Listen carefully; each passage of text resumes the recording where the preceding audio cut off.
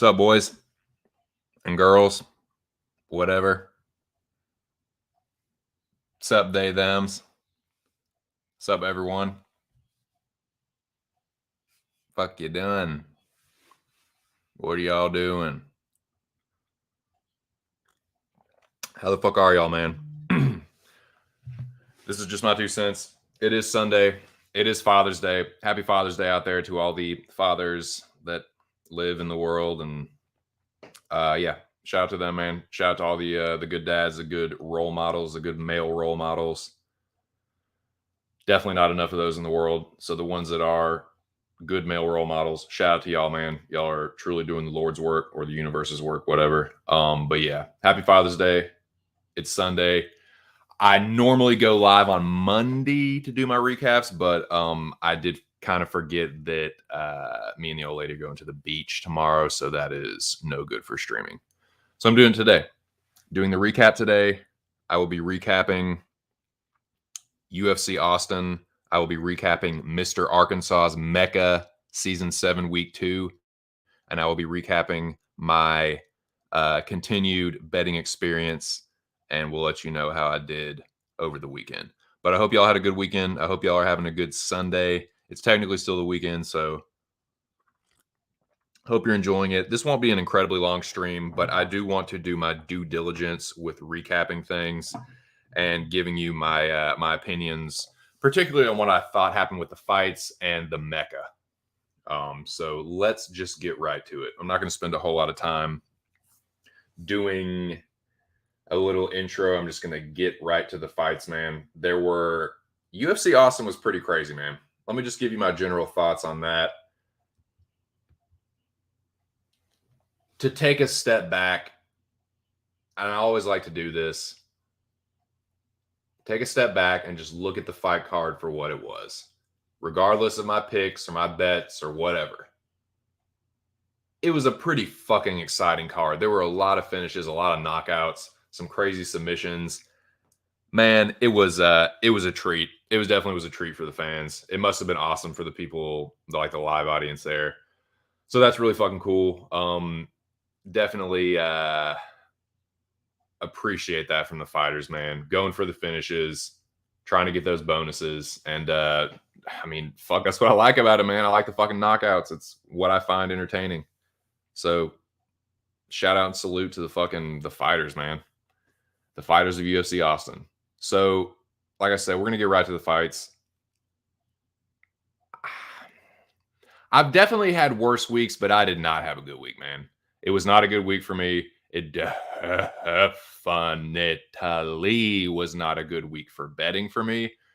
Picks did not do very good. I've had worse weeks, but I was hoping that I was really going to bounce back after the shit week I had last week, but no, it was just more poo-poo.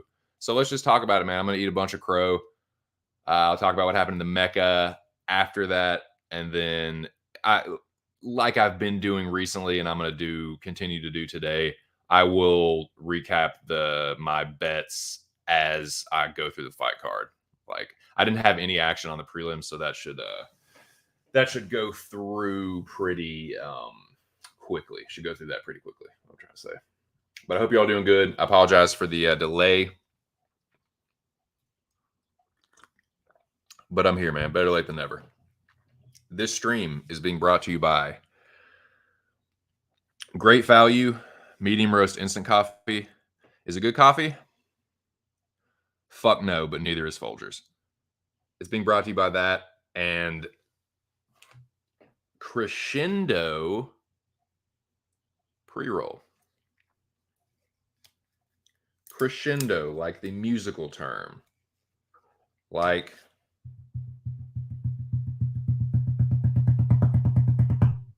that's a crescendo. A slow build in tempo, I guess, or intensity. I don't fucking know what the technical musical term would be, but that's an example of a crescendo. The strain was named because as you smoke it, it slowly starts to build like that. A slowly building buzz that culminates in super dankness and highness. No threats found in 2 files. Thank you. Thank you, security system. Thank you, laptop security system. So, without further ado, man, let's just get right to these fights. I have a bunch of crow to eat. I'll go ahead and put, I didn't make banners because this was sort of an impromptu switcheroo here. Sorry, I'm looking, oh, it's in my pocket. Normally do this on Monday, but it is what it is, man. I'm going to the beach tomorrow with the missus, and I just don't have time to talk to you broages and broajettes. So I'm doing it today. Spark this crescendo pre-roll. Start going through these fights. My picks are as follows. The pick results. Hold on to your butts. UFC Austin. Pick results. I went 7-6. Let's see what that brings my total to for the year.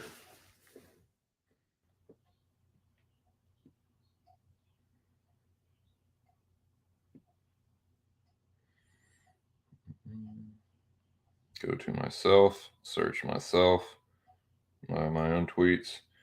UFC 275. Oh, actually, hold on. UFC Austin.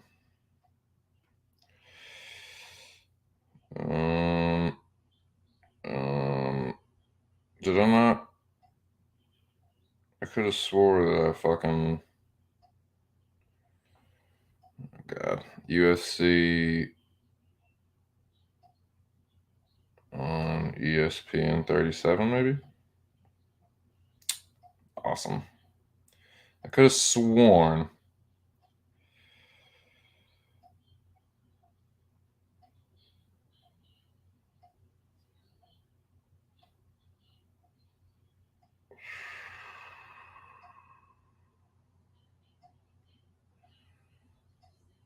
Sorry, I'm just trying to find. I want to give an accurate count here.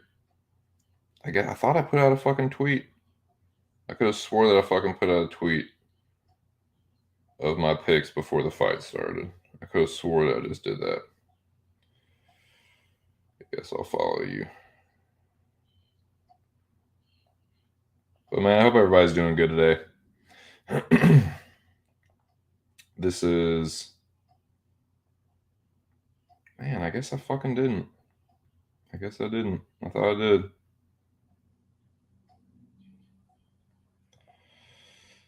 All right. Well, 3 days ago. No, guess I didn't. All right. Well, I went 7-6.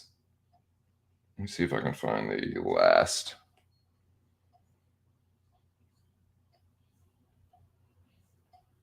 UFC 275. Oh, for me. Duh. Fucking idiot. UFC 275.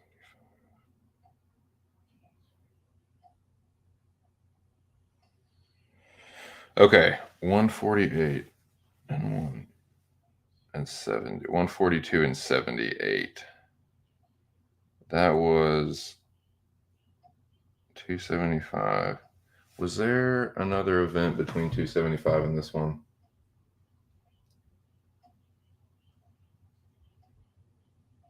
No. No. It was just that one and this one. Okay, so that brings me to 7-6. So that 142 plus 7 is 149. That brings me to 149 and 78 plus 6 is 84. For 2022. On Tapology, I believe that I scored 395. It was 390 or 395. I think it was 390 maybe. Tapology. Yeah, not a great week. Not a fucking great week. Not the week I was expecting after the shit week before that. But it is what it is, man. 2 shit weeks in a row.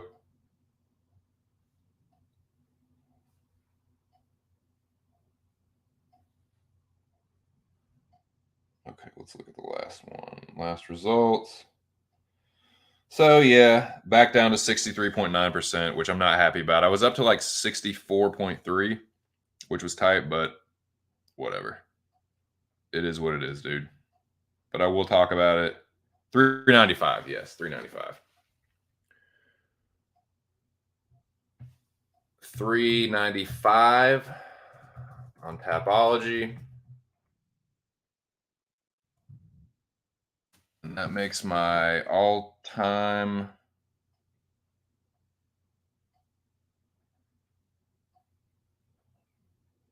okay, so that is before this. That is before this. So 352 plus 7. It's pending right now, so I don't think it's calculated into the total either. So 352 plus 7 is 359. 359 and 200 plus 6 is obviously 206. So I'm 359 and 206 all time for UFC picks on Tapology. Tapology. And then 149 and 84 for 2022. Okay. That is how I did with my fucking picks. Let's go through these fights, man. I just want to put that up there for the record. I want to keep track of this so everyone knows I don't bullshit about my picks. Good or bad, they're up there for the record for everyone to see. So yeah, that's 63.9% on Tapology.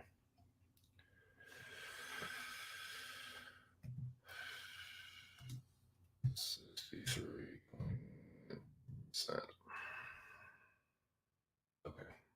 Let's go through the fights. Let's go through these fights. Some of these I'm just watching for the second time. I watched all the fights yesterday, obviously, but some of them I'm only seeing for the second time. Bear that in mind. I'm not going to watch all of them. I did get a chance to go back through and watch most of the knockouts, but I'm going to rewatch Guram and Demir, and I'm going to rewatch the main event. Do a live judging, watching, whatever. Shout out to the homie Noah. Says Texas judges plus Herb / Beltran reffing equals fighters just throwing the fuck down. I mean, hey, yeah, that stands to reason. That's pretty logical. Yeah, just get the fuck after it, man. Don't leave it up to the judges. And we're gonna circle back to that, believe you me, and definitely don't leave it up to Herb and Beltran. What's up, Lobby? Said Silva was easy money versus Jasdavicius. She certainly was, man. We're gonna talk about that one. Shout out to Miss Devil in the building. She says, hello, old friends. Hello, madam. How are you? Zach Johnson says, TC, Zach, what do it do? Saw, dude.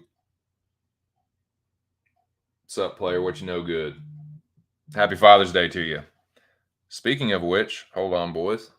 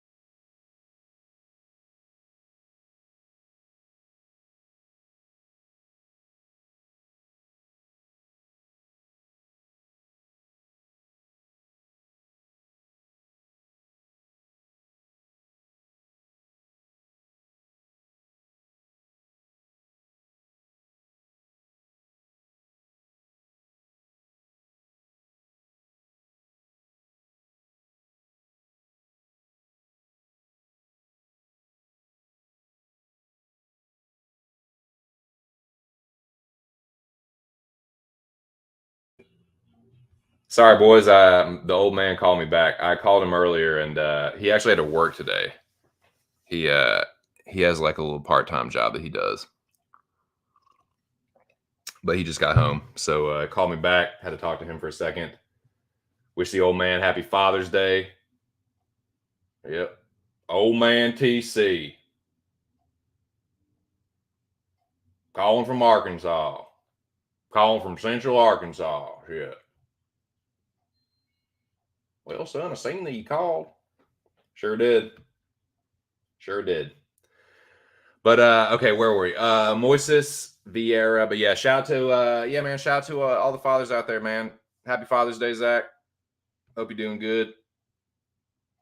Missed the all Brazilian parlay. Moises Vieira Paiva this week. Whoops. Whoops-a-daisy. Anyways, man, let's get to these fights. UFC Austin was wild. Motherfuckers were getting chin checked left, right, and center. Clubbed and subbed. All kinds of shit, dude. It went down in the fucking Lone Star State, man. Shout out to all the Texas homies. Hope you're doing good, boys. All right. Well, shit did not start out the way I wanted it to. I'm trying to think if I should I just don't know. I didn't keep track of how everyone picked which fights in the Mecca. I was gonna say, well, I could recap the Mecca simultaneously with all this, but I think it's just gonna be too much work. I'll be jumping around too much, and it's gonna be this is gonna kind of be a scattered stream anyway. So I'm gonna try and streamline it as much as I can. So we'll just stick to the recap of the fights, and then I'll go to Mecca. But shout out to Mr. Arkansas. Shout out to everyone that's still in the Mecca. Definitely got a lot to talk about. A lot to talk about as far as Mecca. But okay, first fight here, Dolidze and Dawkins. Man, I didn't see this coming. Maybe I should have, but I just fucking didn't. Roman Dolidze knocks Kyle Dawkins the fuck out. And I'll tell you what, dude. I'm gonna put this banner up right now. This fight right here, yeah, dude. Nice, nice. This fucking fight right here was a big old helping of karma, boys. This fight right here was fucking karma for Kyle Dawkins.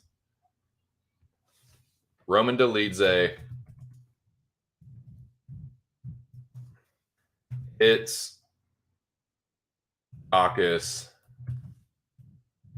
with the karma combo.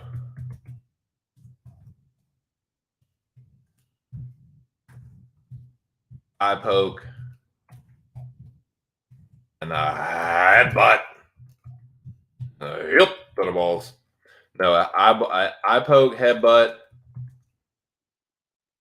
and a no look left hook. Bow. Sat his ass down. How fitting that Kevin Holland was fighting on the same card in Texas. How fitting. How suiting. Yeah, man. I mean, I don't know how else to describe it because it was very, very similar to the Kevin Holland fight. Not exactly the same, but there was a headbutt. Kevin Holland absolutely got the worst of it. It was both of their faults. I've talked about that fight at length, ad nauseum, actually. But yeah, it was a headbutt. Holland got the worst of it. Dawkins wasn't like, no. Kevin Holland hit the deck, and then he just pounced on him and eventually got the choke. So it happened this time, right? There's a clash of heads, and Dawkins gets the worst of it, and he's just pissing and moaning about it.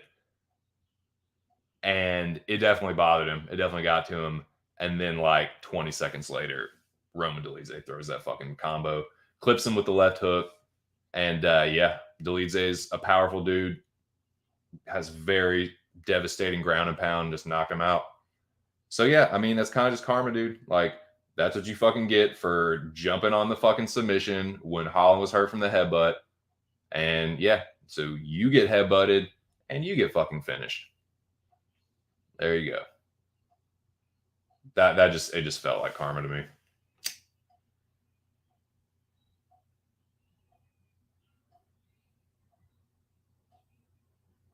So yeah, I wasn't happy per se, but it was kind of like a part of me kind of snickered, like, that's what you fucking get. That is what you fucking get. So yeah, I don't know about the Dawkins brothers, man. Like, they're a little fraudulent. I'm not saying they're like shit fighters or anything, but I think that as the shout out to the Allen brothers at Fight Night Picks, as they like to say, we're sold a bill of goods with the Dawkins brothers.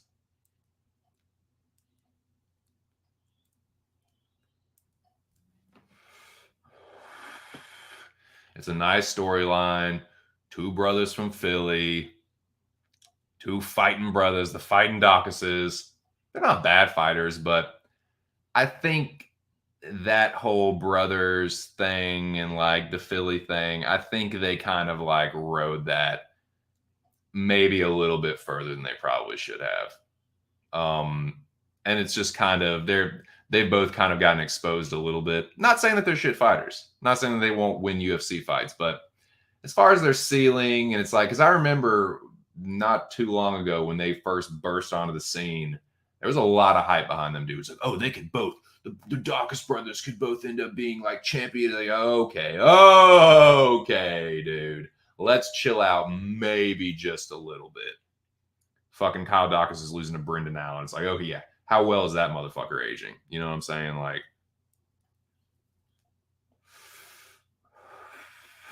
that's my point. Roman Dolidze is not a shit fighter, but he ain't no fucking world beater either.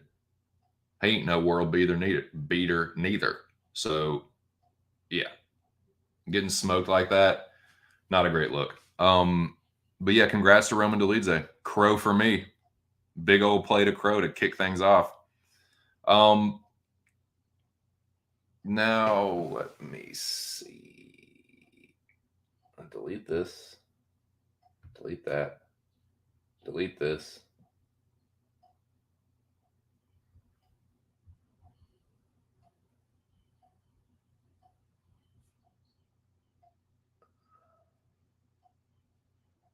I'll keep that. And I will keep these. I will keep these up as well.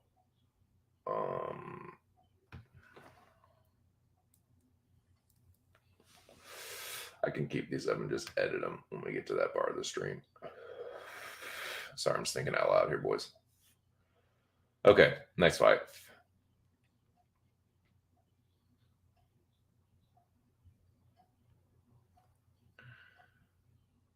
Yeah, this crescendo is good, man. If y'all get y'all's hands on some crescendo, I recommend it.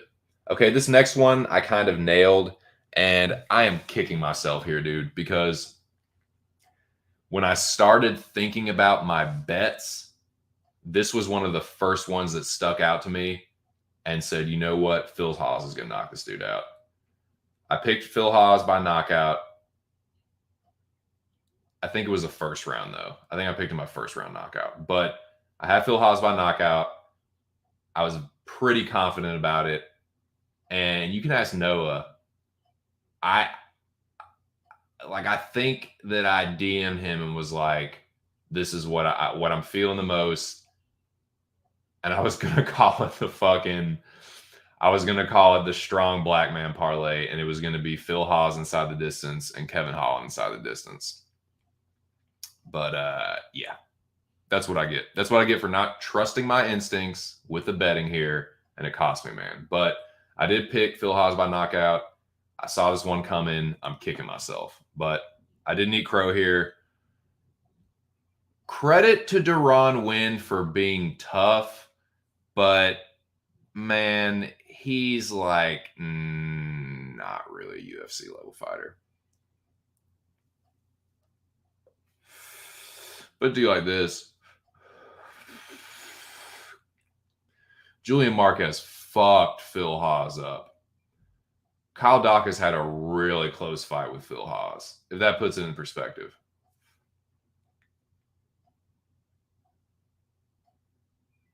Like Phil, my point is like Phil Haas is just kind of a, he's not a high level UFC fighter. I don't think Deron Winn is a UFC level fighter. I think he's a Bellator level fighter. I think he could have some success there.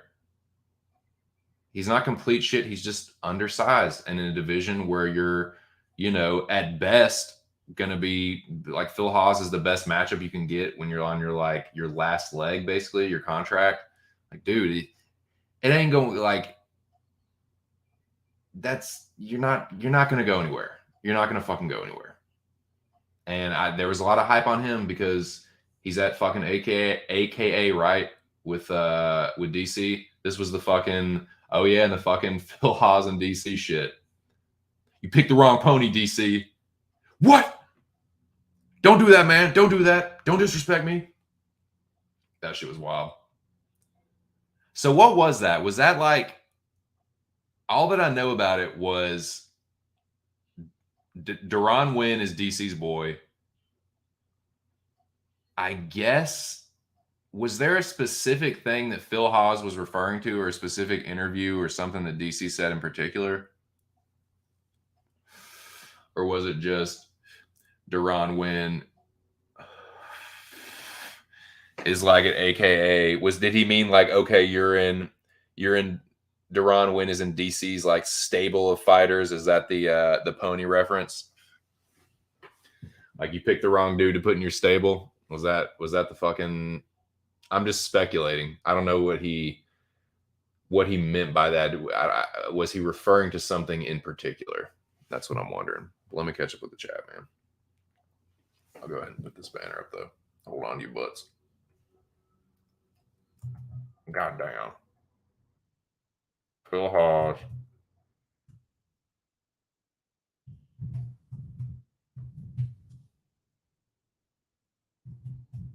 Beats the fuck out of Deron Winn.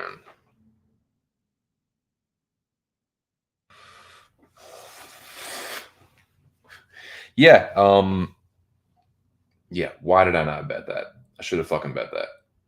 Dumbass. Fucking dumbass.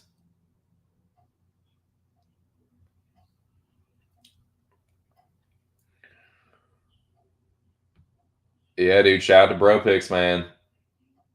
I tell y'all, man. I try to fucking tell y'all. I mean, a lot of y'all know. A lot of y'all already know this. What's up, General? The General surfing in. Everybody had a notion across the USA. I know, man. Taking fucking chickadees, cucking JP Bays out.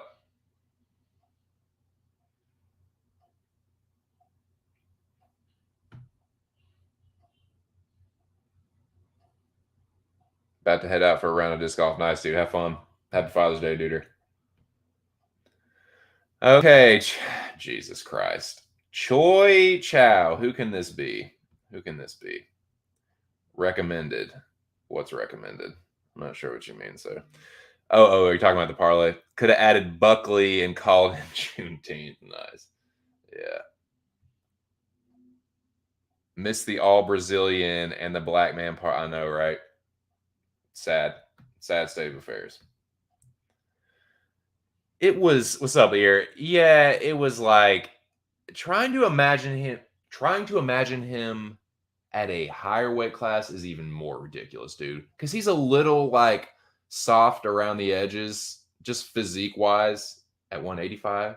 At like 205, dude, he has got to be just a butterball. Like, I think middleweight probably is his weight class. And I think at Bellator or like PFL, like he does swing hard. Like he probably will knock some dudes out that are a little bit, in a slightly less fucking dominant pool of competition. You know what I mean? I think he could have more success, but it is what it is. I don't know, man. I have no idea. Does anybody know?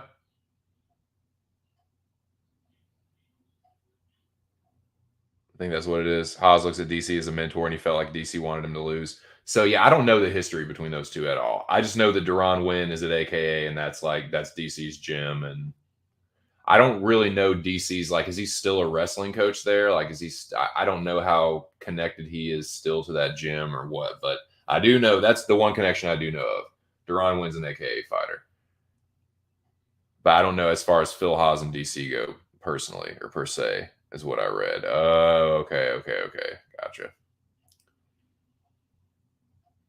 Yeah, I mean, but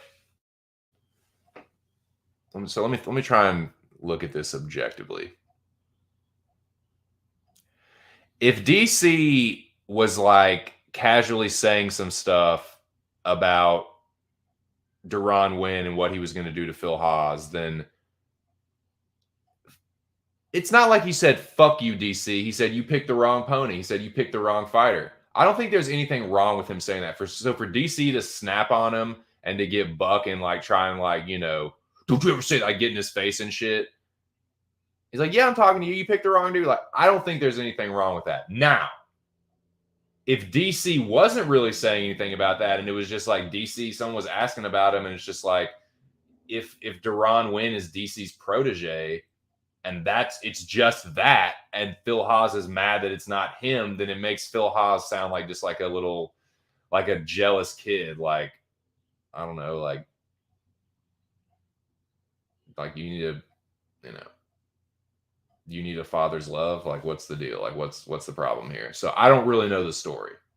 If DC said something slick, I'm gonna put it like this: if DC said something slick, then he's a fucking bitch for getting Buck on Phil Haas like that. If he didn't say anything slick, then Phil Haas is a fucking whiny bitch. That it's one or the other. Either Phil Haas should have kept his mouth shut, or he fucking said something that struck a nerve with DC. Neither one would really surprise me. But one of them is being a buster. One of them's being a buster. It's either DC or Phil Haas.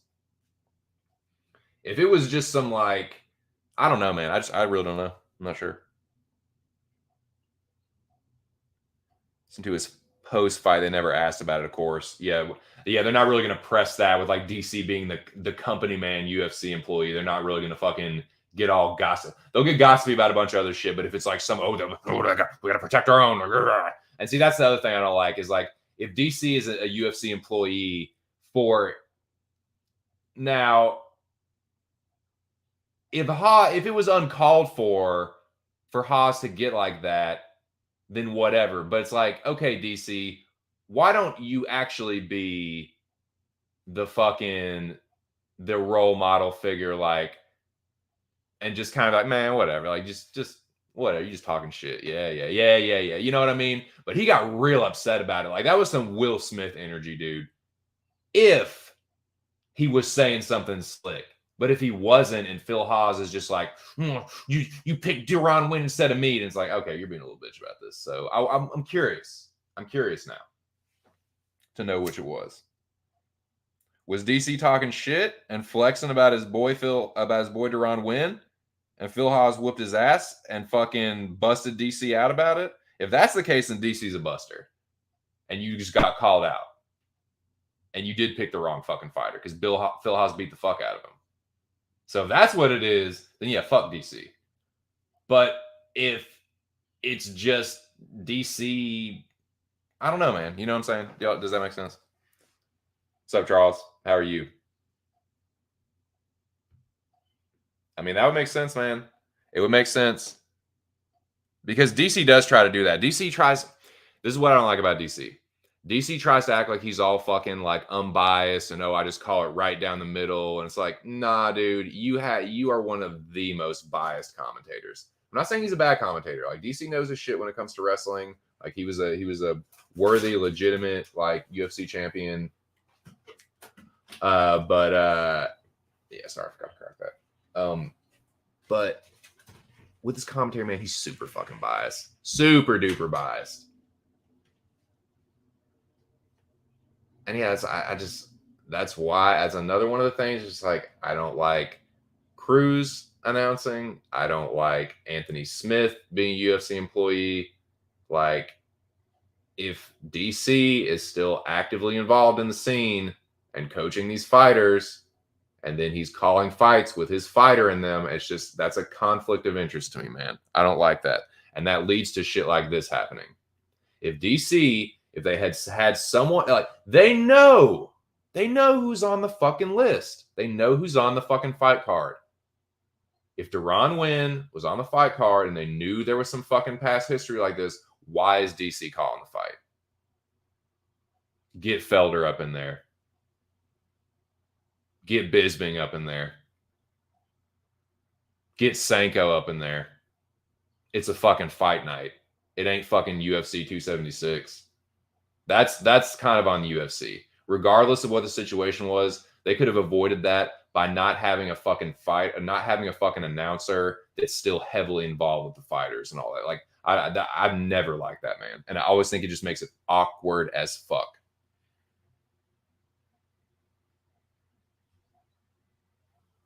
Haas apologized a few times publicly into his face in the octagon. You ride in the 4-0 Black Man parlay with Magny and Curtis parlays. I don't know.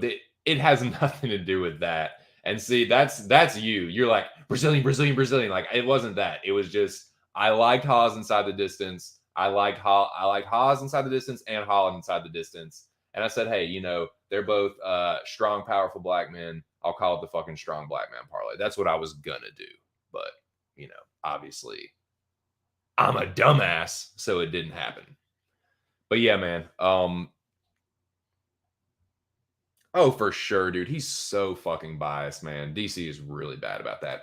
Again, I think DC's a pretty good commentator when it's not his fucking boys that he's like calling the fights for. You know what I'm saying? DC has really good wrestling commentary. He's like a wrestling expert. But yeah, those are the times that I don't care for DC's commentary. Let's see. I sold jerky to Juneteenth celebration. It was awesome. Never occurred to me to make that parlay. Yeah. Oh, but it is. Yep, Juneteenth. Yep. I forgot. It was what, this past weekend? Isn't it the 16th? Yeah, Juneteenth, 16th. Anyways, I guess that's why they did that. Why is that? Why they had the UFC event in Texas to correspond with Juneteenth, sync up with Juneteenth. That'd been cool. So where are we at? Where are we at on this fight card? But yeah, shout out to Phil Haas, man. Yeah, that shit with him in DC was weird. I guess it got resolved. I mean, he apologized, so it's whatever. But I'm curious to know now what it was. What is like? Was DC talking shit, or is Phil Haas just a fucking scorned little bastard? Now I want to know. Charlo canceled the Selecki fight. God, I'll read about that. I'll read up on that here later. Awesome though. Awesome. Yeah, that's why I'm a bigger fan of Jermell Charlo. Not that I dislike Jermall Charlo, but it's like, what is going on now? What is happening here? Anyways. Next fight, this is another one where it's like, fuck, dude, I almost took Stamen by knockout, but I was like, nah, man, he gets all these decisions. I should have known with Wineland being so chinny, but man, okay. Eddie Wineland, dude. Nicky elbows. Not shit, what are you doing? It was Haas talking shit. It was just, if it was Haas talking shit, if it was just like that, that's what I was saying. Did you catch what I was talking about just a little bit before? If it was DC saying something slick and then Haas was just calling him out on this one thing. But if it's just the fact that Deron Wynn is like DC's protege and Haas beat him and he's just like running his mouth, like, then okay, then you look like a fucking jealous little fucking kid. You know, Daddy DC likes fucking Deron Wynn more than you. You know what I mean? It sounded like some shit like that. It was that kind of energy.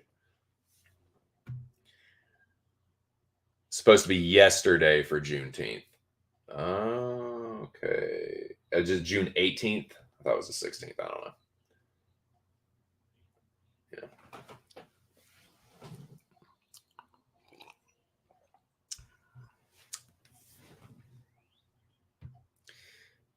The protege thing. He said you picked the wrong one. Yeah. I mean, like,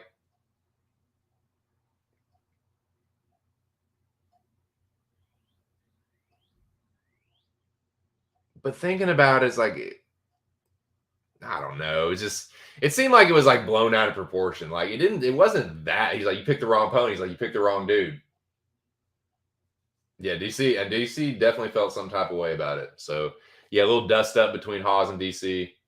But it sounds like it was just a big nothing burger. Nothing really came of it. So yeah, whatever. And Haas has apologized publicly. But man, shout out to Boston Nick. Shout out to the boys at PSR. I did catch the Fight Companion. It was a good one, man. Y'all do a good job with those, man. I will definitely be back next week. Holidays tomorrow. Okay. So it's June 20th. Okay. Gotcha.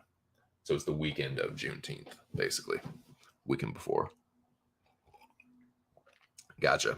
The only thing I know about Juneteenth is that it was the day that the slaves were freed in Texas, right? June 20th, like 1860. It was after 1865, right? It was like 1868 or something. I can't remember. I'll probably find out right now. Juneteenth.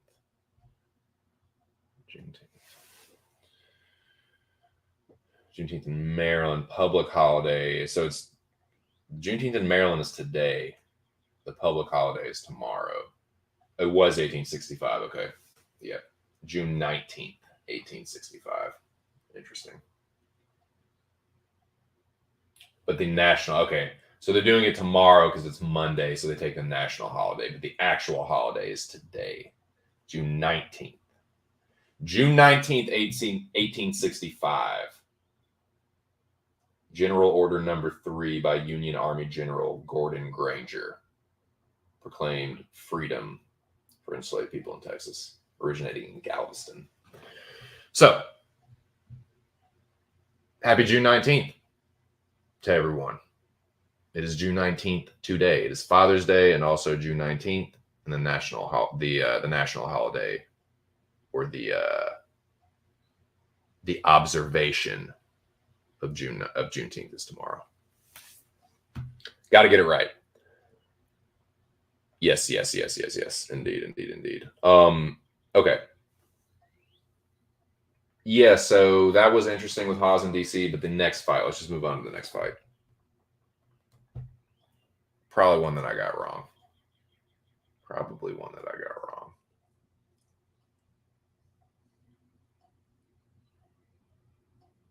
Still no action. All my action was on the main card. Oh, yeah. Okay. This one, man. No, we talked about Stamen Weiland. I'm not going to put a banner up for that. Yeah, man. Thank you. Thanks for the entertainment, dude. I will be back next week. For sure. How'd you do this past weekend, Nick? You have a good one? I got my fucking ass walloped. As far as betting, dude, I got my fucking ass whooped. If it weren't for Kevin Holland, I would have gotten fucking clean swept. But it's all good. It is all good. It's just for a little fun for your old bud TC.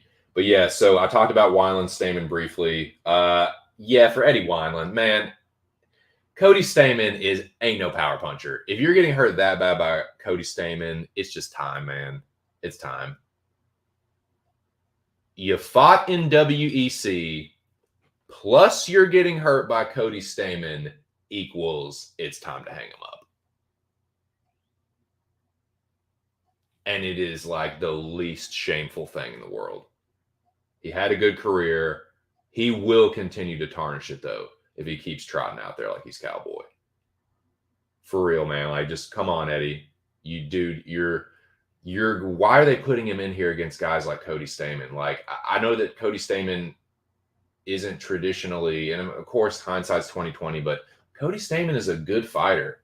Like, is it not obvious that Wineland just can't take a punch anymore? Like, what's the deal with that, man?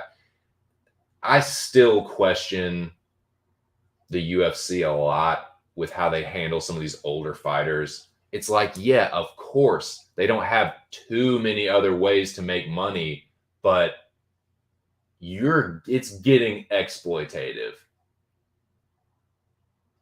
Now, I mean, I know it's his choice to sign the contract, but like, come on, man. Why? Who? There was some good matchmaking on this card. This was a terrible mismatch, man. Terrible, terrible mismatch. Wineland needs to hang him up. Anyways, he got knocked out a minute into the first round by Cody Stamen. That's your sign right there, Bubba. Now,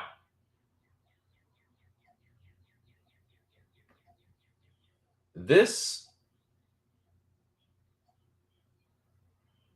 Gloria DePaula Maria Oliveira fight, I'm not going to go back and rewatch it. I kind of want to. I scored the fight for DePaula. Maria Oliveira kind of did what Josh Emmett did. Flurried big, got a lot of it blocked and missed, but they kind of bullshitted the judges. Like, DePaula landed the more damaging shots, definitely in the first and third rounds. I believe, I haven't gone back and watched it, but I believe I scored the first and the third for DePaula.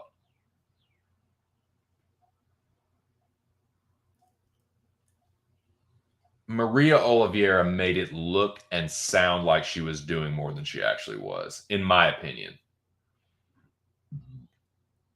DePaula, I thought, could have made it more definitive by upping her volume and not counterpunching as much, but I thought she did the better work. I thought DePaula won. I didn't have any action on it, so it wasn't a lost bet or anything, and I'm not going to like die on this hill or anything, but I just think it was the wrong decision. I thought DePaula won the fight, but if you bet Oliveira, good job, you cashed it. But yeah, I think that was one where I think Maria kind of bullshitted her way to a victory on that one. I think that DePaula was landing the heavier shit, and I thought she won 29-28. But oh well. Go ahead and take this one down. In fact, I'll make a banner. UFC Austin. Yeah.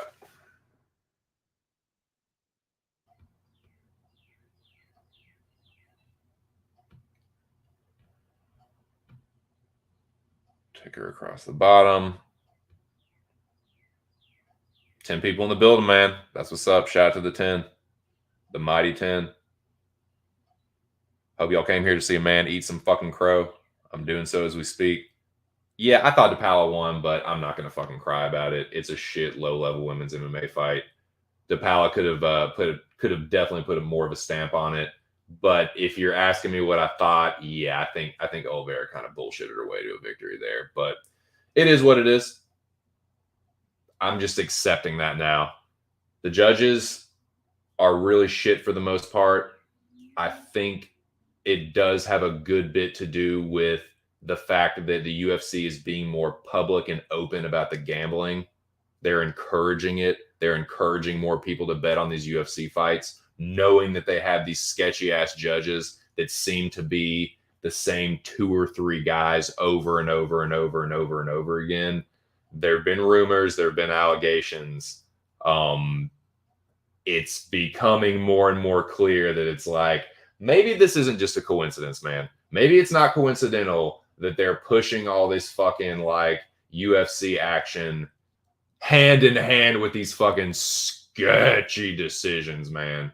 I don't think this is one of the worst ones, but you can make a case for Oliveira, but I think it was a lot of smoke and mirrors. It was a lot of fucking yeah, and like getting, hitting arms and shoulders and shit. But whatever. I'm not going to cry about it. But yeah, I think it's really greasy right now. Really greasy. I've benefited from it in the short time that I've been doing this, and I've fucking been on the wrong end of it too. So, but this was not one of those instances because I had no action.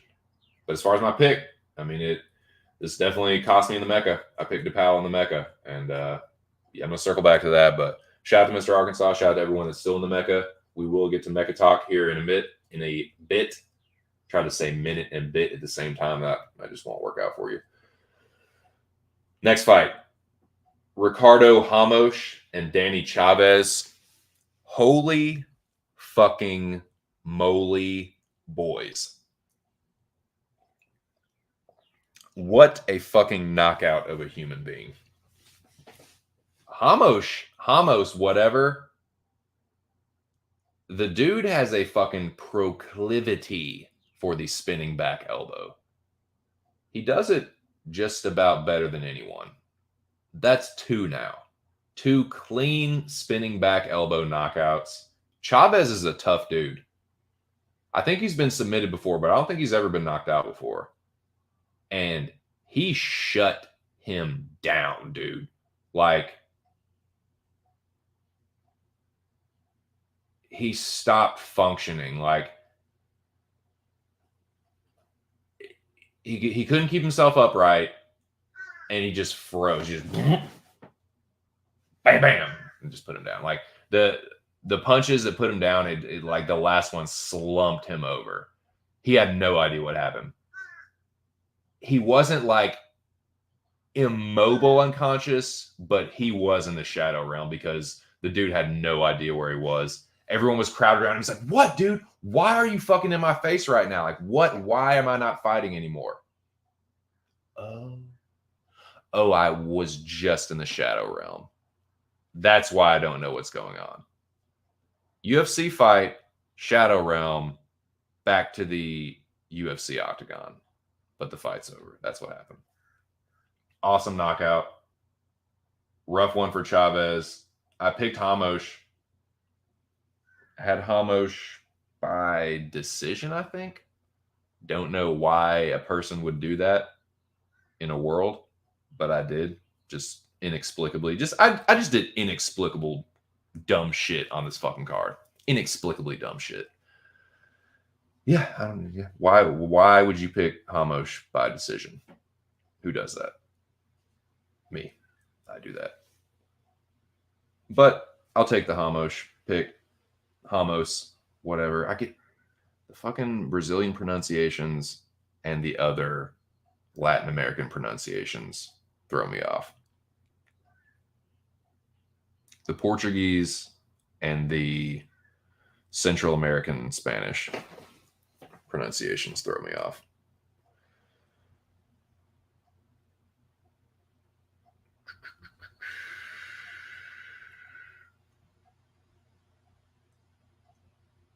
No, I did not. No, fuck no. No, I had Cody, but I had Cody by decision. Cody by decision. What's up, Anon?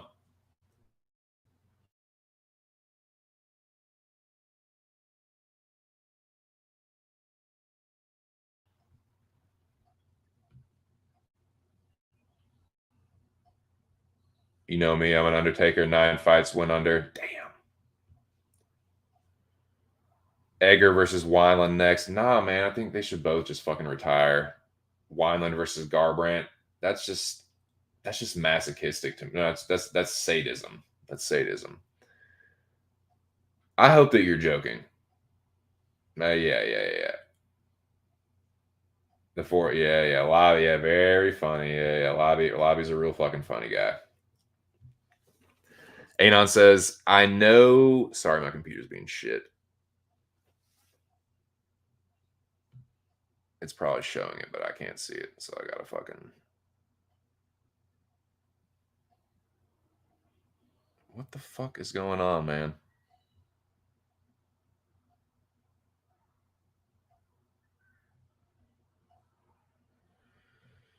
Oh god, my computer's being really fucking slow, man. I'm sorry. I have to fucking. Okay, maybe that helps. All right, that helps. That's a little fucking better, man. That's a little better.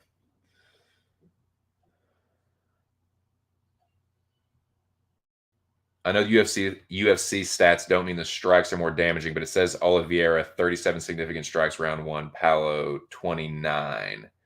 Then Paulo dominated round 2, and then round 3, Oliveira 34, 2 takedowns.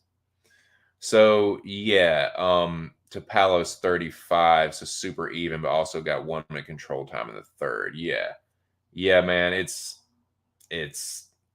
I will never. That is one of my like golden rules that I will always stick to now, unless it is high championship level women's MMA, and even then, even now, it's getting sketchy with like Valentina and shit. Like, I won't do it. I just am not gonna bet women's MMA unless it is under very, very specific circumstances. And even then, the scope of that is even then that scope is narrowing. I guess so. Yeah. Lobby's a fucking jokester. Find out I said it right before he got in the cage. What's up, Real News? How are you? Spark it up, duder. Watch it again. He gets in the cage and Wyland said, "Fight." Jesus Christ, are you fucking kidding me? Oh God. I really, really hope that's not the case. The fact that you might not be joking that's even more of a joke. If that's real, that's fucking insane. It's actually not funny. Like, it's actually like, that's kind of bad. You better give him some fucking wrestlers. But that's what Cody Stamen is. Cody Stamen chin checks him in 20 fucking seconds. Like, oh, okay. Who like I said, I think it's ridiculous that he was fighting people like Cody Stamen at this point anyway. But yeah, ramp it the fuck back. Yeah, dial it back a little bit for Wineland. If he really did sign a new fight deal, fucking back the fuck off a little bit.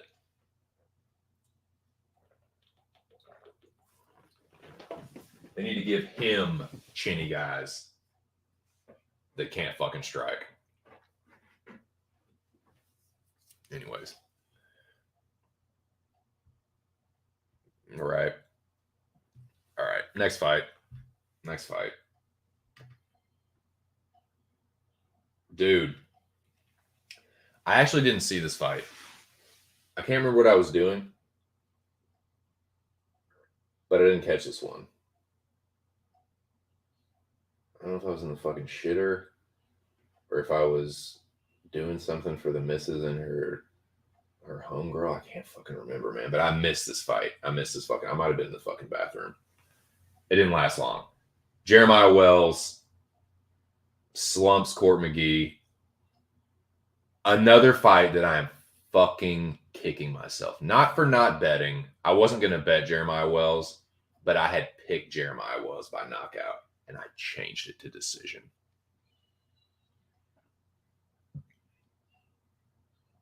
This was the opposite kind of Stamen. Where it was like I was thinking about Stamen by knockout, but I left it decision. I actually had Jeremiah Wells by knockout, and I changed it to a fucking decision on Friday night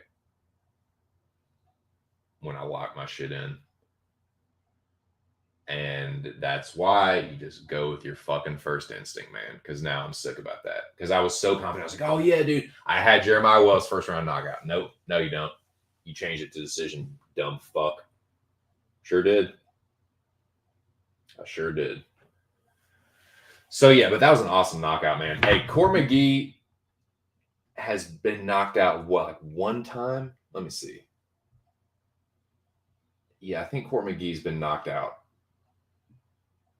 once before that, maybe. I think that's only his second knockout loss. Jeremiah Wells has some serious power, dude. Warley Alves, I don't think he had been knocked out that many times, I don't think. Court McGee.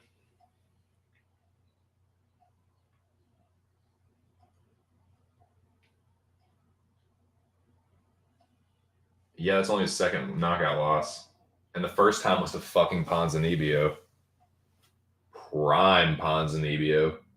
So, Yeah, man. Wells has some serious fucking power.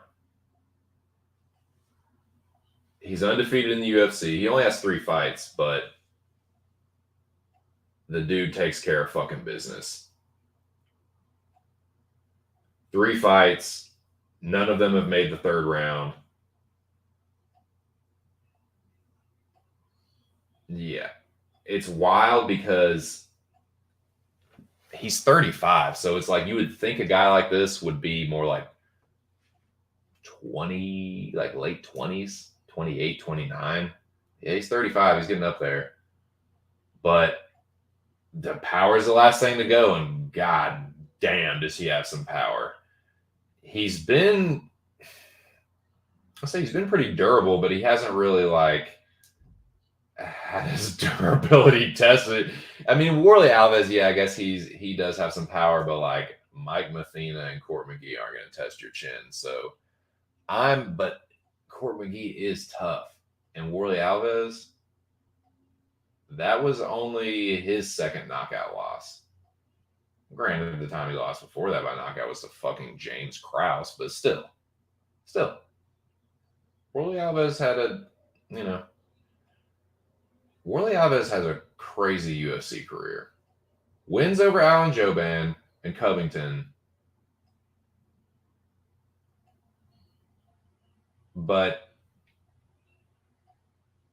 And I mean, only a decision loss to Usman, but a knockout loss to James Krause, choked by Randy Brown, and now Jeremiah Wells. But yeah, Jeremiah Wells, really interested to see who they give him next. 3 fights, 3 finishes. But yeah, he is 35, so I can only assume that he wants to be fighting as often as possible. And to his credit and in fairness, like, he's going out there and fucking acting like it too. Like, he's like, I'm not here for a long time, like Michael Chandler style. I'm not here for a long time. I'm here for a fucking good time. And he has been, every time he goes out there, man, he's giving the fans a good time. So want to see him. Dude, Court McGee has fought a lot of fucking good names, and not many of them have smoked him like that. Like, one punch, get fucking dirt McGirded. Like that. Jeremiah Wells is incredibly powerful. So very interested to see who he gets next. I hope it's a good one.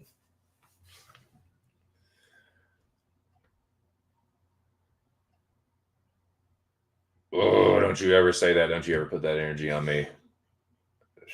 I might be. Nah, I'll bounce back, man. I'll never stay down for too long. I'm kind of streaky too. Let's just be real. I'm a little streaky too. Not too bad. Like, I'm fairly consistent, but I'm consistently streaky. You know what I mean? Like, I'll have like 2 or 3 good weeks. I'll have 2 or 3 bad weeks. I'll have a good week and then 2 bad weeks, and then I'll have 3 good weeks. And I'm kind of like that. I'm kind of like, I'm consistently streaky. So don't you ever say that, Lobby. I'll come to Denver and just have words with you. I had Wells by submission round 1, and today I realized I somehow accidentally took McGee by round 1 sub on Tapology. Had Wells in my parlay, got ruined later with -4.5 rounds on the main event. Damn. God damn. I'm sorry to hear that. Yeah, it was weird, man. Some people, like, there was just weird shit going on. Like, I switched a couple methods that I shouldn't have. Shout out to Darth Maul, man. I think Chris forgot to put, he was switching stuff around and forgot to lock one of them in. It was just a weird evening of picks and bets for some people. Some people fucking destroyed this card. I want one of them. I got my fucking ass whooped, dude. I didn't lose everything, but if it weren't for one man, I would have lost every single thing I bet. But we'll get to that. Yeah, I didn't go with my gut on this is what I should have gone with my gut on. Should have bet Phil Haas, like I fucking said. That was one of the first things that popped out to me. Phil Haas, Deron win. Oh, Deron wins getting knocked out. Should have fucking bet that. I would have parlayed Phil Haas and Kevin Holland. That was one of the first things I wrote down in my I typed in my little notes. And I think I told Noah Allen and like a couple other people about it. Like, yeah, this is what I'm gonna go with. But of course I didn't. So yeah, that's the big one I'm kicking myself for as far as the bets. But as far as picks go, yeah, I had Wells first round knockout. That would have helped me a lot in the Mecca. And I thought about taking Stamen by knockout, but I never actually committed to that. So I'm not too mad about that, but it's kind of just one of those like I should have known kind of deal. Shout out to me favorite Western Aussie, Nick Alexander. I feel stupid for picking Court McGee. Well, I feel stupid for who do I feel stupid for picking? Oh, there's quite a few, but we'll get to that. The ones I feel real dumb for picking, I haven't got to those yet. Didn't expect him to get starts like that. Not a lot of people did, man. You're not crazy for thinking that Court could weather the storm. Like traditionally, Court McGee's been really, really fucking tough. That's what people know about him. He's tough. He's scrappy. He's been around for a while, right? Dude, he beat Robert Whitaker. So I don't know, man. It's Court McGee is one of those fighters. Never mind. That's not a good analogy. Never mind. I was gonna make a stupid analogy. I've done enough stupid shit in the last couple of days, but anyways, don't kick yourself too much for that, Bubba, because I made a lot of dumb picks. Wells called out Morono. Nice.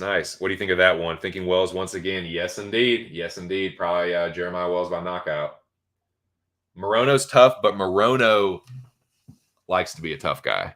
And he's tough, man. I used to think Morono was really chinny, but the dude can get hurt and knocked out. That's for sure. Like, Morono kind of makes you dogfight him. But if you're incredibly powerful, you can get to him and hurt him. Kind of like what Chaos did.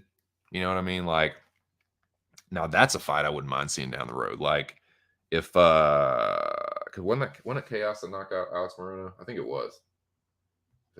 But but I like that. I like that Alex Morono fight. If he wins that one, then yeah, I'd like to see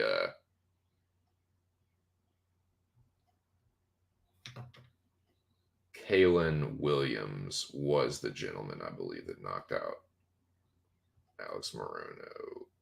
Yes, it certainly was. That was his UFC debut.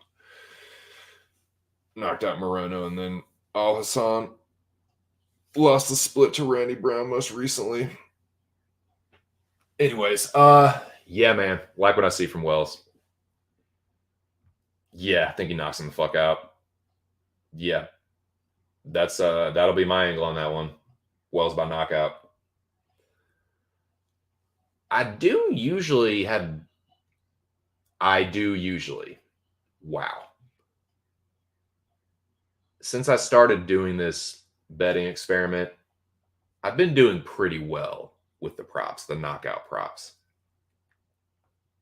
Did not do so well with them this week.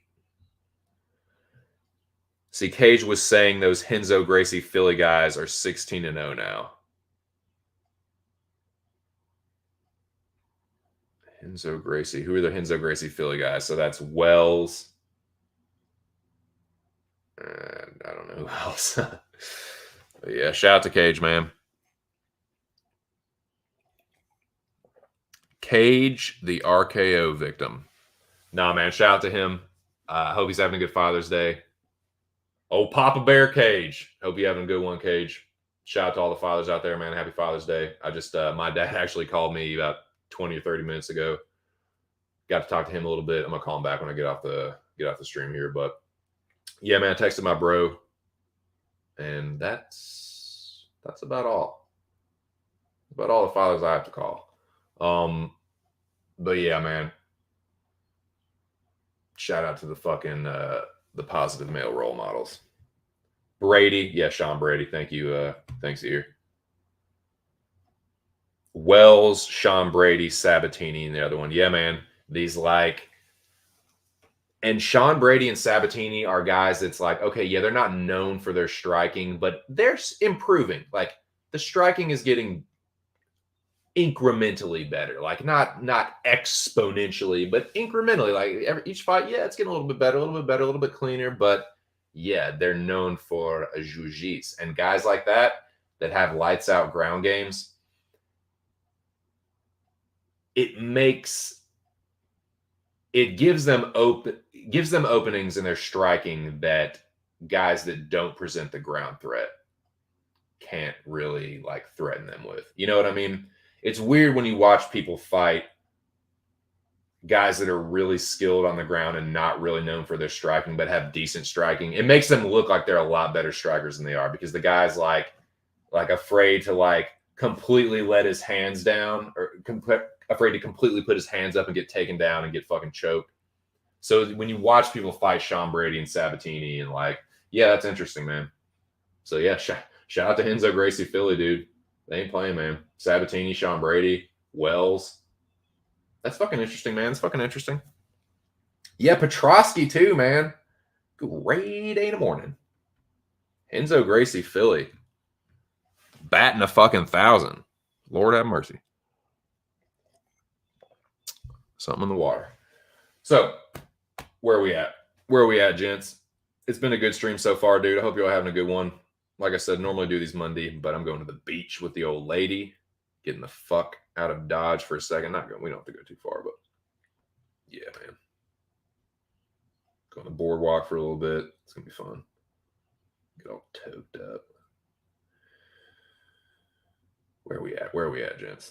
Where are we at in this fucking fight car here? Getting close to me eating a bunch of fucking crow and losing money and looking stupid. And yeah, I can't wait. Here it comes. Here it comes. Excuse me. We're getting there. Natalya Silva and Jasmine Jastavicius. This was one where totally had the read wrong. Never in a million years would have picked Silva. I taped this fight too and just didn't expect Silva to come out like that. That's a big X factor, man, and one that I have got to start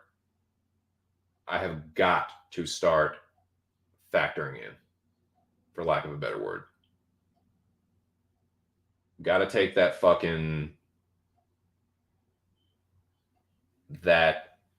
extended time out of the cage into consideration. Like, got to take into consideration the fact that they can be improving quite a bit, especially if they're like, now if it's like 6 months, maybe they can't like learn new things and be able to implement them. But after 2 or 3 years, yeah, you're going to be able to take a couple, like 2 or 3 techniques and be able to use them very well in like fights. And that's what Silva did. She beat the fuck out of Jasdavicius, put on a striking clinic, stick and move, style and profile, float like a butterfly, sting like a bee. That's what she did.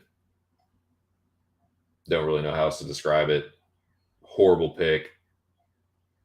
Like I said, I did a little tape study on it. I was like, okay, Jasdavicius is a horrible striker, but she should be able to get the fight to the ground. And once she does, well, it never got to that point. Jasmine has the slowest jab I have ever seen a human being throw.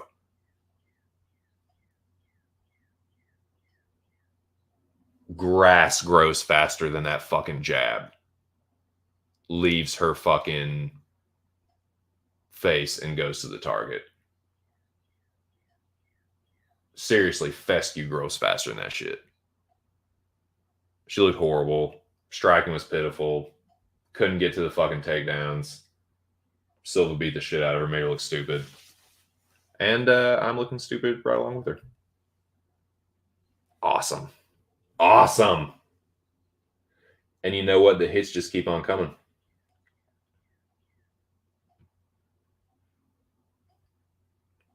Is that the beach? Nice.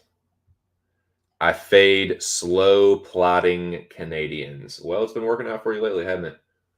I see now. I like Barrio.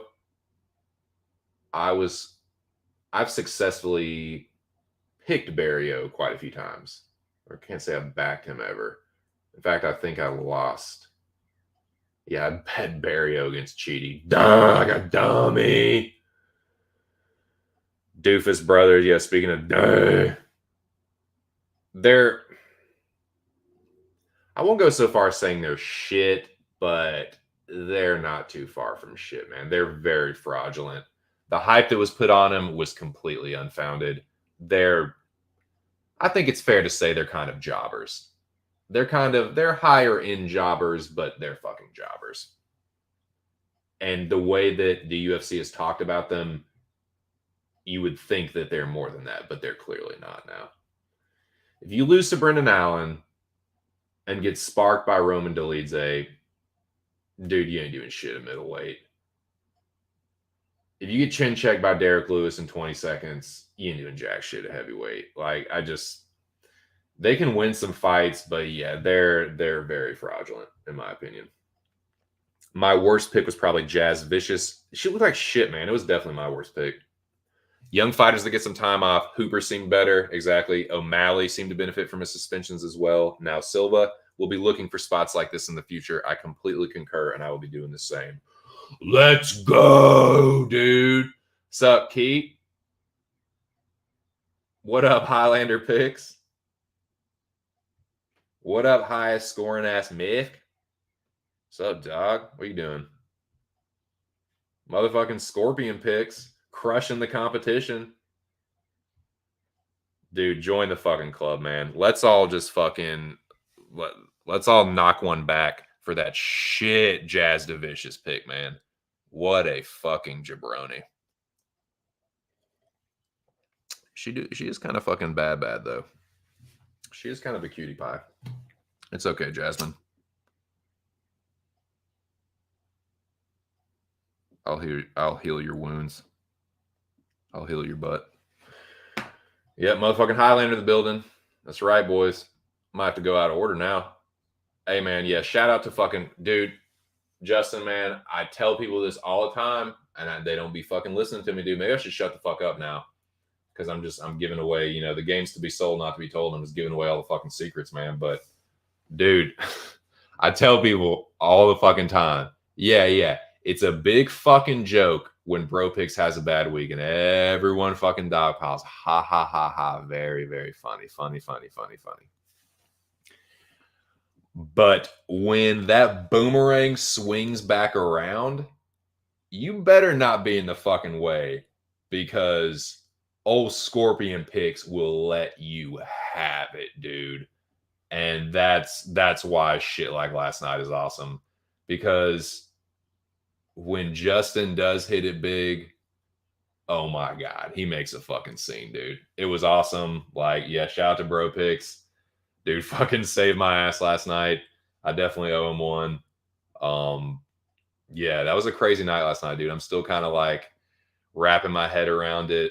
I haven't gone back and actually like rewatched the stream, but I'm gonna go through when I get to that portion of it, and go through, stop at the highlights, shit like that. But yeah, shout out to Bro Picks, man.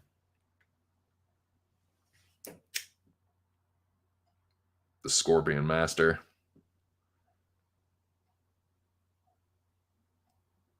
How you feeling, dude? Do you have to work a fucking 29-hour shift today? Are you lamping? Man, what's up? Yep. All the homies in the building, man. Chilling. So yeah, dude, well, you know what, boys? Is that the fucking prelims?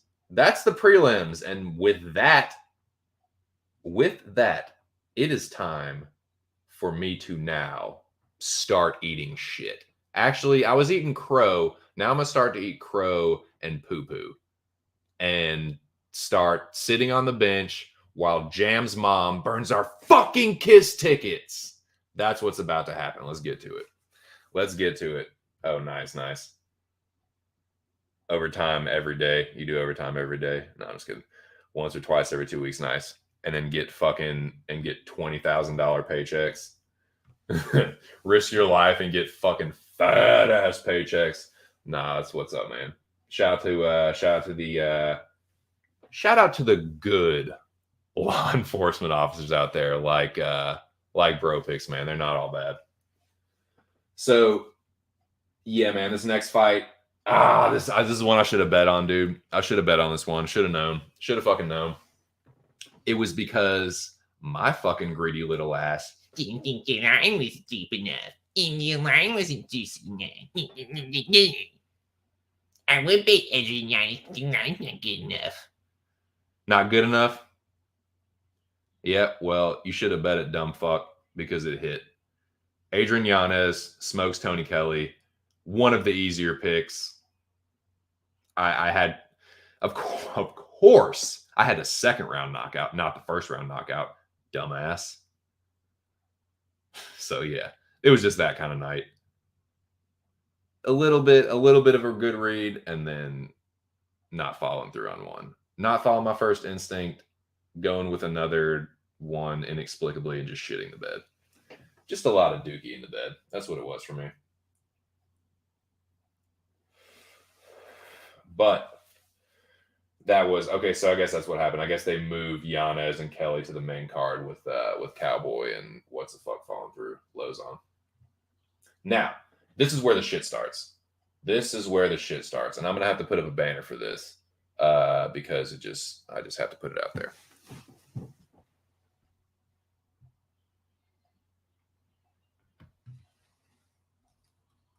Gregory Rodriguez is a good fighter and my stupid ass needs to stop fading him because he lost to Jordan Williams. I'm not going to put all that up, but that's really what it is. And that's why I keep fading him like an idiot. They say like you fucking, the stove's hot, you burn your finger on it the first time, ow. You blame the stove. The second time you do it, it's your fucking fault. So on, and every time after that, it becomes more and more and more and more and more your fault. That's what keeps happening with me and Gregory Hobocop Rodriguez. I keep fading this dude, and it's nothing but my pride. It's nothing but my pride and ego saying, no, I was wrong about this one, but I'm right about this one. Like, you made me look stupid here. You're not going to make me look stupid here. Like, no, you are going to keep looking stupid. Keep fading him. You're going to keep looking stupid. So you know what I'm going to do? I'm just not going to touch fucking Gregory Rodriguez fights any fucking more. I'm not going to bet them. If I have to pick them, I'm going to pick Hobocop. Unless it's someone like, because I keep saying, I just keep doing the same dumb shit. I keep saying the dude's going to get knocked out. He got knocked out by Jordan Williams. He's going to get knocked out again. He almost got knocked out by Junior Park. He's going to get knocked out again. He's going to get knocked out. You're a fucking idiot, 2 cents for fucking fading Rodriguez. So, yeah.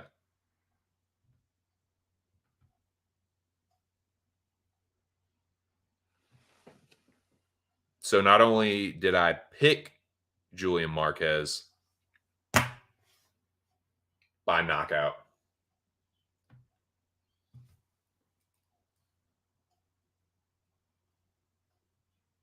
I lost my Marquez pick and 3 Marquez bets totaling, what was it? 1, 2, 3. Totaling $30. $30 worth of bets.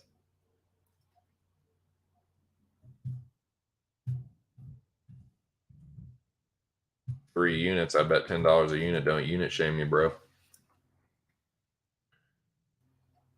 Because of my own foolish pride.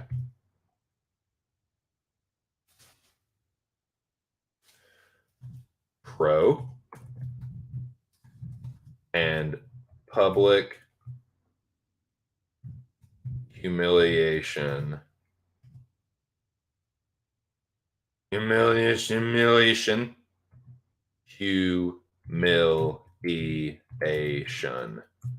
ensues. But I just want everyone to know that.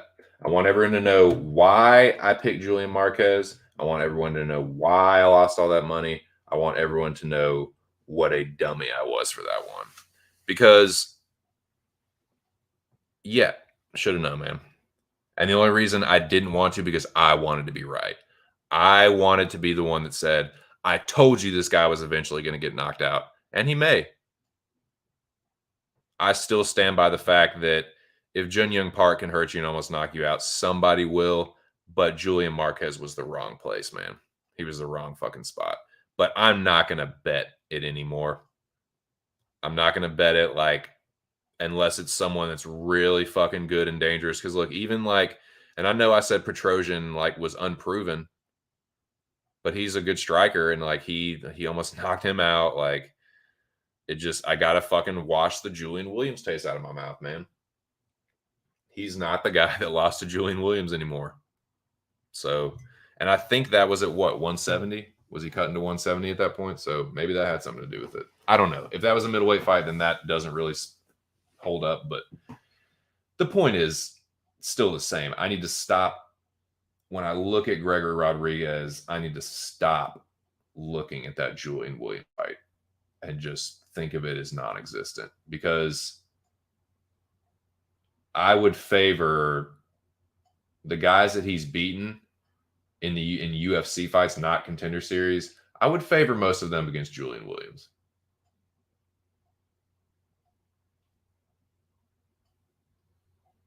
Or Jordan Williams, excuse me, not Julian Williams. J-Rock. Against Jordan Williams. I knew that didn't sound right. Sorry, I got my sports confused. Got my combat sports confused, gents. Yeah, we're going to talk a little boxing here in a second, too. God. But, yeah, man. Just a dumb pick, even dumber bet. And it's my pride, man. It's my fucking foolish pride. That's what cost me there. And I just want everyone to know. So there's my crow for the record. Oh, yeah, and okay. Touch and Rush. Shout out to them. They were fucking right. They had a nice little laugh at my expense when I told them I was betting this. So just there's another good yup for you boys. Laugh it up. Hope you enjoyed it. Nah, man, I hope they had a good weekend. I think Touch was having a good weekend. But yeah, they were right. I was wrong. They're right. I'm wrong on that one. Overtime gives extra percentage pay boost, right? Yes, it is time and a half. Back to my old ways. That's right. Back to the basics. Back to what got me to the dance.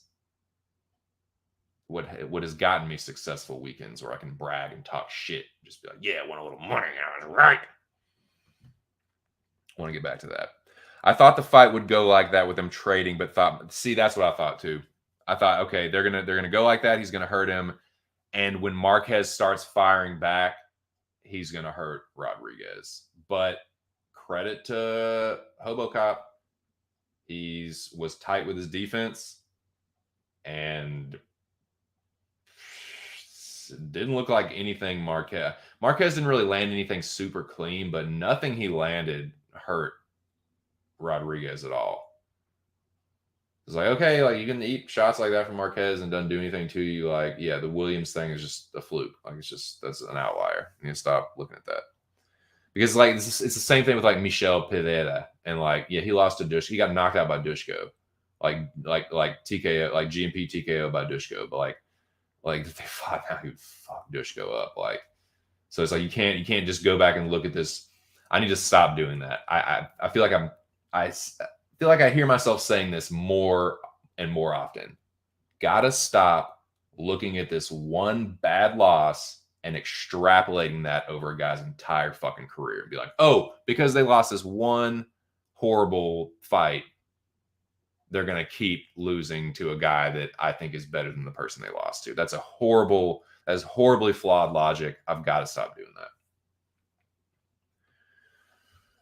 Yeah, it just what are you doing? What are you fucking doing? Yeah, shout out to Ear, man. I know Rodriguez is your boy. Yeah, he did the damn thing. Made me look stupid because he looked jacked. Rookie mistake. Yeah, it was like I said, mine is not me being a rookie, it's just me being prideful. It's just my ego, dude. Couldn't fight my ego here. Not RoboCop. Yeah. So yeah, there's the Crow. Dumb pick, even dumber bet. Yeah, so not only did I straight bet Marquez, which I thought, oh, that's good value. It's a good value in a fighter. No, not really. That, and then I was like, oh, well, it's like I'd get a little more money out of it, and I parlay with Kevin Holland, and I add a little more Calvin Cater and see more money. Nah, you're just going to lose it all, you fucking dummy. And that's what happened. Burn that ticket, burn the other one with the burn both my parlays and my straight bet on Marquez. Torch him, Jams mom. Do it. Together, we fucking burn.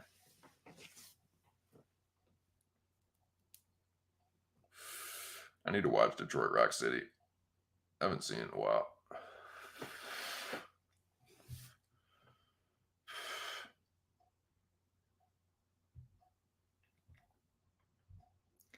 Hey, that geek looks like Jam.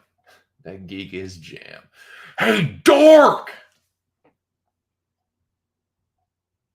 So that was Marquez, man.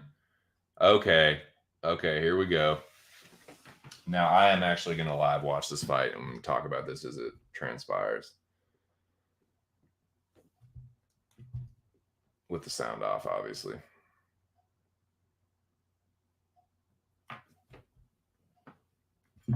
Guram Kutateladze and Damir Ismagulov.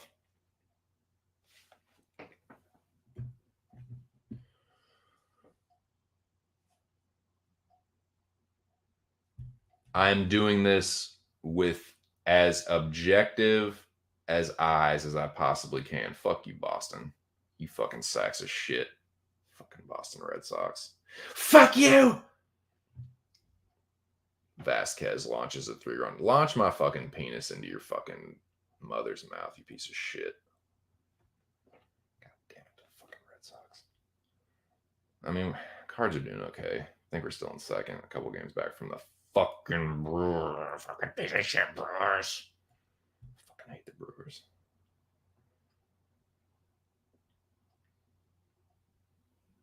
All right, ESPN Plus.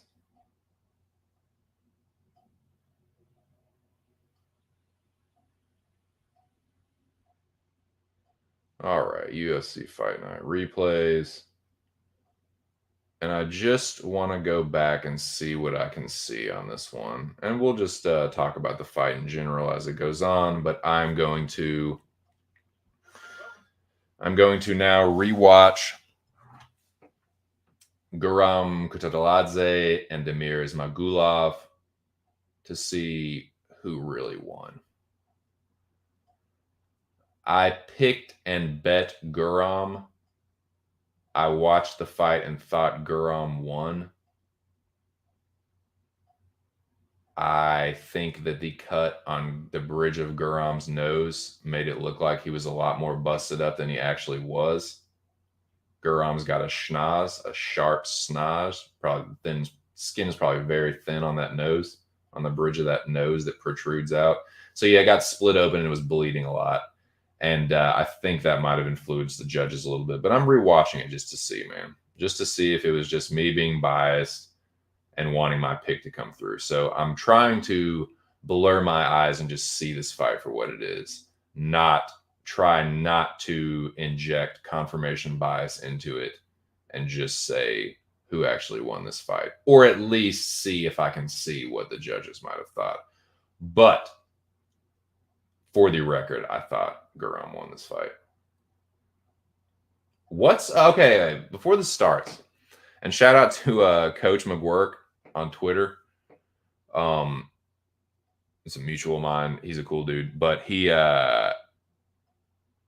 put this tweet out there, and I want to know what you guys think too.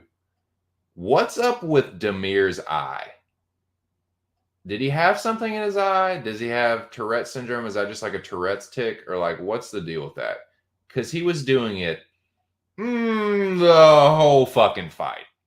The entire fight. Every single round. He was like blinking that eye. Like, is it Tourette's? Is it like a neurological disorder? Or like, what's that? At that? It was very strange. Anyway, here we go. Introducing Damir Ismagulov. Because he's like blinking and he kind of tweaked his head. It kind of looks like a Tourette's tick. It looks like mild Tourette's, if I'm being honest. But shout out to Coach McGurk. He pointed that out, and it's an interesting observation. And I think if that is the case, it makes sense. He's obviously very high functioning, but it would make sense. He did it the whole fucking fight. Because I thought he had something in his eye and he was blinking it out, but then he kept doing it in the second and the third round. It's like, well, did they not like take care of that in the corner? Can his corner not see that? So it might be. All right, here we go. First round. Neither one of them has landed anything. Garam threw a combo. Looked like he landed a lead kick on the end of it. Garam left hook, low kick. So exchange there. They both landed in that exchange. What I do a lot with these close fights and close rounds is I'll divide them up into minutes. Who won that minute? Who won that? Who is winning more minutes? So they trade low kicks. Garam's low kicks were incredibly powerful. Damir was very consistent with his jab. Garam misses a jab to the body. Damir lands a jab to the face. Missed 2-punch combo for Garam. Missed high kick for Garam. Jab for Damir.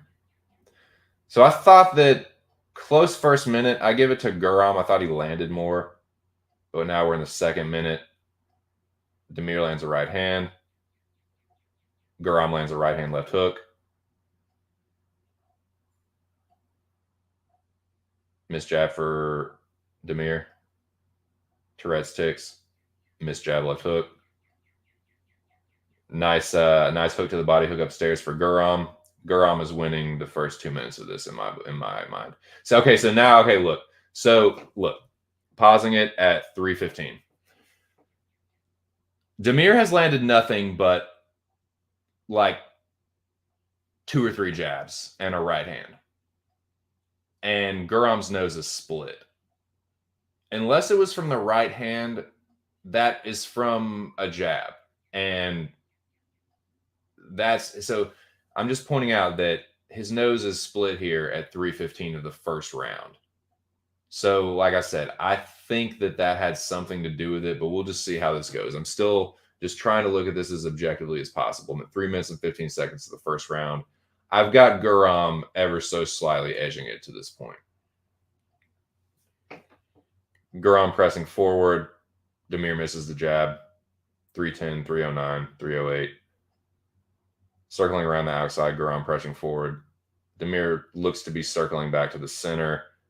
Garam misses the left hook, but lands a combo and a low kick on the end of it. Garam with another flurry, lands the left hook and a low kick on the end. Damir missed a lot. He missed a lot, dude. Garam stuffs the takedown. Beautiful whizzer and a knee. 238, 237. Yeah, Garam landed a nice knee on the break there. Slips the jab from Damir. Slips the jab again. A lot of good head movement from Garam. Slips the jab again from Damir. Lands the right, counters the right hand over the top for Garam. Garam's winning this round. 215, 214, 213. Ducks under the combo from Damir. He doesn't really land much there. See, it looks like Damir kind of like looked like he might have let, but he missed. He missed all that shit. But he's like flurrying. And Damir flurried in the pocket a lot, but didn't land a lot of it. So Garam lands a step and jab. Garam ducks under a right hand from Damir. Got him up against, looks to get the body lock trip, lands a knee in the clinch.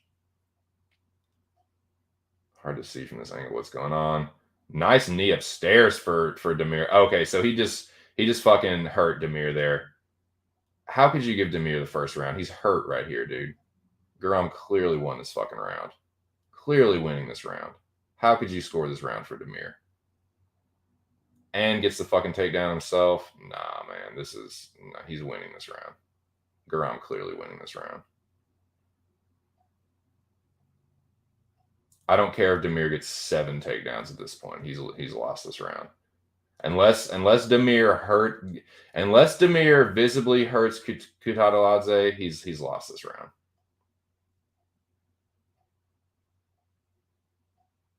Still Tourette's ticking away. Rolls with the right hand from Ismagulov, counters the low kick, eats a left hook from Demir. Slips the combo. Slips and rolls to the combo. He hurts Demir again, man. He just hurt Demir again. This is definitely a 10-9 Kutaladze round. 32, 31, 30. Kutaladze winning this round, still pressing forward. Whiffs the high kick. Demir looks like he might have landed an uppercut there. Tourette's ticking. I think it is. I think he has mild Tourette's. It's not a big deal or anything. It obviously doesn't affect his fighting, but it's just it's noticeable. It's very noticeable.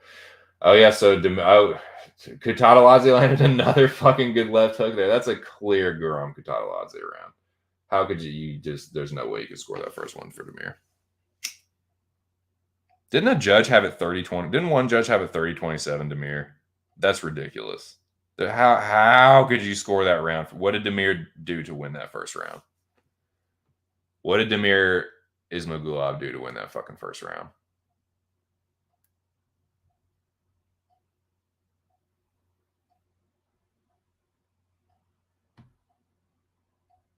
Yeah, it's a bad tick. Yeah, it's got to be. Nice, dude. Nice. Get it, pubes. Don't get a full car breakdown before a deep dive. Nah.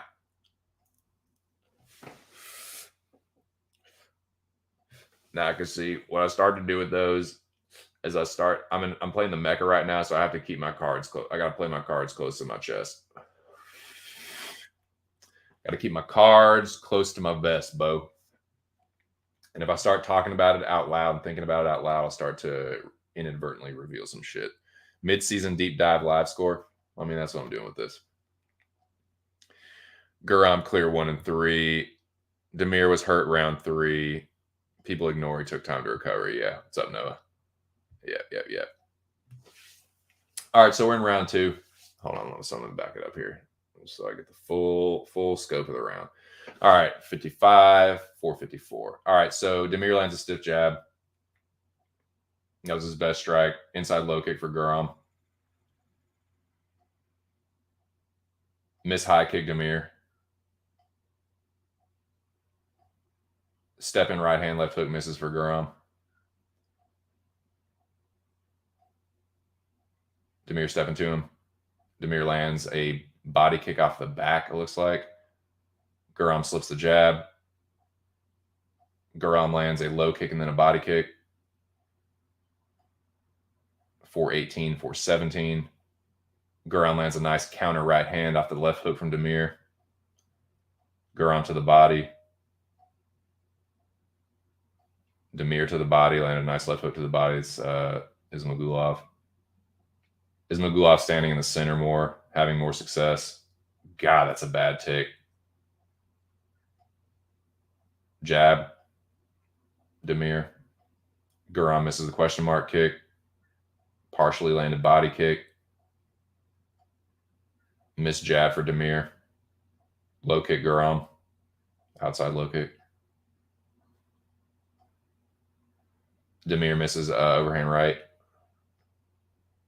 32, 31, 30. Missed right hand for Guram. I mean, missed right hand for Demir. But I'm sure the judges, it might have looked like he landed that to the judges, but Guram rolled with it. All right, he lands a jab there. I mean, I would say Demir's winning this round. I would say I'd slightly edge this round to Demir. 310, 309. Ticking away. The clock is ticking, and so is Demir's face. I'm just saying, man, it's a horrible, horrible tick. So Guram kind of rolled with that one, but he did get hit a little bit. Parries a jab. Demir slips a jab. Jab low kick for Guram. Another low kick that Demir counters with a jab. Guram shoots. Demir stuffs. Demir spins him against the fence. 50-50 position against the fence. Guram lands a knee. And he's off. Spins off the fence. Guram slips the jab in the left hand, rolls with the right hand. Guram lands a nice step in 1-2. I would still say Demir is edging this round. Guram misses the 1-2. Guram lands a nice left hook and a low kick, and then shoots for the takedown. Nice takedown defense by Demir, who lands a knee on the break. Jab for Demir. Miss my Gary. For Guram, it's a front kick in Japanese. Guram slips a jab. Guram shoots it. He could not get that takedown, man. Good, definitely good takedown defense for Demir. Lands a knee. I got Demir winning this round.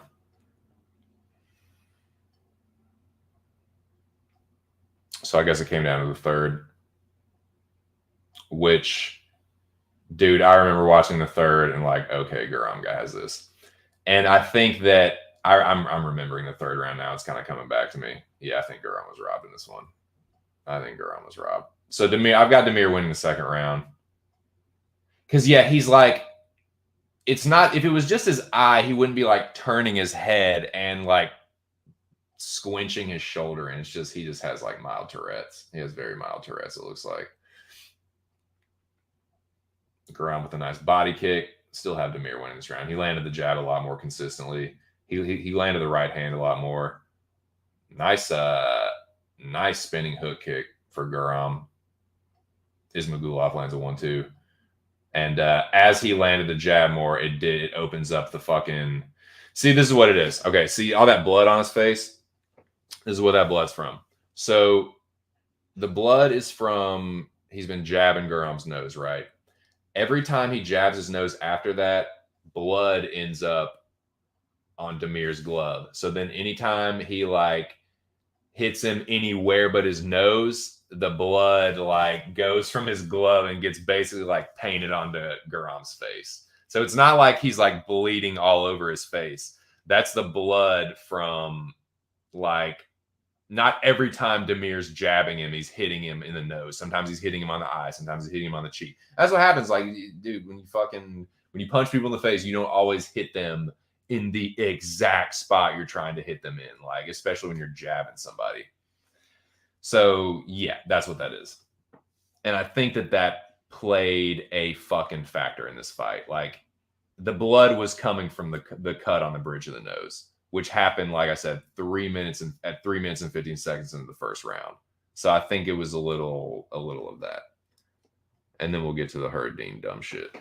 But yeah, I've got Demir winning the second round. 1-1 going into the third. And matter of fact, we don't even need to watch the rest of this round. I got Demir winning it. Now, I want to really, in this round, I really want to try and see if that knee was clean or not. It looked like it was close, but it was clean. And to play devil's advocate, DC and Cruz said the same thing, and they could see the replay. And I thought the same thing that they did. Some people were saying, like, it was clearly, like, it wasn't clearly shit. It was close is what it was. I thought it was clean. People were, like, saying, that's clearly dirty. Like, it wasn't clearly shit, man. It was pretty close is what it was.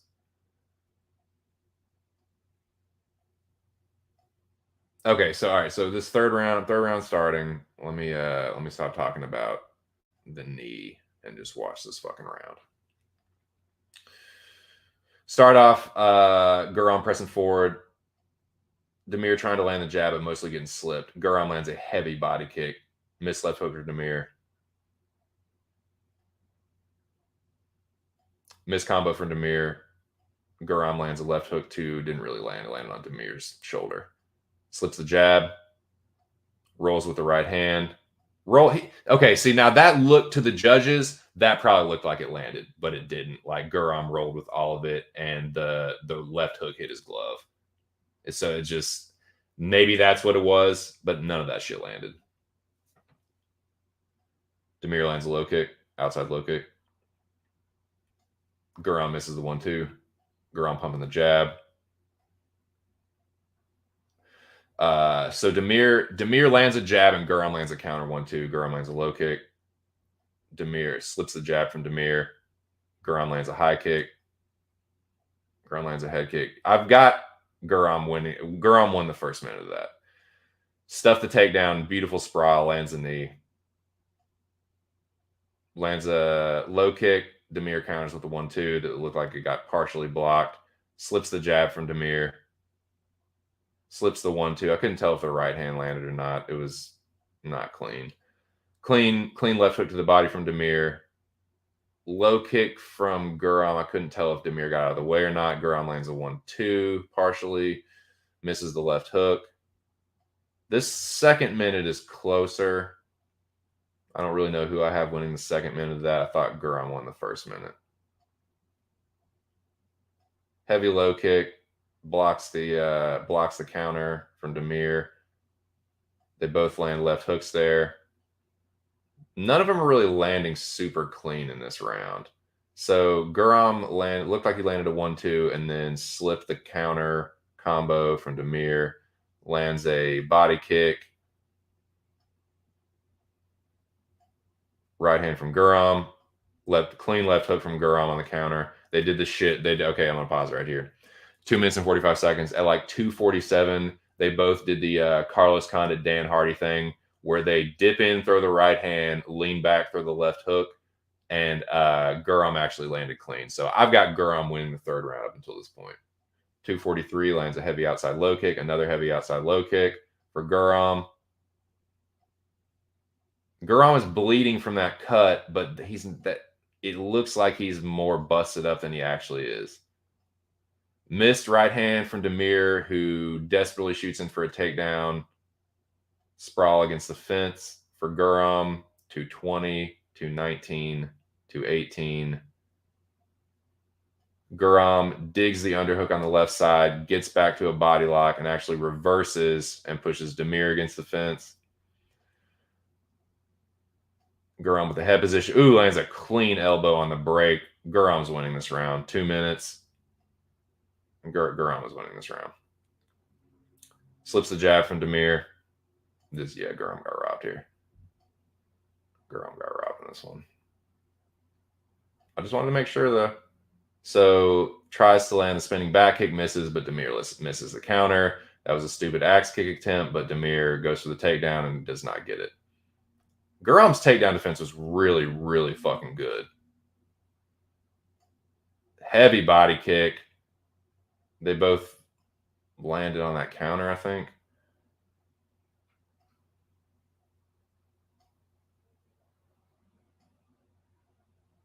What I think this was is I think Vegas knew people were going to be betting Guram as an underdog, especially after the performance he had against Guram is winning this round.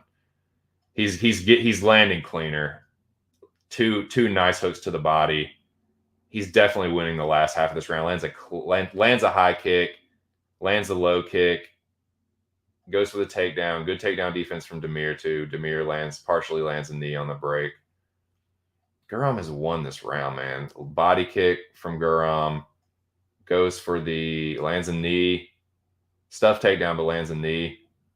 Damir with the counter right hand. 35, 34, 33. Stuffs a takedown attempt from Damir. Okay, here it comes. 27, 26, 25. Okay. All right, here we go. 27, 20. Okay, here we go. And that looked like it was in the chest, man. That looked like it was in the chest. Let's see this replay. Now let's see this replay.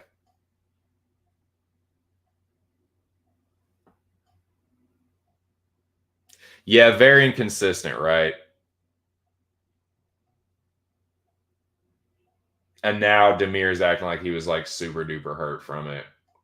You know, milking it. Okay, let's see this. Let's see this. Nah, man. Okay. Nah, the knee did not hit his thigh is what makes contact with Demir's face. The knee, look at where the knee is.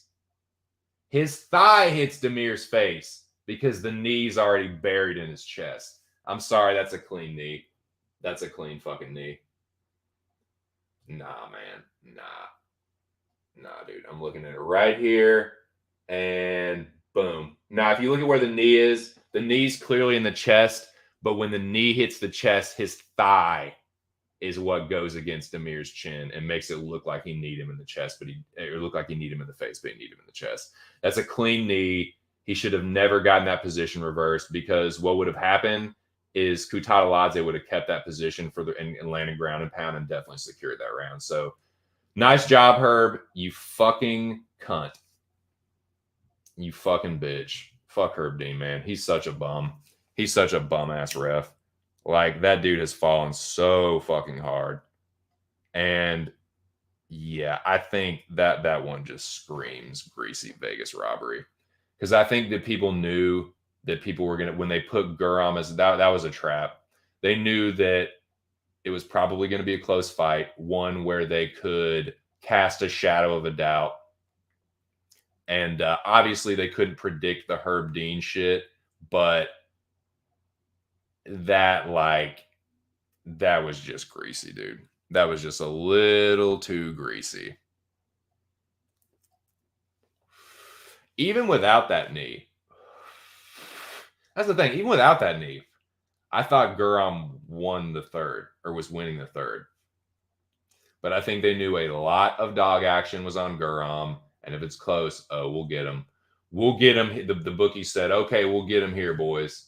We'll get all those fucking handicappers here. It definitely was in the chest. Like, it, dude, it so fucking was. It so was.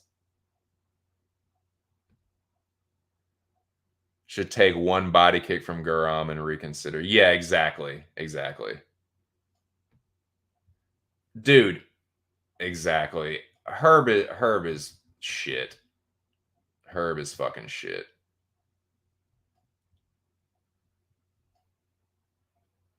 Yeah, no. Well, actually, it was 2028, 28, 28. No, it's actually 29, 28. It's like,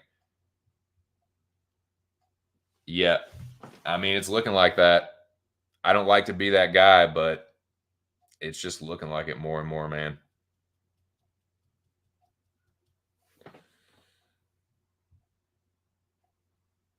Yeah, exactly. So it's like the judges punished him for that bullshit. Instead of, no, he landed a knee to the chest beautifully that sat Demir back, so he was able to complete the takedown and just sit down on top of him, basically. Nah.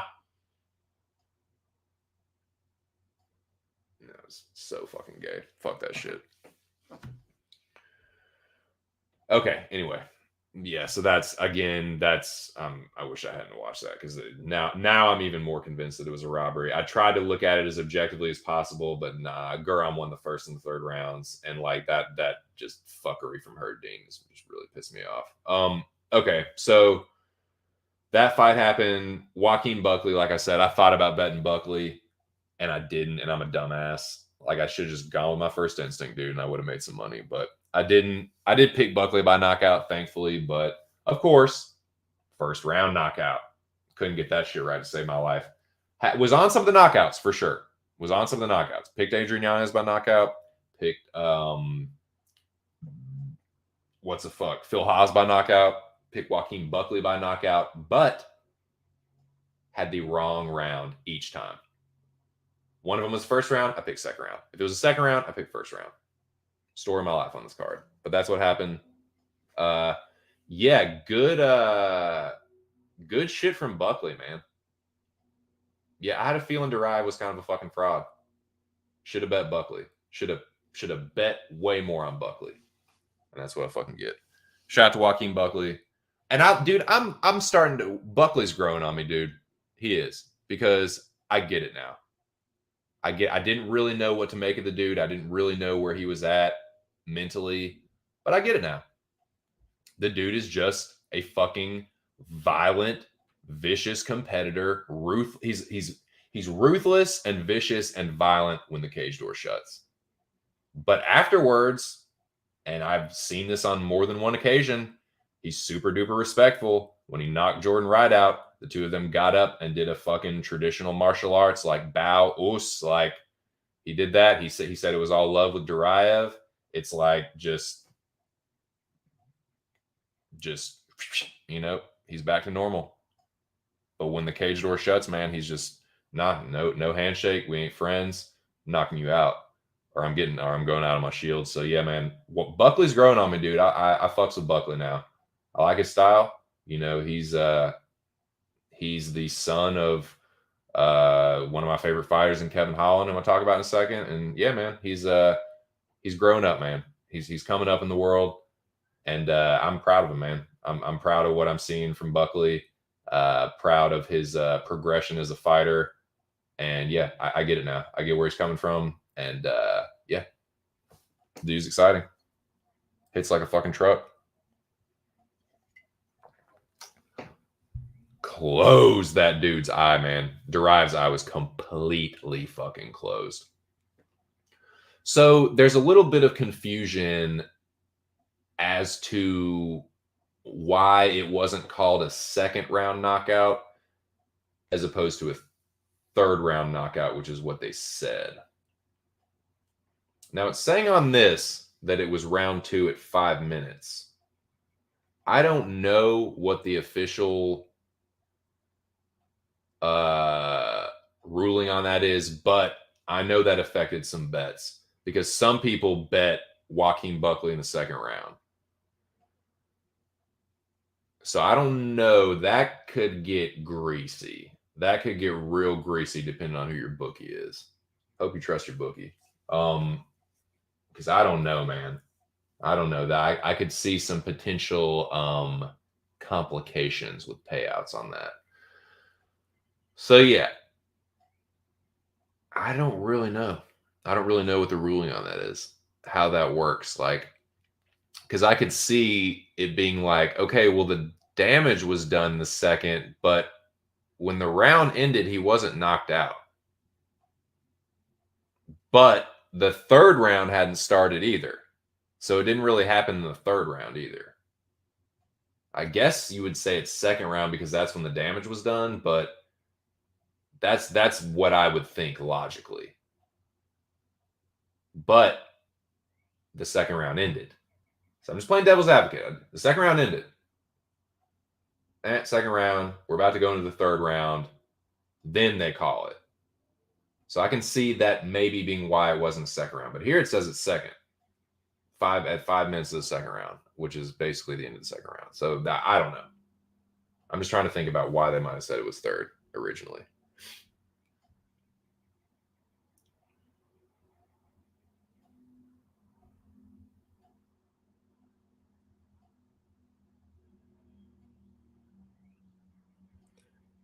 Did you see Adesanya has demanded certain judges aren't allowed to judge his fights? Smart man. Yeah, I would force that shit.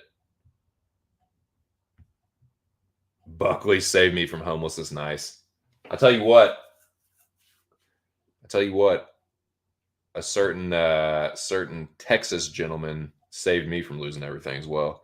Derive was a fraud. Buckley growing on me too. Came in as a douche, but just a young entertainer. Yeah, I think I just had the wrong idea about him.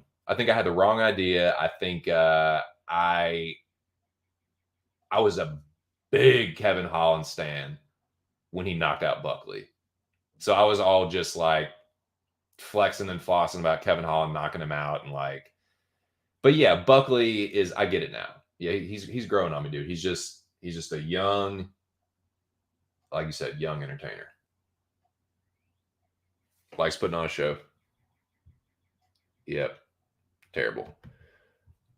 Buckley KO pulled me from the depths of despair. Him knocking him down round 2 and then telling him to get his ass to the corner was what sold me. Yeah, because him and Duraev. Now this is one where Duraev was talking shit. Duraev was being super duper dismissive of Buckley and doing that. Basically, what Cowboy did to Jorge Masvidal. I don't know if y'all remember that. This is when I actually liked Jorge Masvidal. And one of my favorite fights of his, or performances, when he knocked out Cowboy. Now, they used to be training partners. And apparently there was something where Cowboy was like, who is that guy? Or tried to pretend like he didn't know who he was. And when Masvidal knocked him out, or when he basically flash knocked him out at the end of the first round, he's like, oh, you know who I am now? You remember who the fuck I am now? Well, that's the kind of energy that it was with Buckley and Duraev. Former training partners. And when Duraev found out about the matchup, he's like, oh, this is gonna be easy. This guy I used to train with, oh, this will be an easy fight. And who was he the dude? Oh, never mind. I'm thinking something else. Never mind. Forget I said that. Sorry, I gotta plug the laptop in here real quick. It's gonna die. Definitely don't want that happening again. So, yeah, man, Duraev was being super dismissive of Buckley, and Joaquin fucking put him in his place. New Mansa put that boy in his place. So, yeah, Buckley is definitely growing on me. If round 3 never started, it can't be a third round knockout. Yeah, but round 2 was over, and it wasn't a knockout then. Do you see what I mean? Like, did he knock him out in the second round? Because the second round ended and he wasn't knocked out. But then they said he'd. You know what I mean? It's just weird. It is a gray area. So I don't know. Yeah, but I can also I don't know. I got Buckley live bet. Nice, dude. Nice. Did you see footage of Buckley's running with the Smeesh bros? No, I didn't, man. How was that? Was it amicable or was it a fucking dust up? Was it like, oh, no. Are you talking about the one before? Yeah, I think the one before. Yeah. When Shemai was like, fucking bitch. Yeah, I remember that. Because Buckley was talking about fighting. I have seen that. Buckley was talking about fighting Darren Till. He was talking about fighting Darren Till, and Chimaev was there. And he's like, I'll fight both of y'all, man. He's like, yeah, let's get it. Let's fight. He's like, basically, let's do it. You know? And Chimaev's like, I'll fight you right now, fucking bitch, or some shit like that. Tell you what, man. Chimaev? I'm just saying this, man. You getting fucked up like that by Gilbert Burns? Dude. And I'm not trying to, go sideways with this, but I feel like we've already had this conversation. And maybe I'm the one that's bringing it up again, but man, Chimaev ain't doing shit to fucking Usman. He might get fucked up by Shafkat if he doesn't watch himself. He's a little bit of the hype is gone with him. I'm sorry, in my mind it is. Anyways, it's not about Chimaev. He's a hype job though, in my opinion. Yeah, pretending he was talking and taking the piss out of Buckley. Buckley could beat them both potentially. Yeah, he could beat Till. He can knock, dude. He has the power to knock both of those fools out. If Gilbert Burns can put you on Queer Street like that, put you face down, bet your fucking ass Joaquin Buckley in. Let me say this right now for the record. Joaquin Buckley hits harder than Gilbert Burns. Period. He's a bigger dude. He hits harder. Period. That's all there is to it. Alex dancing, then standing in place, then dancing. So, yeah. I'd like to see that fight, though. I like to see fucking what's the fuck? Till and Buckley. That's a good fight, dude.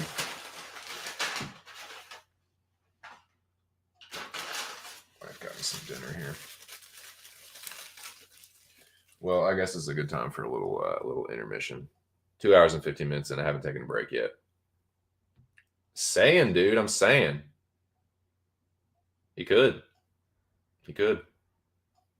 Saying what up to the general. Everyone dapping each other up. Yeah, man. I'm gonna put the old beat on, and then I will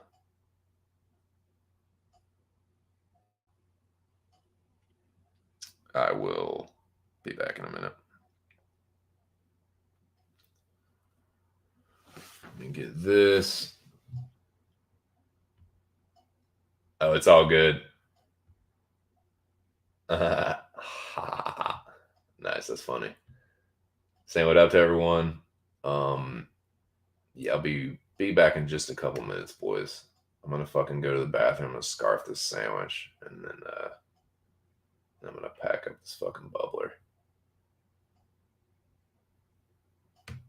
Intermission.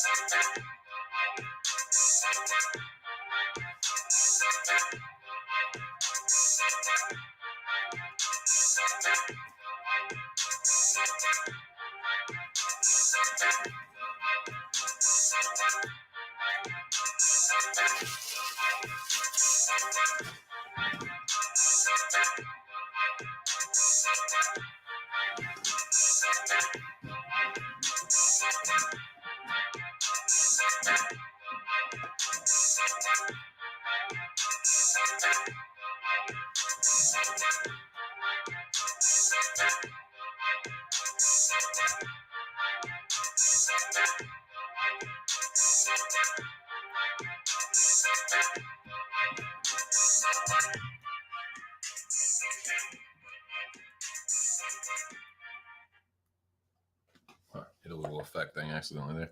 That's cool sounding though. Yeah, I'm gonna fuck around with that beat at some point, turn it into an actual song, but I think that is gonna be like the chorus. Either the chorus or the verse. But that will be one part of the song. Maybe I just drop some of the beat out for the fucking intro and then bring it in for the verse and then do a different part for the chorus or something. I don't know. But that's the basic skeletal structure of the song. Excuse me though. I'm back. Shout out to the 3 people still hanging tough. It's no longer intermission. I'm gonna finish these finish going through this fight card. I got some crow to eat yet. And then we'll get to the Mecca talk. Shout out to Mr. Arkansas. Shout out to everyone still in the Mecca. I promise we'll get to it. I promise we will. So, where are we? Okay, so put this up here. Well, I don't need to put that up there. I already went over Marquez. I can just delete that. Delete. Went over Guram. Delete that. Okay. Thank fucking God for the superhero known as Black Man. Not Batman. Fuck a Batman. I'm talking about a real superhero. The superhero known only as Black Man. I'm talking about the Trailblazer, Kevin Holland. Kevin Holland, Black Man, Trailblazer. Thank you. Thank you so much. This was my single most confident play. Thank God for it. Thank God for Kevin Holland. Thank you to Tim Means for taking this fight. If it weren't for this, boys, I would have lost everything this weekend. I would have lost everything. And it's just like, I don't know if I can do it. It's like, I've done it before. And there's like, this guy just came out of nowhere and he just like fucking got me like part of my ass back. It was Kevin Holland. He's fucking, I just couldn't believe it. It's fucking good. Thank God for him. Thank God for him, dude. Because like, I literally would have lost everything. Like, I lost about half my ass. Kevin Holland got me most of one ass cheek back. So I got almost half my ass back. I would have lost everything if it wasn't for him, though. So, the bleeding did stop here. Put a suture in there. Superhero saved my weekend from complete and total destruction. I was injured, wounded, but wasn't totally obliterated. Thanks to Kevin Holland. So, this was my one fucking play that hit. The one play that hit.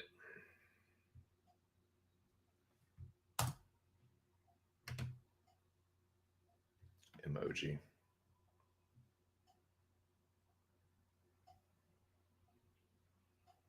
Thank the fuck Christ.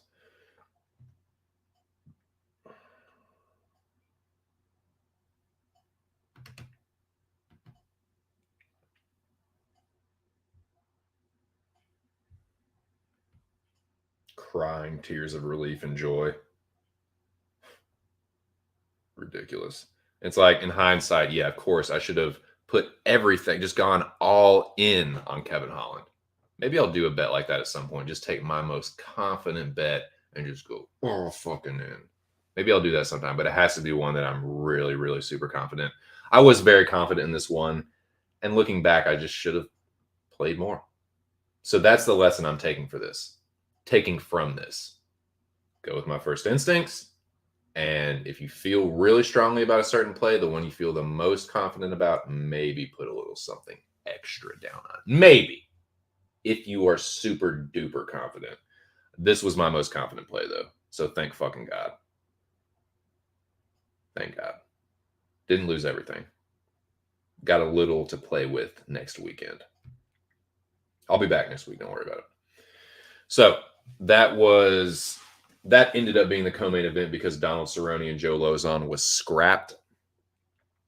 So that brings us to the main event. I was debating whether to go back and rewatch this fight in its entirety, but now that we're here, I really just don't fucking want to. I really don't care to. I will give you generally what I thought about it. I scored it for Calvin Kattar, but I'm not mad that he lost. Does that make sense? I'm gonna pack this bubbler and then I'll explain what I mean by that. Shout out to the 5 people in the building. I scored for Kattar. On the initial watch, I thought that he won. But I'm not mad that he lost. And here's why.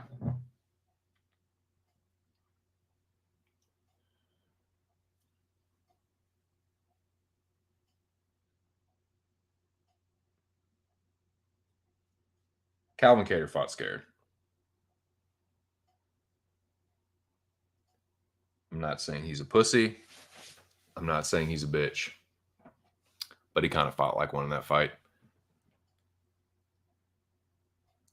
He literally said to his corner when Tyson Chartier asked him, "What's the fucking problem? What's the deal? Why aren't you throwing? What's going on here?"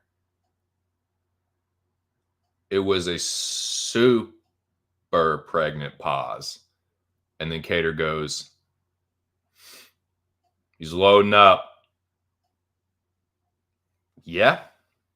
Yeah, that's what Josh Emmett does. That's kind of how he fights every fucking fight he's ever been in his life. Josh Emmett knows that he has power. That's how he fights. That's how he's fought pretty much every fucking UFC fight, win or lose. I talked all this shit. It's my own fault. My own fault. I talked all this shit about Calvin Kattar being such a fucking tough, Boston strong, tough guy. Calvin Kattar is a tough guy, but he did not fucking fight like a tough guy in that one. I actually think that if he had fought like a tough guy, I don't think he would have gotten knocked out. I think he would have actually knocked Josh Emmett out, but he would not let his fucking hands go. If you want to know what I think happened, I don't think he's not scared to fight. I'm not saying Calvin Kattar is a pussy or a bitch or anything. I'm just saying he was scared of that fucking power. That's how he fought. I think he was worried that if he made it a dogfight, he would get chinned. And so he just tried to fight safe behind the jab. To his credit, he fucking made hamburger meat out of Josh Emmett's face. So there's definitely an argument to be made for like, yo, and I know they say immediate impact damage as opposed to cumulative damage, but dude, he turned Josh Emmett's face into fucking mincemeat, especially the left side of it from that fucking jab. So yeah, what Noah was saying earlier is a valid point. The judging was inconsistent. If the reason you gave Demir is Magulov the fight because of the bleeding and the facial damage, then if we're comparing facial damage, Calvin Kattar absolutely won the fight. Josh Emmett's face was a fucking mess, dude. Even at the press conference, it was hamburger meat. So it was a little rich. I get it. I get why Josh Emmett called for a title shot, but that was a little rich. Dude, look at what Calvin Kattar did to your fucking face, and look at what Max Holloway did to fucking Calvin Kattar, and look at what Volkanovski has been able to do to Max Holloway, and like they're just razor. Like it's Volkanovski and Max Holloway and everyone the fuck else in that division. I used to think that 45 was like this really deep division. It's not, man. Like 45, I'm sorry, it is just, I have come to the conclusion 45 is not as deep as I thought it was a year ago. If you'd asked me a year ago in 2021, I said featherweight is one of the deepest divisions. It's not, man. It's top heavy. It's Volkanovski and Max Holloway and everyone the fuck else in that division. Period. Point blank. Full stop. It's not a very deep division. It's top heavy. So with that in mind, I mean, there's some guy, dude, every division has prospects. Mobstar's on the come up, but it ain't nearly as deep as bantamweight. And I don't know, man. I don't know. Just times is changing. They are changing. So that's what I have to say about that. I thought Kattar won it, but this is why, and I'll circle back to my point. Dude, you backed up the whole fucking time. He threw nothing but the jab, dude. I bet this is a hard number. I think that Calvin Kattar maybe threw about a dozen right hands. Landed about 6 of them, but I really don't think he threw more than about a dozen. Threw a couple uppercuts, but I think he was scared to open up and get chinned because that's how he fucking fought. All he would throw is a jab. I think because it looked like this is what it looked like he was doing. It looked like he was waiting to counter, but the whole point of the counter is when the other guy starts throwing, you fucking counter him. If when the other guy starts throwing, you turtle up every time, you ain't going to be countering shit. He's going to be a heavy bag. In order to counter, you have to let the other person throw and not shell up. And that's what Kattar did. Do I think that Emmett was landing the more impactful shots? A lot of them were getting blocked. I'm going to be honest with you. Like, that's why I scored it for Kattar. A lot of that shit was getting blocked. Like, he would land on the shoulders. He would land on the forearms. Kattar would roll with a lot of it. Emmett missed a lot of punches. But it would hit him in the shoulder and knock Kattar against the fence, and that's going to score it for the judges. Whether it actually hit his face or not, that's going to be enough for them. So am I surprised that Emmett got the nod after all that? No, not really. I thought it was a horrible game plan from Calvin Kattar. I can't really knock Josh Emmett because all Josh Emmett did was all that Josh Emmett ever does. Bite down on his fucking mouthpiece and chuck overhand hooks. Left hooks, right hooks, overhands, just letting her rip. Rolling that dice for the one time that he's going to clip you clean and just clean your fucking clock. And so I can't knock him, man. That's how he fights every single fucking time. You know exactly what you're going to get from Josh Emmett. I got to give him credit. I thought that he would be the one with the low volume. I thought he would be the one waiting on Calvin. I thought he would be the one that because of his knees, he looked slow. Dude, Josh Emmett went out there and fought like he really wanted to win that fucking fight. And that's what it really came down to, man. I don't think that's like a hot take. Josh Emmett wanted to win that fight more. Whether I think he actually did or not, like I think based on the rules, I think Calvin Kattar won because I don't think that Emmett really like. Let's be real. There was no point in that fight that either one of them was really hurt. It was a lot of accumulated facial damage, which is why I thought Kattar won. But I can see why the judges thought that, like, nothing Emmett hit Kattar with hurt him. And nothing that Kattar hit Emmett with really hurt him. They were just tagging each other back and forth. I don't know. I'm not going to die on this hill because, like I said, I talked all that fucking shit about Calvin Kattar being, like, such a fucking tough guy, this gritty street. Just like, he didn't fucking fight like that, man. He fought like the pretty boy outfighter, the slick pretty boy outfighter that is scared to get hit. That's what it looked like. I'd rather quit you than shit you. I'm not saying, like I said, I'm not saying Calvin Kattar's a bitch or a pussy or none of that, but he fucking fought like it in that one. He fought like he was scared to get punched. That's what it looked like. All he threw was a fucking jab. Am I wrong?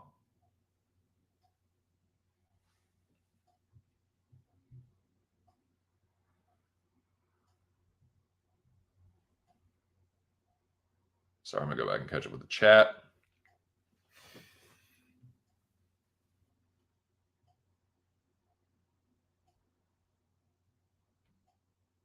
I know, man. I know. Yeah, dude, you were all over it. 1 and 2 for Kattar. Yeah, he did, man. He did. Texas KO parlay, Yanez, Holland KO, and then decided, oh, dude. Yep. Damn. Yep. Dude. That's what happened. Like, yeah. I think if he had stepped on the gas, he could have. Because when he landed clean on Josh Emmett, like, Josh Emmett wouldn't continue throwing. Josh Emmett kept throwing because Kattar would just shell up. And he could see that what Kattar should have done is let Emmett chuck a few to the body, and then while he's going to the body, that's when you fucking hit him because his hands are going to be down. But he wouldn't fucking counter in between the beats. Like, he wouldn't counter in between the middle of the combo, which is fucking supposed to counter people. So he just would let Emmett tee off on him, and then he would circle back and reset, and then just hit him with a couple jabs. And he would never put a right hand behind it. He did it like once or twice, but dude, that just was never going to get it done. Visually, I see why the judges gave it to Emmett.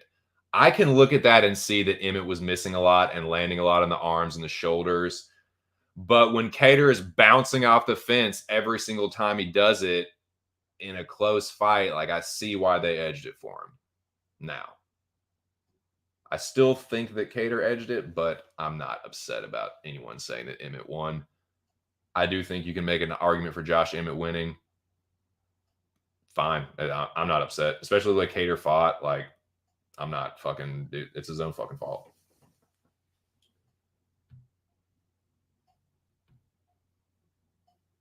Yeah, it's like, where the fuck was that for the first 23 minutes?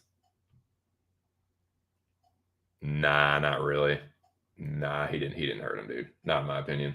I didn't see that at all. I didn't see either one of them hurt each other. Yeah, I mean, it looks like it. It looks like Emmett sauced the fuck up, but nah, he didn't hurt that dude. When did he hurt him?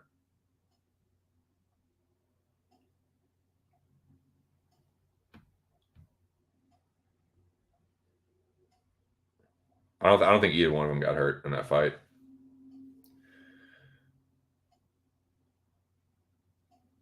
Yeah, he almost got knocked out by spinning elbow. I didn't see him almost getting knocked out. I didn't really see him really hurt.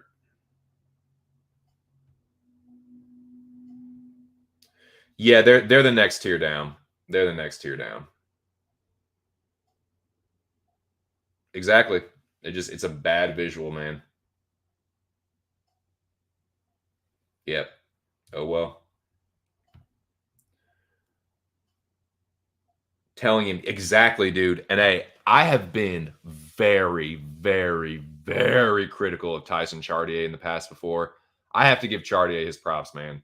Tyson Chartier and his team did a great fucking job with Calvin Kattar in the corner. Kattar just didn't fucking listen to him because he was scared to get hit. Calvin Kattar is a tough guy. He fought like a pussy in that fight. I know that he's not a pussy, but he fought like one. He fought like he was scared of. Did it not look like Kattar fought like he was scared to get knocked out? I don't like that shit, man. I don't like, oh, they're fighters, so you can't criticize their toughness or question. Bull fucking shit. Calvin Kattar's supposed to be this tough guy from Boston, and he fought like a fucking pussy. Period. I don't care if he's a fucking fighter and can beat my ass. You fought like a pussy, Calvin. If you're hearing this, don't fight like that next time. I know you're tougher than that. Fucking fight like it. You tell me you can knock out Stevens and Burgos and you can't knock out Josh Emmett? Stevens fucking smoked Josh Emmett. Come on, dude. If you had let your hands go, you could have fucking knocked him out. But you didn't. Fought like a pussy.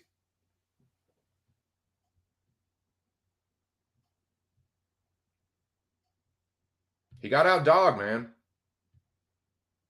I don't know, dude. The more I think about it and look at it, it's like, I can see why they gave it to Emmett. Dude, yeah. But I got to give Chartier credit, man. They were like, fucking empty the clip. 5th round, empty the fucking clip. Did he do that? No. Jab, jab, jab, jab, jab. They did, man. They did. I got to give them credit. I will give credit where it's due. I've been very vocally critical of Tyson Chartier. So, yeah, I will apologize for some of that. And I will give him mad credit because, dude, they had the right game plan. What do you – I mean, they said it to him in the 3rd round. What are you doing? Why? What's the problem? Talk to me. He's loading up. Yeah, we knew that was going to happen. It's going to take more than a jab, dude. You got to start putting a right hand behind that. When he would let his hands go, he would land, but he never fucking did it. Very frustrating. Saw, dude. Unity. Sakura. What's up, dude? Yeah.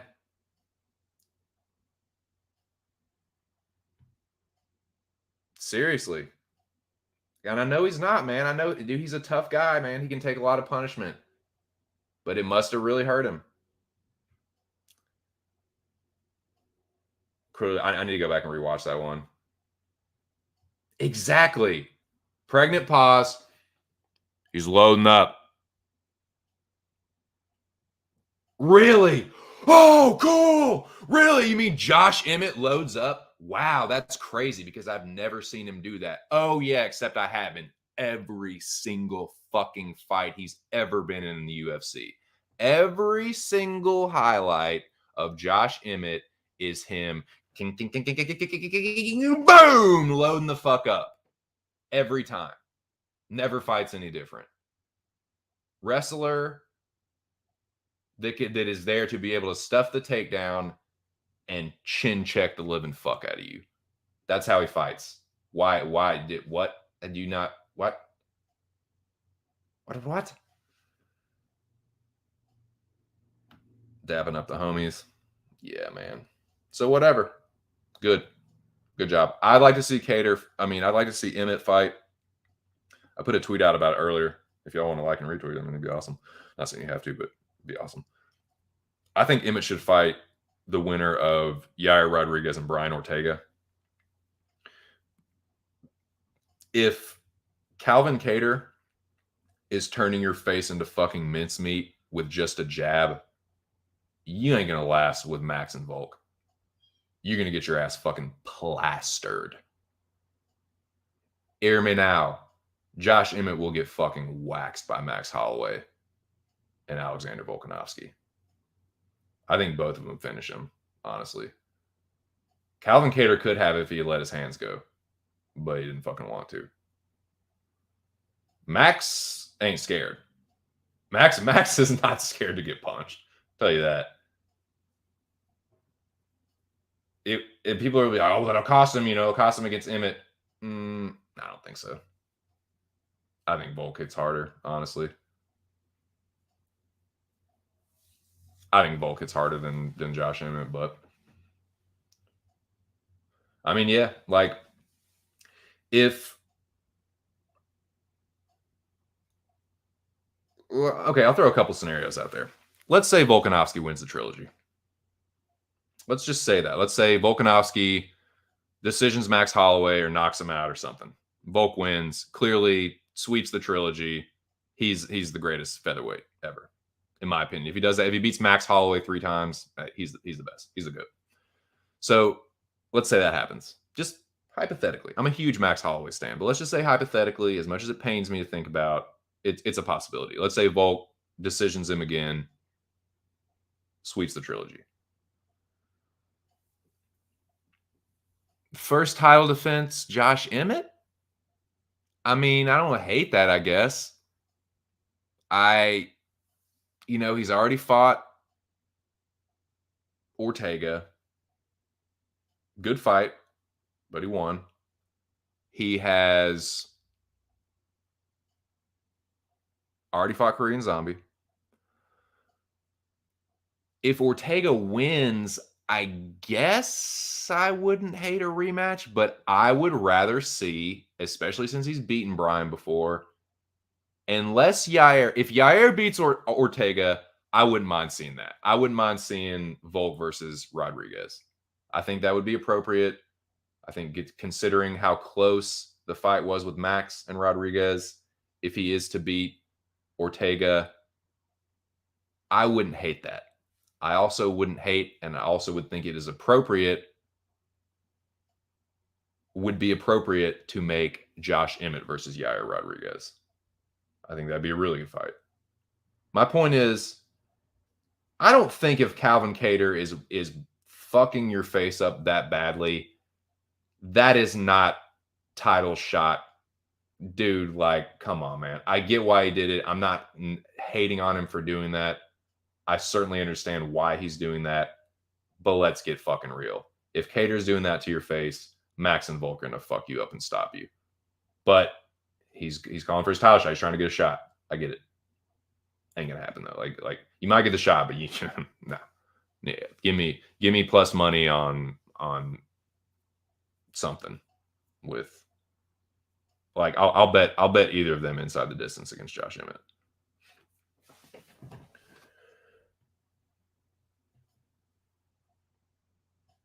Dapping everyone up. Jared Cannonier, yeah, exactly. So that's the card.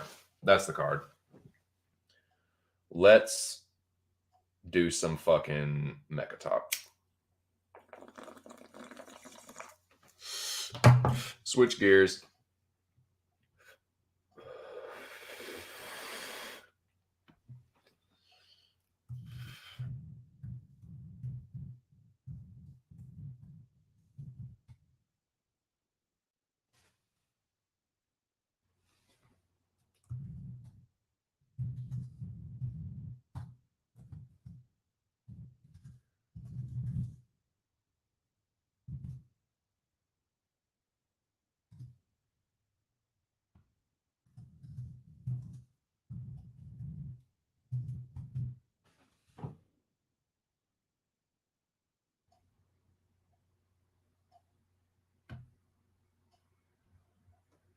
We're going to switch gears with the tree and with the topic of conversation.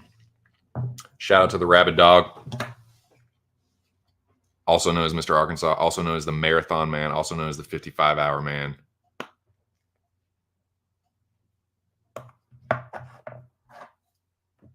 The creator of the Mecha. Yeah, we're about to talk some Mecha, boys. Just going to switch gears, let everyone settle into to this next little segment while I puff upon this fine collie. Yeah, I like Sunset Shortcake, man. It's nice and evenly balanced. Full spectrum of effects.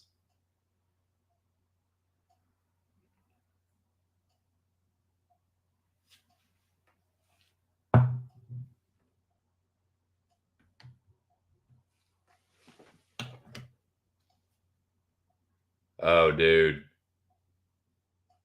Oh, dude, some peeps definitely got it. 4 people bid it. Yeah, dude. Stay tuned, boys. We about to get into it. We about to get into the shit.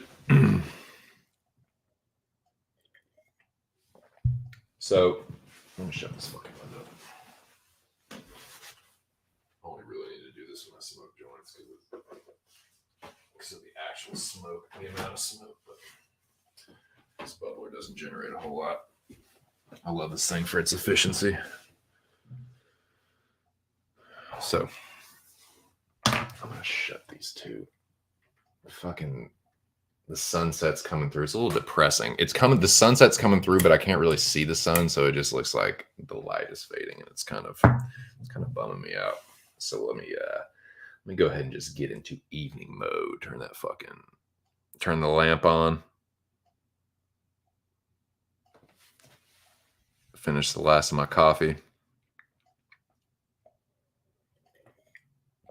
Get ready to talk about some motherfucking Mecca week 2, boys. Sunset Shortcake is fucking danky diesel. It is a cross between Sunset Sherbet and Strawberry Shortcake. Sunset Sherbet is a wonderful strain. I used to smoke a lot of Sunset Sherbet a few years ago. And Strawberry Shortcake, I believe I had a strawberry cheesecake pre-roll on Saturday night, but Strawberry Shortcake, I believe I've had some of that from the dispensary not too long ago.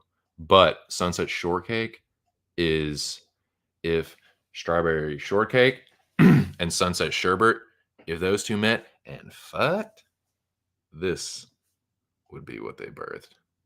This is the product of baby fucking. Yes, it is. Sunset Shortcake. It's super dank. It looks really incredible. It tastes incredible. Just if you like hybrids, if you like evenly balanced hybrids where like, I want to feel a little bit of everything. I want to feel what it's like to be on indica and a sativa at the same time. This is, look no further. It tastes great. I love the fucking buzz. Yeah. Sunset Shortcake. It was on sale, dude. It was almost street prices on sale. And that's pimp. That is fucking Tabernacle. Now,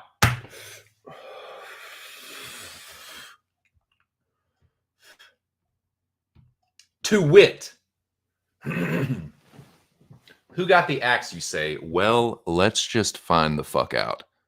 I'm trying to remember who all got chopped and in what order they did. And I'm struggling with that because I have poor short-term memory for various reasons. Thus and so, I will now pull up the Rabid Dog's last stream and I will re-listen along and stop at the appropriate times to highlight crazy shit that happened, like motherfuckers getting eliminated, motherfuckers getting fired, and all kinds of stuff. So, yeah.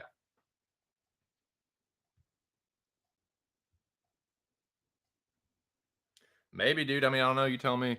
I don't know nothing about that dark web. I'm ignorant to it. I know of its existence, but yeah, you have to tell me. But it was pretty good, man. Yeah, it's pretty good.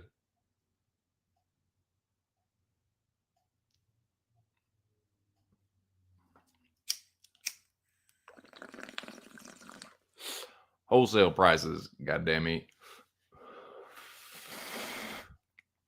And I like that. Get gone, Batty boy. Batty boy, Batty boy, Batty boy. Yeah, that is. Yeah, we'll talk about that for sure. Talk about all of that. Man, I'll tell you what. Much like, what was the last shit I was smoking that was giving me crazy fucking cotton mouth?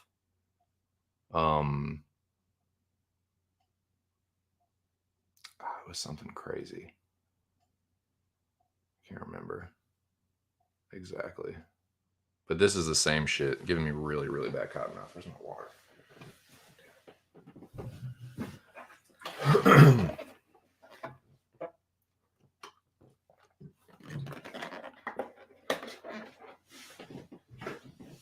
gonna make a new ticker. Shout out to the motherfucking rabid dog. Re-watching Arcs last stream.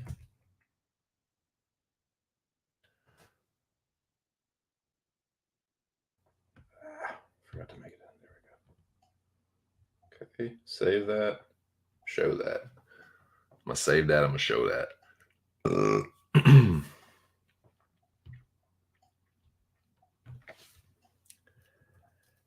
And caps lock, fuck it. And then there were 16. And then there were 16 boys. 4 motherfuckers got the chop. I'm going to put a chop on that too. I'm going to put a fucking chop emoji. I'm going to put 4 chops. You know what? I'm not going to put a chop because I like the fucking sword. I like running motherfuckers through the dark saber. So that's what I'm going to fucking do. Dark saber, dark saber, dark saber, dark saber. Get fucking eliminated. Get eliminated / fired. It's all the same result. You gone. You gone from the Mecca, Bo. Get gone. Scram, scat, ski-daddle. Get your fucking ass up out of here, boy, because you gone. 4 motherfuckers bid it. No, I don't want to make that a ticker. I just made the other one a ticker. And then there were 16, where once 24 stood, now but 16 remain.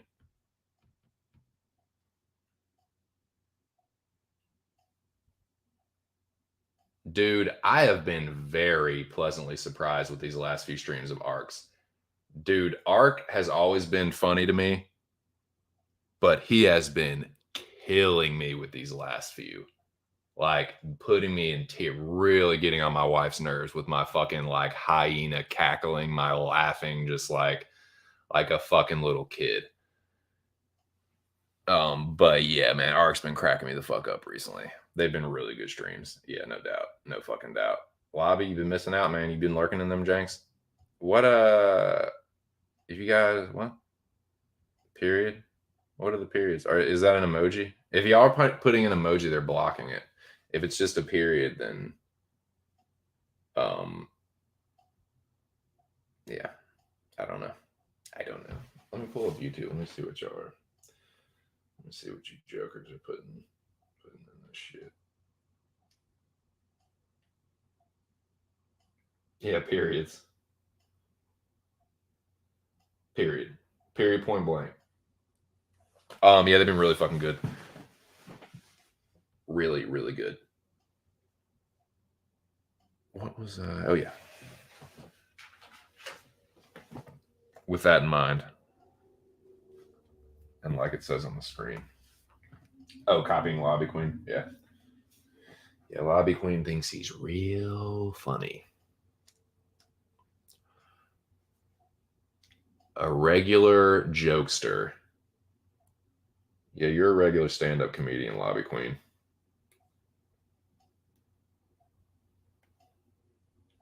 You a smart aleck. That's why I like you, though.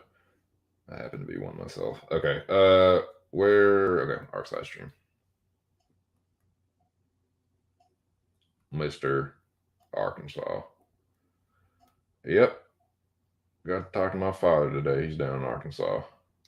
Shout out to the motherfucking Nationals. Hey, dude, how about them hogs, Bo? How about those fucking hogs, dude? Whooping the living fucking shit out of Stanford.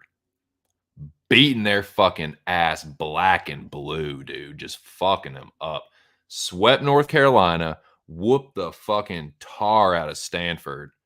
Who getting their ass whooped next in that College World Series? I hope somebody made some money because I'm sure we were underdogs against Stanford. We weren't even ranked, dude. We just worked our way up through the regionals, in the super regionals. And like Stanford was like second seeded.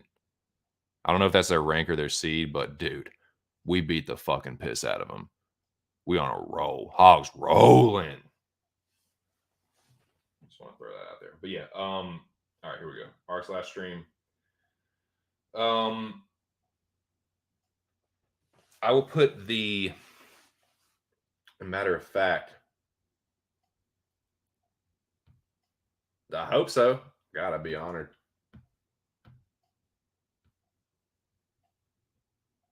That's what I live for, to make people laugh and to entertain.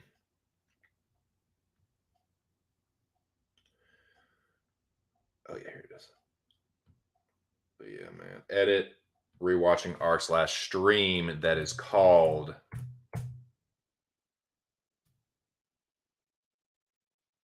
Arc Live. Maybe just put caps locks back on, you dumb motherfucker. Arc Live for trying to hold the fucking shift for each letter. You fucking dumb person.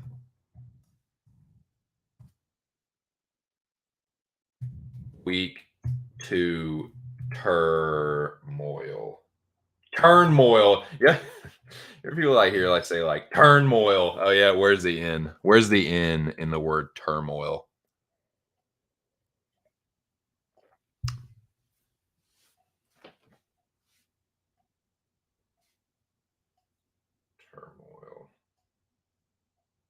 Turmoil. Turmoil. Okay, but yeah, this is the title of the stream for anyone that didn't see it and wants to check it out. That is the actual title if you want to look it up on YouTube. And that's what we're talking, man. Week 2 turmoil. Let me pull up that stream and we'll just begin at the beginning. I'm gonna skim through a lot of it and just stop at the fucking just the choice nugs.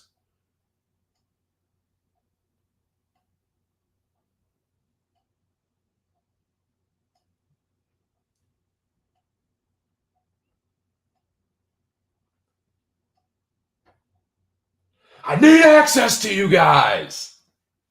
Dude, I love, and I'm sure y'all agree, like, how fucking funny is it when Art goes from 0 to 100 and just like chews somebody the fuck? That is my favorite shit. I need access to you guys. Yes, dude. So awesome. All right, here we go. We're at like, yeah, and I agree, man. Okay. Ark, you already know Ark isn't trying to be best fucking buddies with you. He's doing it purely for the purpose of being able to communicate with you for the mecha. You know that Ark isn't Mr. Oh, let me send you this and that and talk about this and that and get off on your shit. No. It is purely about business with the mecha and shit. But yeah, stop acting like fucking making a Twitter account is going to kill you. No, it doesn't mean you have to make a Twitter account and be active and like do all this shit to try and get followers and you don't even have to fucking tweet. It's so you can have direct message capabilities with Arc. That is all it is for. So the people that are like, yeah, but I don't really like, it is not about Twitter. It's not about being active on Twitter. Make the fucking account so Arc can fucking keep tabs. Like, it's crazy he has to keep tabs on some of y'all. He shouldn't have to be that way, man. Make the fucking Twitter account so that when he needs to, all he's ever going to send you is the fucking link. And if he needs your fucking vote, and if you agree to be in Mecca, then you should fucking be around to give your vote and shit anyway. That's all. You should already know that, man.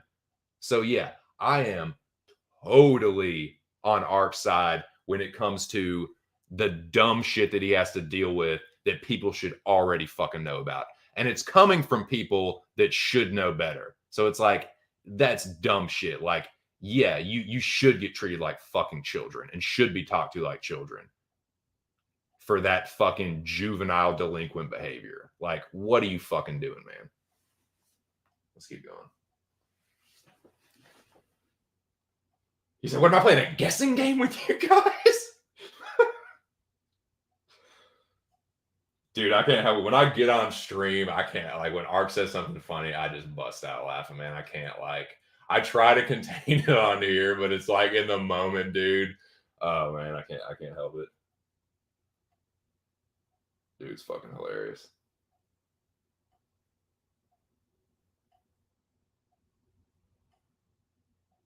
Oh wait, hold on. This is the wrong stream.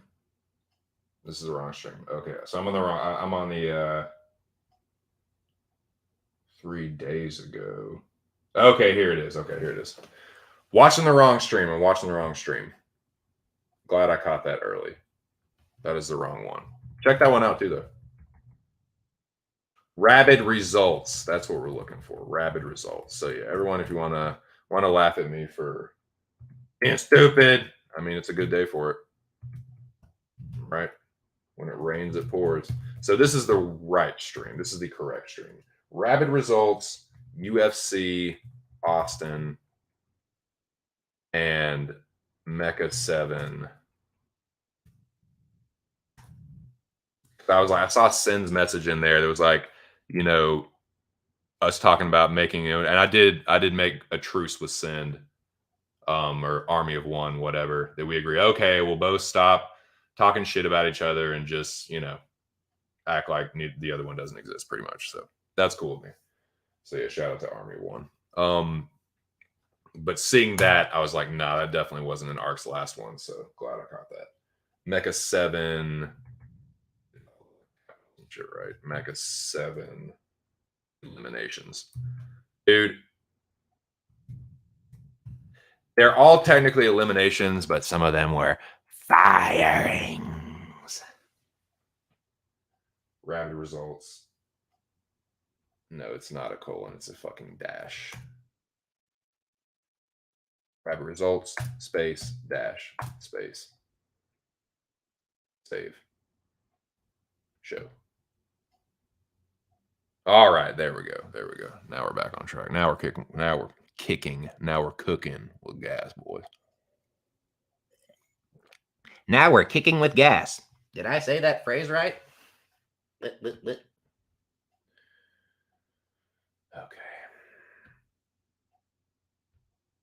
Yeah, because Lobby thinks he's really fucking funny. Yeah, Lobby's a regular fucking wise guy.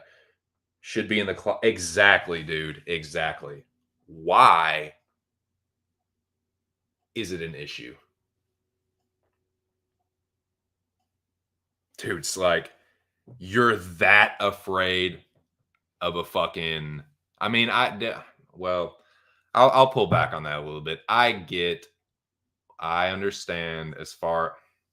I don't know though, man. We've had this fucking conversation. I was gonna say I understand as far as like this not wanting to like be online and have your shit. I was just like, dude, you're on fucking YouTube. You're unless you're using a VPN, you're being fucking tracked, man. And you probably, if you have a phone, you're being fucking tracked. You just are. So I don't get why people are all like, no, you can't know anything about me. You can't send me suggestive advertisements, and just like, what, dude, whatever. It's too late. It's too late. The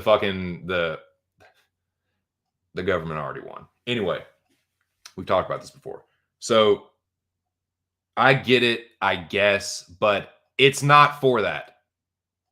Like, so the basement dwellers, poke your little fucking head out of your little turtle shell and realize that Ark isn't trying to like come to Twitter and have a gay old time. Like, no, dude, it's not for that. It's just for Ark hates that shit too. I think he only follows fucking like Sarah Love on Twitter and like another porn star maybe. Like, he ain't about that shit. It's just for the DMs for Mecca. In fact, he doesn't like people DMing him unless it is purely about something business Mecca related. So yeah, just clause 1, Twitter access. Clause 2, mandatory $20 entry fee.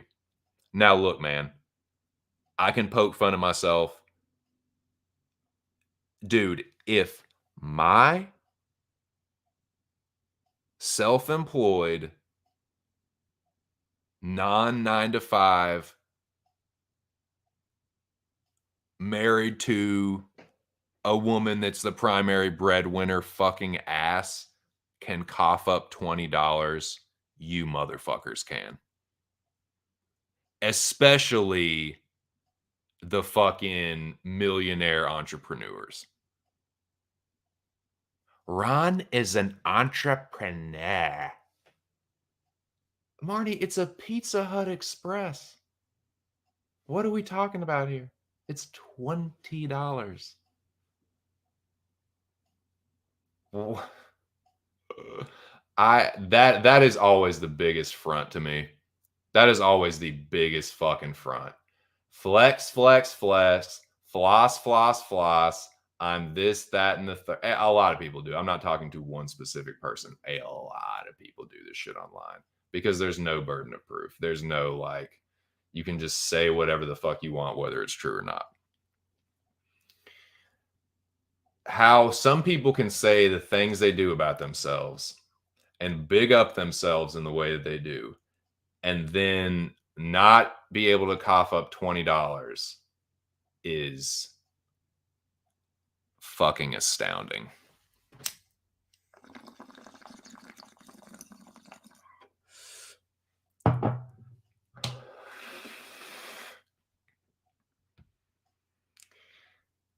Exactly, man.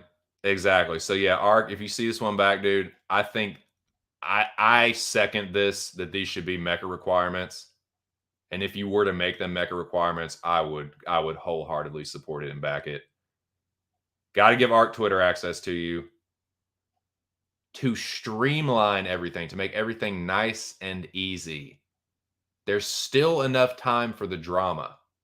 Oh, there's still plenty of time and energy left for drama and firings. But, dude, make a fucking shell account on Twitter for DMs. Cough up $20, you fucking bums. Cowards. Liars. Bums. Bums. It's $20, dude. Like I said, if my fucking self-employed ass can cough up 20, you fucking miscreants can. For real, man. Come on, dude. What are we talking about here? What are we fucking talking about here, boys? Come on, you big ballers. Come on, man. Like, what? What's the deal? And be present. Just be there. Like, you already know what Ark expects. It's already been laid out time and time and time and time and time again. It shouldn't be hard. It shouldn't be that hard. The grace of the brow. Oh, how dare you say that? He's my best friend. I stayed at a Holiday Inn Express last night. Nice. Nice. How was the continental breakfast the next morning?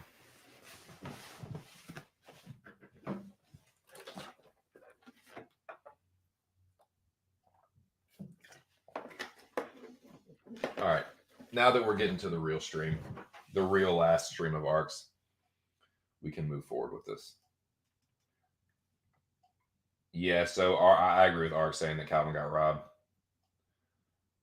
Oh. I have to make one more post that I forgot to make, because this is actually going in chronological order, because when Ark was starting the stream, I still have one more piece of crow to eat. When Ark was starting the stream was about when the Better Bia versus Joe Jr. unification bout happened. I'm not going to make this a long segment, but I just have to go out there and just say it. Like, Better Bia beat the living shit out of Joe Smith Jr. and fucking knocked him out in 2 rounds. I bet on Joe Smith. I put a unit on him. Lost that unit very quickly. I really thought it was going to be much more competitive. Dude, after that one, Better BF might be the best, man. Let's say decimates Joe Smith Jr. in 2 fucking rounds. Like, Smith landed nothing that even thought about hurting Better BF. And just about everything clean that Artur landed hurt Joe Smith Jr. So, yeah, crow like a motherfucker for TC. I've been doing pretty well with the boxing bets and predictions. But this was not one of them, man. This was not one of them. So yeah, congratulations to Artur Beterbiev. He is the unified light heavyweight champion. So he has the WBC, IBF, and WBO belts. Dimitri Bivol, who just recently fought Canelo Alvarez, has the WBA super. So these motherfuckers have been avoiding each other for years now. It's time to fucking put up or shut up, boys. Are you motherfuckers going to fight each other or not? It's for all the marbles now. It's undisputed season, man. Quit fucking around. Beterbiev ain't getting any younger. And I think he would beat Bivol. Look at how, I mean, the fight between Bivol and Joe Smith Jr. was reasonably competitive. Like, Bivol clearly won. But Joe Smith did buzz Bivol at one point. He didn't do jack fucking shit to Beterbiev. Like, Beterbiev fucking destroyed him, dude. Looked like an absolute unit. I don't know if Bivol is doing shit to Beterbiev either, man, honestly. I don't think he's going to be able to outfight Beterbiev. I think he's going to have to like, Beterbiev is going to force a dogfight, and I don't know if Bivol is going to win that one. So I like Beterbiev, man. I favor him. Like, I want to see what the lines are on that one. But anyway, I got to put that out there just to eat the crow for the record. But let's get back to to r/stream. Oh, and I guess while we're on the note, I'll go ahead and GreaseMy2Cents betting summary. One last thing, and then we'll move on.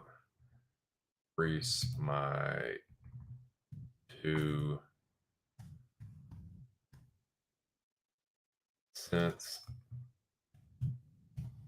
betting summary. 6.3 units wagered.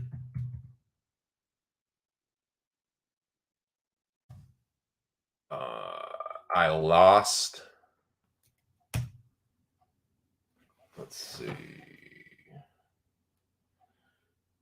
63 minus.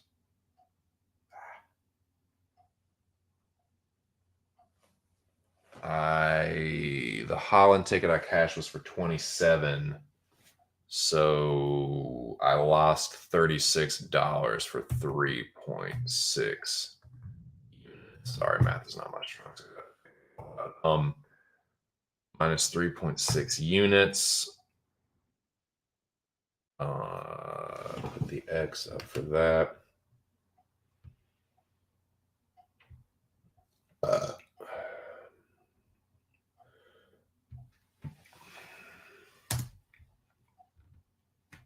And that brings me to a grand total of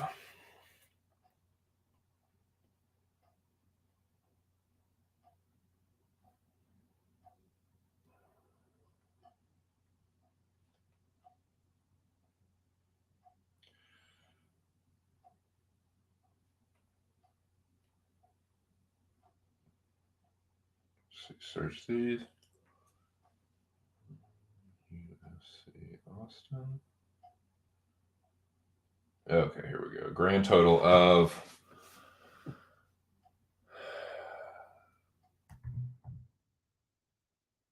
$43.9 units.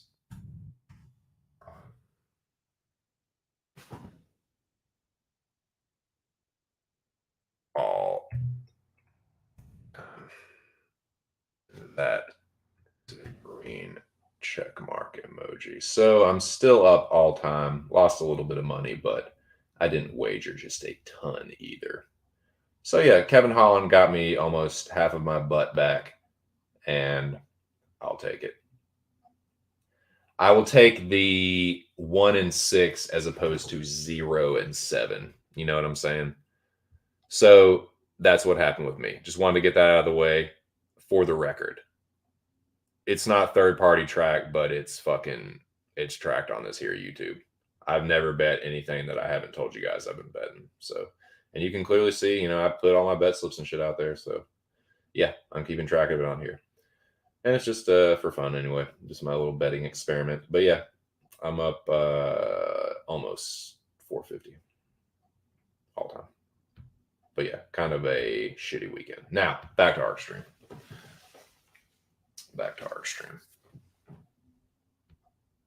I'll change this fucking name now that I'm here.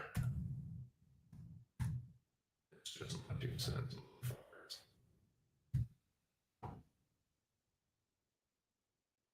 Okay, back to ArcStream.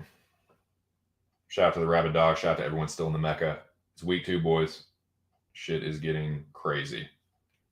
Shit's been crazy already, getting crazier. Here we go, Rabid results. Yeah, Pewhead, why are you sucking up to Anon?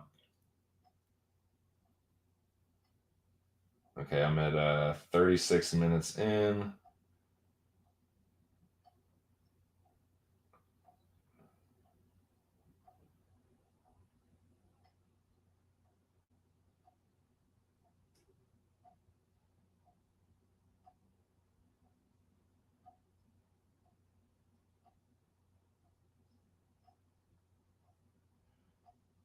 Okay, so the 2... You already know what happened. I'm not going to go through every single thing. But basically, it was Team 1 and Team 4. So it was us and Team 1. And there was 5 points separating us. We both shit the bed. I didn't have a very good week. Like I said, 395 on Tapology. That is a failure for me. I definitely have higher standards than that for myself as far as predictions go. I know that I'm better than that. I think y'all know that I'm better than that. And I wasn't the only one that had a disappointing weekend. So yeah, but we did better than Team 1 by 5 fucking points. So yeah, Team 1 had 2205 between several people. It's not good, man. But yeah, no one even scored 600. Only a couple people scored over 600 in the whole pool. But yeah, it was basically it was KCOJ and Bumbleclot were the 2 lowest scores. I scored higher than both of them.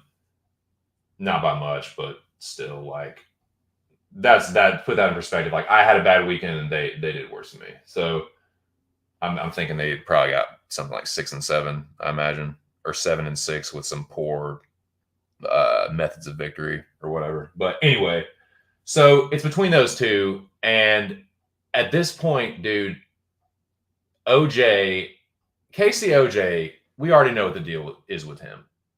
He shows up sporadically as it is. That was an issue before the great, disappearance. Before, he got basically outed for bullshitting about bets, exaggerating bets. And so that was before. And that's how he got the KCOJ moniker. So this is before that. He kind of had a bad reputation for just being a flake, not really being around much. Not when he is around, doesn't say much, just here and there in the chat, just kind of random and fucking, I don't know, kind of flaky. But anyways, so the trend fucking continues. No KCOH. They get to the point where they have to vote. And it's literally just I think Ark brings everyone into the stream. Yeah, fucking all of them. Rush, KCOH, the homie Ear, even fucking Canuck goes up in there. No KCOH. So, yeah, man, like, you know what time it is. You know what fucking time it is at that point. We all knew. So let me see what Ark says about this.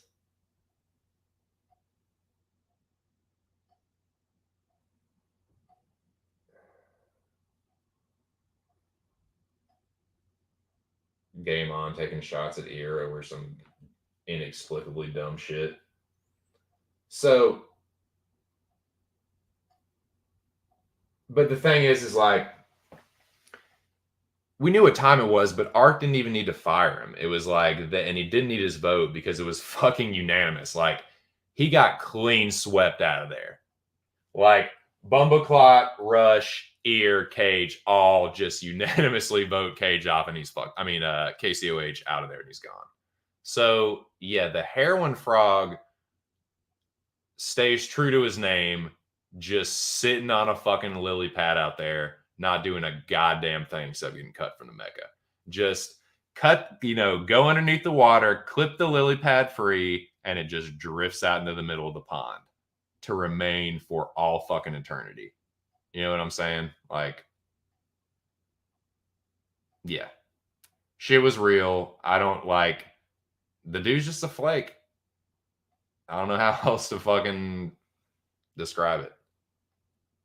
Like, I don't have anything personally against him, but the dude is always just bullshitting in the Mecca and these competitions. It's like kind of half-assing them. Like, and he's so confident about his like picks and stuff and his bets. He kind of got like exposed as kind of bullshitting some of those, like the Trezano thing. Like, he deleted the thing. The guy just seems very insecure about being wrong about stuff. And like, so to the point where like he got called out on it several times. And now it's like, it just seems like another one. Like, he got his ass beat and he didn't want to fucking stand for it. He didn't want to fucking stand. Like, he didn't want to stand and deliver, dude. He couldn't take the fucking L. He just seems like a guy that cannot handle taking an L. And that's just fucking corny, dude. It's not anything against you. It just, shit happens. And when you do stuff like that, it just makes you look like a bitch. For real. I don't know.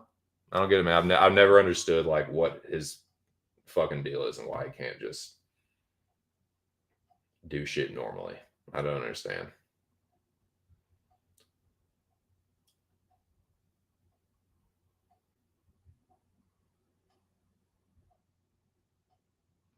What's up, Brian? Whole unit.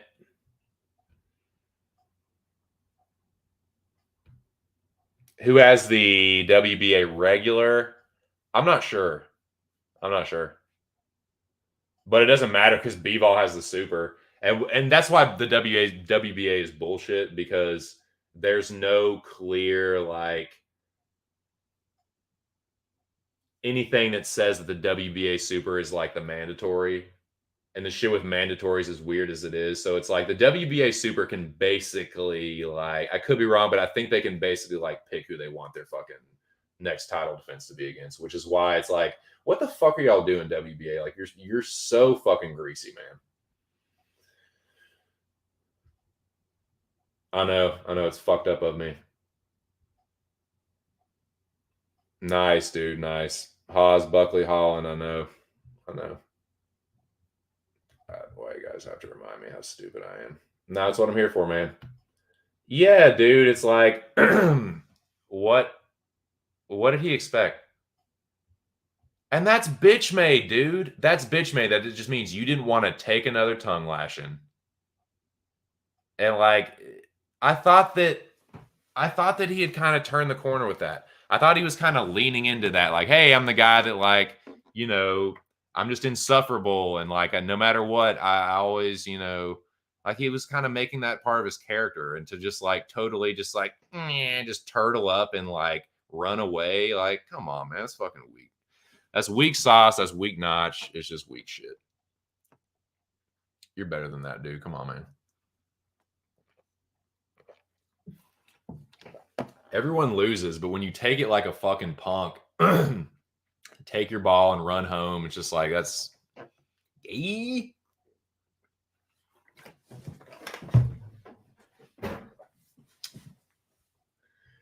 Yeah, just kind of a bore. Kind Kind of a bore. Yep.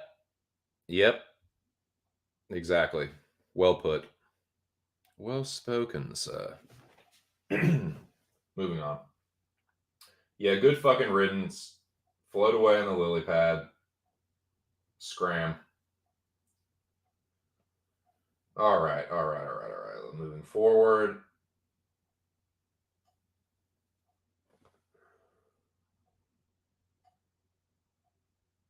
So now comes to the part of the stream where I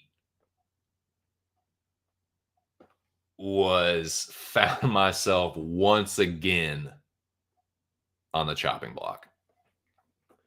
Boys, I need to start keeping a record of this. The number of fucking times that my fucking gangly ass has been on the fucking chopping block, it seems like countless, dude. I'm telling you, I think I'm starting to take the dead man reputation away from Jack. I'm starting to pull away. No offense, Jackie boy, but I think I'm starting to pull away with that. Just being able to survive. I don't know if I have ever been. I may have been voted out once, but I think that every time I've been eliminated, it's either been from a Highlander or it's been like last season. I just had the second lowest score on finals night and just automatically just like only one person was going to win on finals night. But yeah, I think every other season it's either been there may have been one season I was eliminated, but no, because season five was I just had a shitty first week and got bounced. That was the tournament. So I just had a poor performance. It was automatically eliminated. Season 4 was the crazy season that I got 5th place, I think, but I didn't make it to finals night because finals night was only a top 3. I got eliminated and then Justin got eliminated right after me, but I made it to 5th place then. And I think Touch eliminated me. I think Touch eliminated me. But I don't think I've gotten voted out.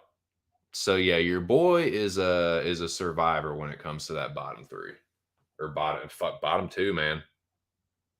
Yeah, I'm fucking old TC takes a licking but keeps on ticking, man. But it was bittersweet, because we lost Drunken. We had a fucking good team, did not perform up to the standard that I think we've all set for ourselves. I know Drunken was disappointed in the way he played. I'm super disappointed in the way I played. And I know that like he did worse than I did, so I know that he's disappointed in himself, but he shouldn't be ashamed or anything, because that's the first bad week he's had in like a month or so at least. The dude's been consistently killing it, was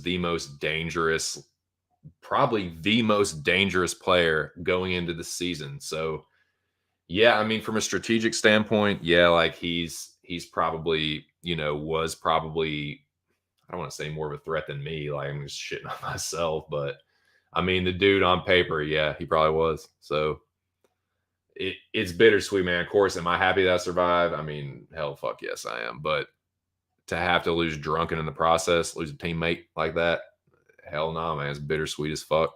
So that's why, like, when I went on there, it's kind of like that was a candid like reaction. It's like, yeah, I can't come on there and like be all like happy and cut an awesome promo. It's just like, nah, I play like shit, and now Drunken has to get eliminated. It's like nothing's good about this. Like, I appreciate the teammates that voted to keep me alive. I won't forget that. Like, and the person that voted me out, like, I take no like offense to that whatsoever. It's just part of the game. I was just joking. Like, I don't take that shit personally at all. In fact, like, I would be surprised if some of the people that have voted for me, it's like, I would hope that they would. Like, I'd be disappointed if they didn't. Cause like, dude, I'm fucking ruthless in this game. Like, I don't give a shit about really, like, it's my allies and me. And then at the end of the day, it's like, this is just how it's gone every fucking season, man. Every season it's been like this. So nah, I don't take it personally if people vote me out. I'm just kidding around about that. It's just the name of the game because I'm be doing the same shit. Only one person can win this fucking game, and god damn it, I'm fucking winning this season. By hook or by crook, ain't that what Ark says? Well, goddamn me, that's what's fucking gonna happen. I'm winning this fucking season. Bouncing back. Your boy's a little streaky too. I'm about to streak upwards into someone's fucking mandible. Crush that shit. We'll fucking knock this next week out of the park, dude. So yeah, it was we were the second lowest scoring team. It came down to me and the homie Drunken. So fuck man. Moment of silence for Drunken.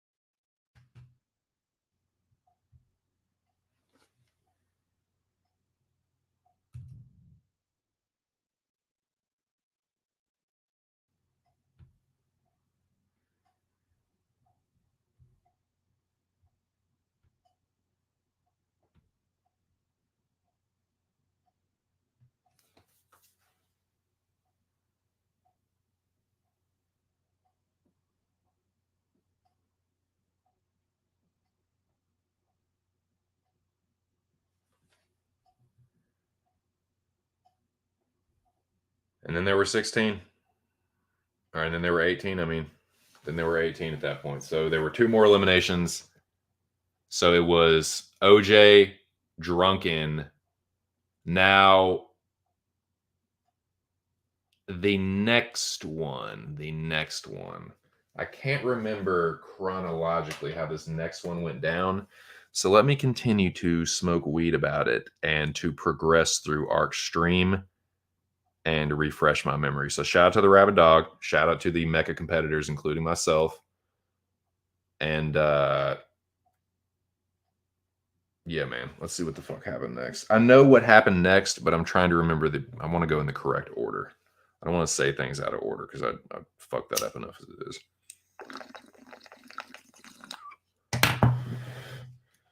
When I got a fucking open book, you know.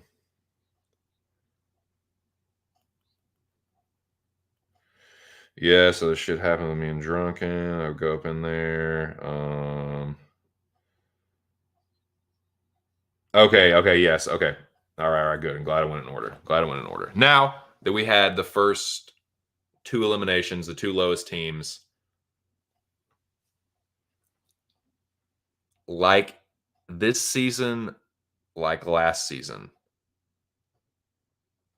and what I think is probably the best single twist or aspect of any mecha is the Highlander, man. Every week, the highest scoring player is bestowed the power of the Highlander. It happened again this week. What did I fucking tell y'all? What did I fucking tell y'all? What do I tell y'all all the time about this dude?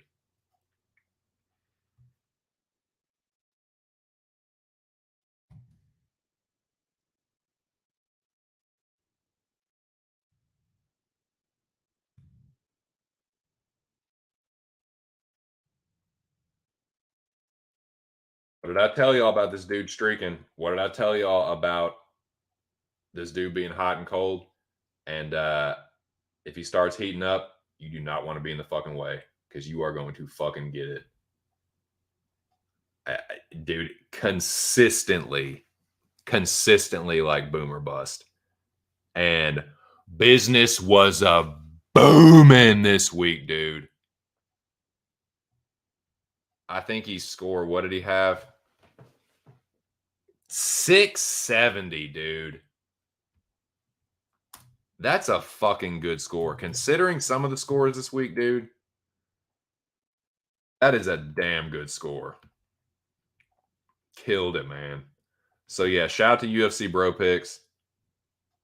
My dude. The homie. 670, man. That's what's up. Killed the fucking game. So Bro Picks gets the Highlander, comes up in there, cuts a great promo, and it's time to get to work. So Bro Picks got some pretty fucking cool Highlander powers. So like last week, he got to do something similar to what Drunken did. All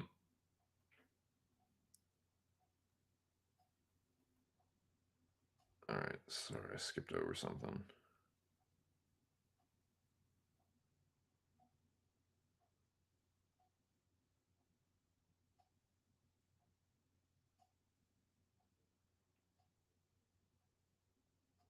Sorry, I'm just scrubbing through this real quick.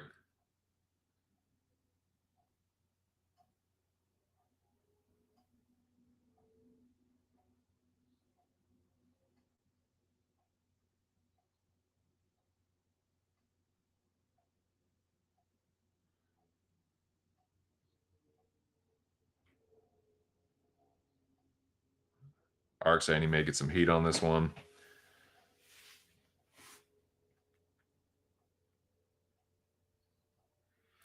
Okay, I'm glad I went in order. I'm glad I went in order because I would have skipped over this.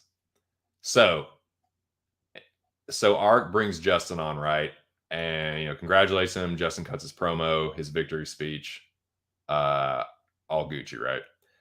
So Ark is like, we're gonna do something a little different, starts to introduce it and goes, wait, first things first. I gotta know if a certain Ross Clot annied the fuck up and kicked in like a man to the mecha pot.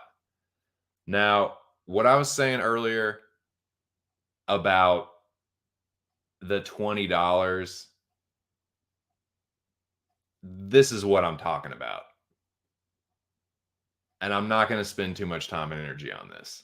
But it's like, dude, all that fucking shit that you talk. You don't know how to set up a PayPal and send $20. There's just no way. There's just no way. It's just a big pile of bullshit. So, boys, we were treated to yet another Mr. Arkansas firing. And actually, Ark was like, you know what, dude? Like, he didn't even want to put the time and energy into it. He was like, you know what? I'm not even gonna get Vince McMahon on you. I'm not even gonna like put the Ark McMahon persona on. Like, you're fired. Get the fuck out. You're fired. Leave your shit and get the fuck out of here. Pretty much. Ear actually did a pretty good Javon, you're fired. Like, it's pretty good. I liked it. So yeah, with that, Bumbleclot was no more in the Mecca. Heartbreaking, right? Shocking, heartbreaking. I'm still dealing with it. I don't know if it's a wound that will ever fully heal. The hurt in my heart and soul that my best friend is no longer in the Mecca. Just don't know how I'm going to carry on, honestly. So that happened.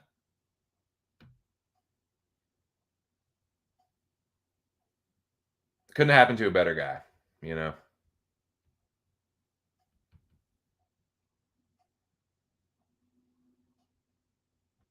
Dude, it's such a bullshit lie.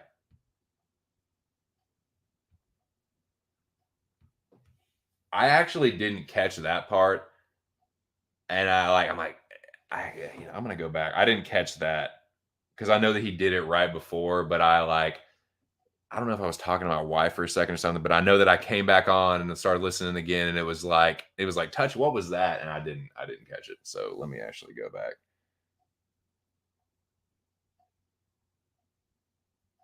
But yeah, ear did a because yeah, it's like he went out. He like literally spelled it out. It's like, okay, this is my PayPal. And Bropix is like, no, I sent it to him 8 times. It's like, oh, okay, you're fucking done. Oh, that's it. That is the fucking straw that broke the camel's back. Like that, this is enough. Enough is fucking enough. It's like, all right. Let me get to this part.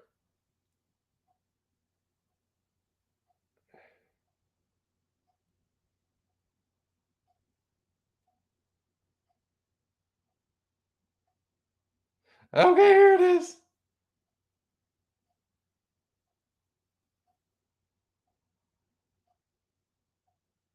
Yeah, Touch did it all like whispery. Javon, you're fired. Like Touch did it like way, way, way too soft. But it's all good. I think Touch was probably drunk or something. But that was at least he tried. Okay.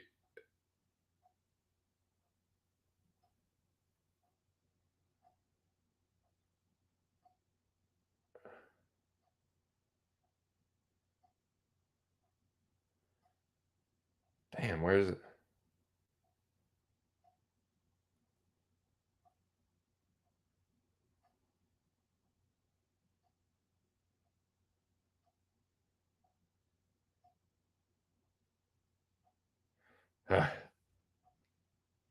Here we go.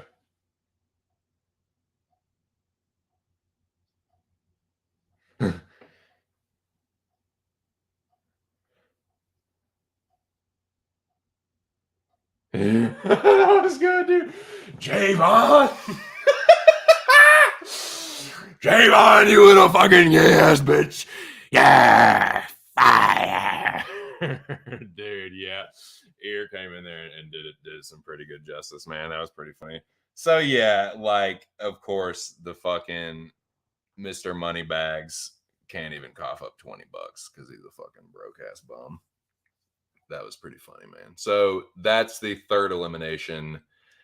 And what happened after that? Yeah, so then Ark does the secret door with Bro Picks, and slowly but surely, like, and this is what was different this week as opposed to last week. So he does the secret door, but instead of just it being whoever's behind the door, that's who you have to play.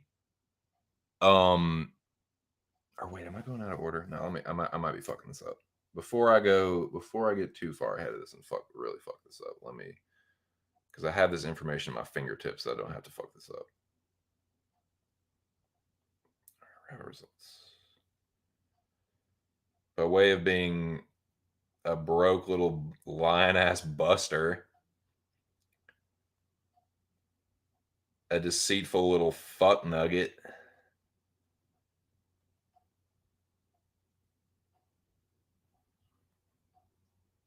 a fucking charlatan.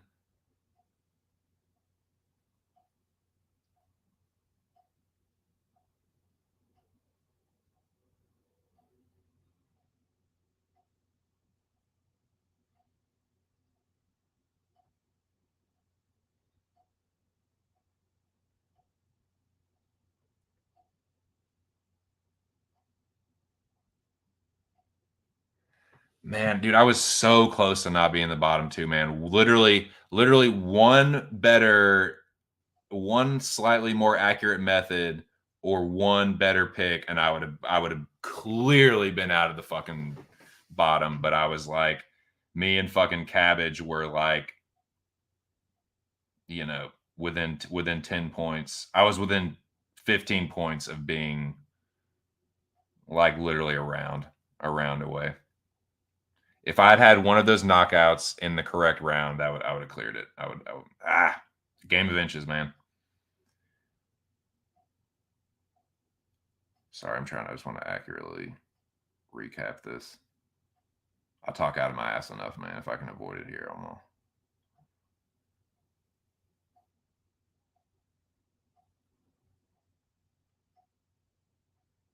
Okay, so he did play the secret door again. I thought I remembered that right.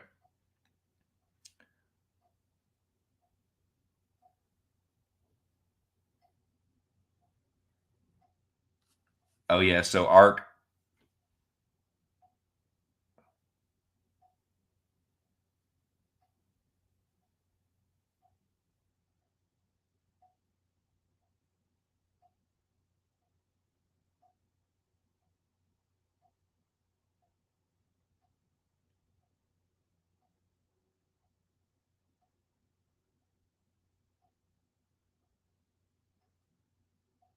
Sorry, I'm just listening to this part. I'm trying to.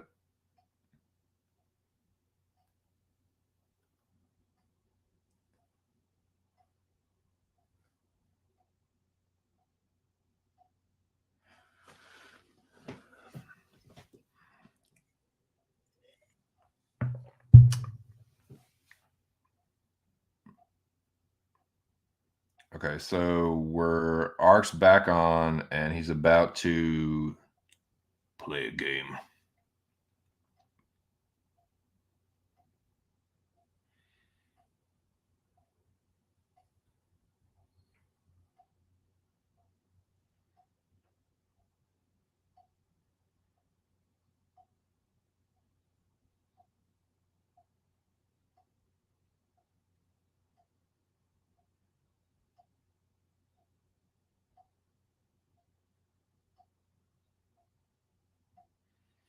Yeah, Nick, Zach, Cardone, me, and Savage were the dudes eligible for elimination.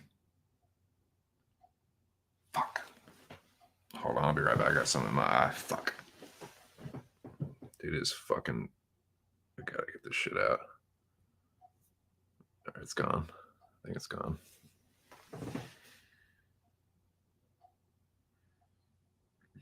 Justin trying to like, oh, I should be able to eliminate anybody. He's like, nah. Ark's like, nah. Only top, only the bottom guys can be.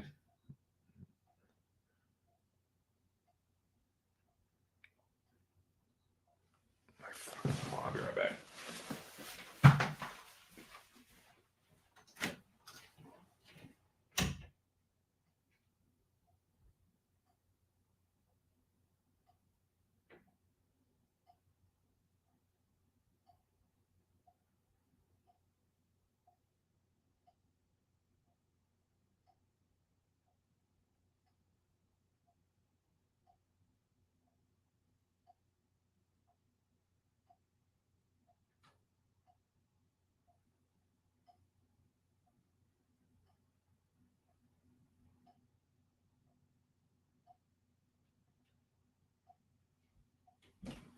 Dude, it wasn't an eyelash in my eye. It's an eyelash that's like bent inward.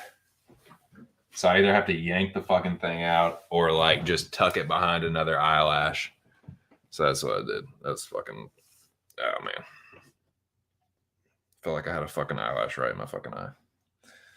All right. So basically, what Ark did, but I did have a chance to listen back and get this down. Okay. So what Ark did basically was set up another game. Took the 6 lowest scores left. So that's Nick, Zach, Cardone, myself, and Cabbage. And one by one, Justin gets to like save us. So saves your boy right off the bat. Once again, Os. Appreciate that, bro picks. I won't soon forget it. So yeah, I get saved, so on and so forth. Then Nick and Zach. I can't remember the exact order. I could go through here and listen, but so yeah, it's me,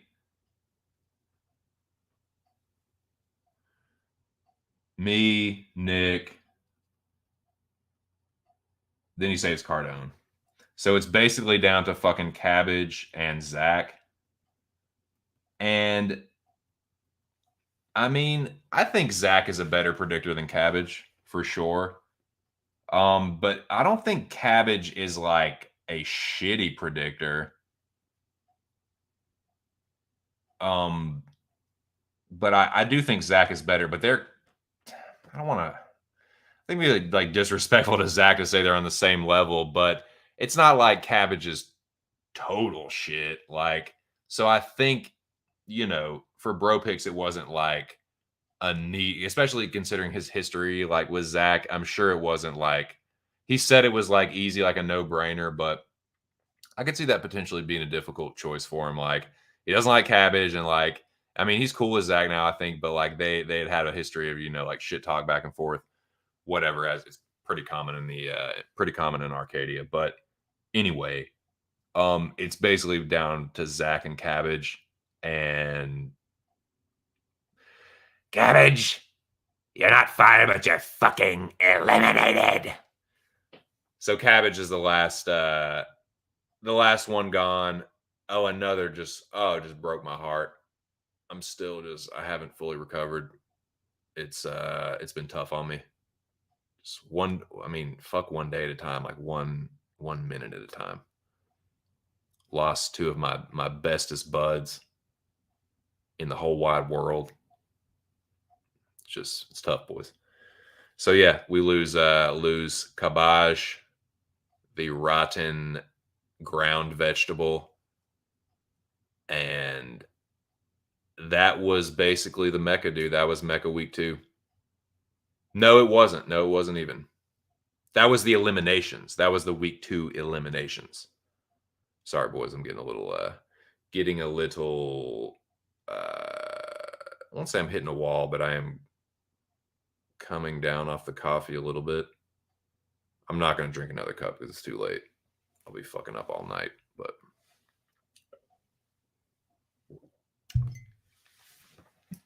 yeah, that was the elimination. So the week, I'm sick of that shit too. Let me catch up with the chat. I'm going to repack the binger.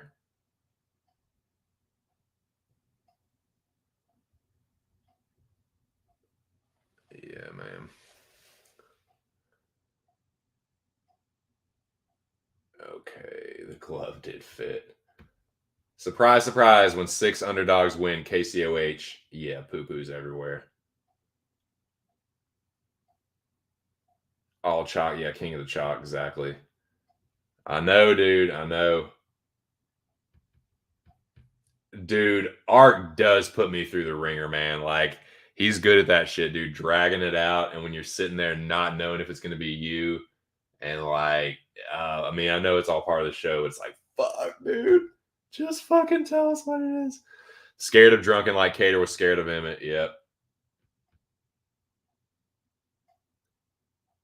Dude, I know, man. I know that it was rough this week, dude. It was really fucking rough. I just couldn't feel good about it, man. Glad that I'm still here, but in order for me to be here, like, Drunken had to get eliminated. So it's like, damn it. Damn it. I know. Yeah, exactly. Like, that's part of, I want to say it's a double-edged sword, but it is part of a little bit of a drawback. If you are known as a top predictor and you have a little clout on your name, motherfuckers chase that shit. And if you have a bad week, if you shit the bed one week, dude, people are going to pounce on it because they're like, hey, they're thinking, hey, I need next week, this dude could just whoop my fucking ass. So yeah, people will pounce on that shit. I'm not saying that's necessarily what happened, and I don't know, man. Whatever I say here, I'm just gonna sound like a douchebag, but yeah, just it's the way she goes. Definitely a bittersweet week for your old bud. Yeah, all fucking, he's a fuckface. He's a little fucking nutsack. Oh man, no one can touch it. Yeah, man. Yep.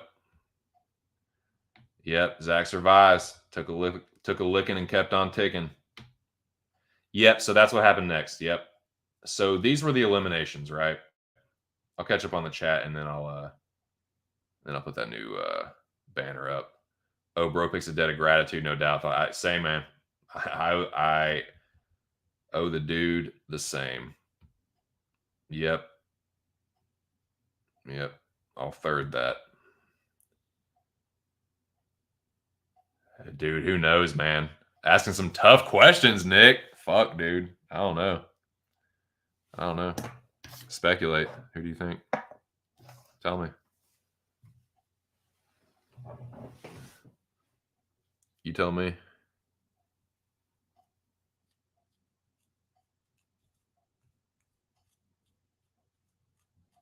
Sorry, I'm just clearing this thing out here. Repack this bubbler.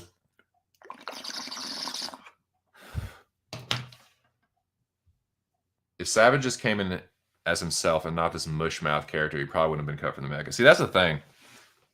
This is my advice to Cabbage. Dude, like, flesh out the character a little bit. You have to evolve, man. You have to evolve your character. Like, it's just like a storyline in WWE. If you do the same shit over and over and over, even if it's what you're known for, it gets stale. And the people, like, you will no longer be over with the fans. You can be the good guy or you can be the bad guy, but you cannot be boring. You cannot be boring and like grind on people's patience. So I think that's what his problem was. He just kept the same lame, like, there's not much to his character. It's just, and then he doesn't say much. And then when he does talk, it's very monotone. And no, I thought that. No, I don't think so. It's like, that's not going to get it done, dude. No one is like, once the novelty of that wears off, it gets old really fucking quickly. And it backfired on him. Nobody, that shit's annoying, man. I mean, Touch tried, man. He tried to, like, I get Touch's angle. I see the angle that Touch was going with, being the producer that he is. But it was another one of those kind of like Galaxy where it's like, it was the A for effort and intention, but it's like they couldn't deliver. They couldn't deliver on their end. You brought that, you can lead a horse to water, but you cannot make them drink. And like, Touch brought them to there and just like, hey, just right there, just fucking drink. They're like, nah, I don't want to. So yeah. Savage in the end ended up just being a one-note mushmouth, and it really got on my nerves. And so yeah. I am not sad one fucking bit. I know that I said I was, but it's not true. I'm not sad. Savage is annoying as fuck. I can't believe I'm actually about to say this, but Game On is more like, brings more entertainment value than Savage. I don't like Bumbaclot, Batty Boy, but at least he'll say something. Like, Cabbage is pretty fucking worthless. So is Game On, but yeah.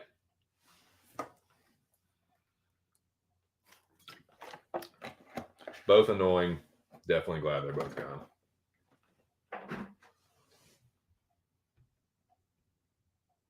Yeah, I agree.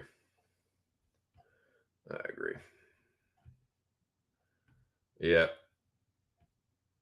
Dude, that's all it takes, man. If you're a target, if you have clout, if you're known as a fucking good predictor,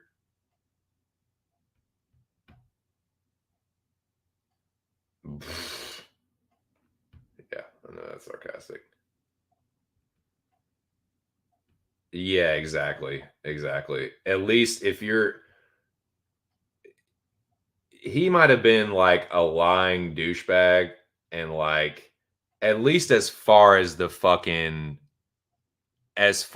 like the entertainment value on Ark's channel, his was definitely higher.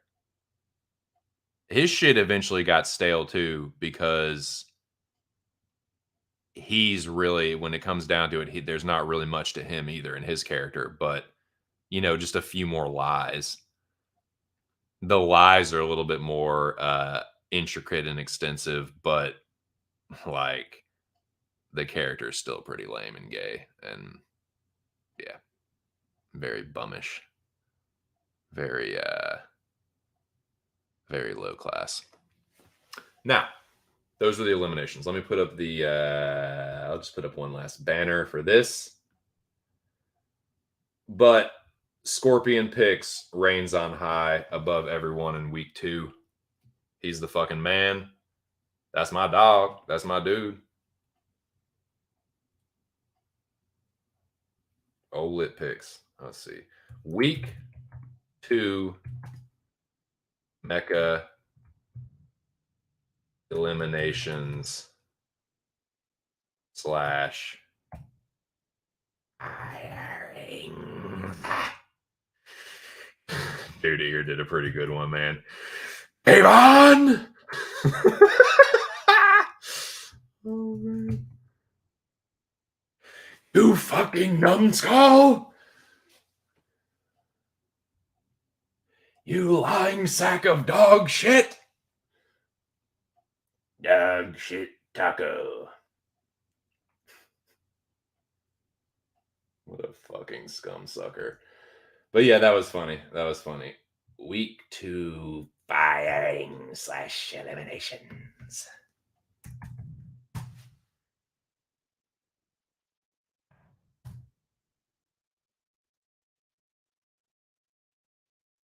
KCOJ. KCOJ. Fucking voted out unanimously. Fucking 4-0. The quickest fucking jury. Speaking of fucking juries not being deadlocked, the quickest. Like they didn't even have to go back to the chambers. They're like, nah, we don't need to retire to any kind of fucking like jury. We're like, we got it. Judge, no, we got it right here. Bailiff, will you please hand me the fucking decision? Oh my god. So yeah, KCOH is swiftly and unanimously fucking eliminated. Then we fucking get who is next, man. Oh god, I blocked it out.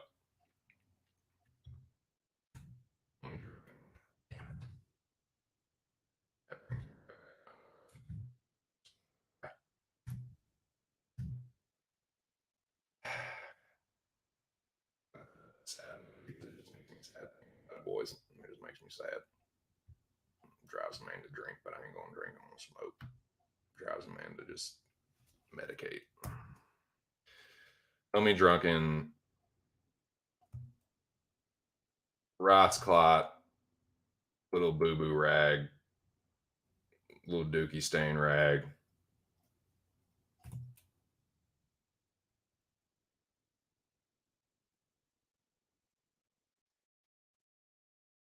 And yeah. Finally the rotten ground, but fucking rotten ground vegetable.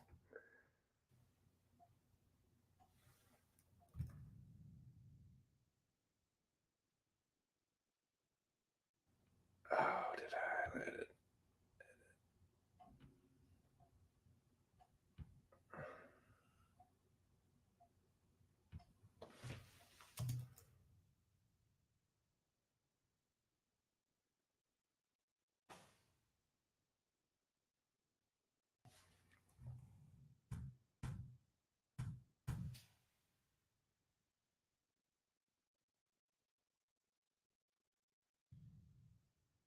Executed the scorpion stain.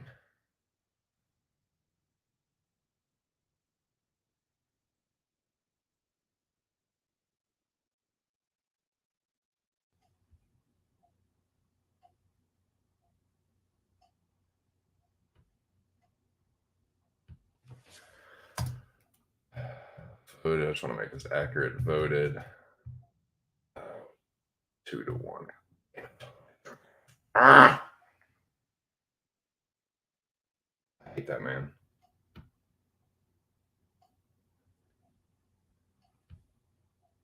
So that's what happened. I'm gonna repack this fucking bubbler.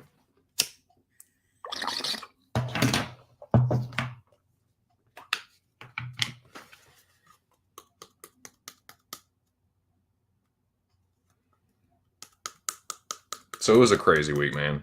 And yeah, throughout that whole stream, Ark was just making me just fucking cry laughing, and it was very entertaining. Like Ear said, man, I'll piggyback off that. This season of the Mecha and these last like streams since Ark has come back from his break, dude, they have been fucking money. They have been so goddamn funny and entertaining. Like it has been just what the doctor ordered, man. So yeah, shout out to the Rabid Dog. Shout out to everyone that's still left in the Mecha, dude. And then there were 16, boys. One step closer to the prize. One step further into fucking oblivion. The closer you get towards the money, the further and further you march towards certain doom.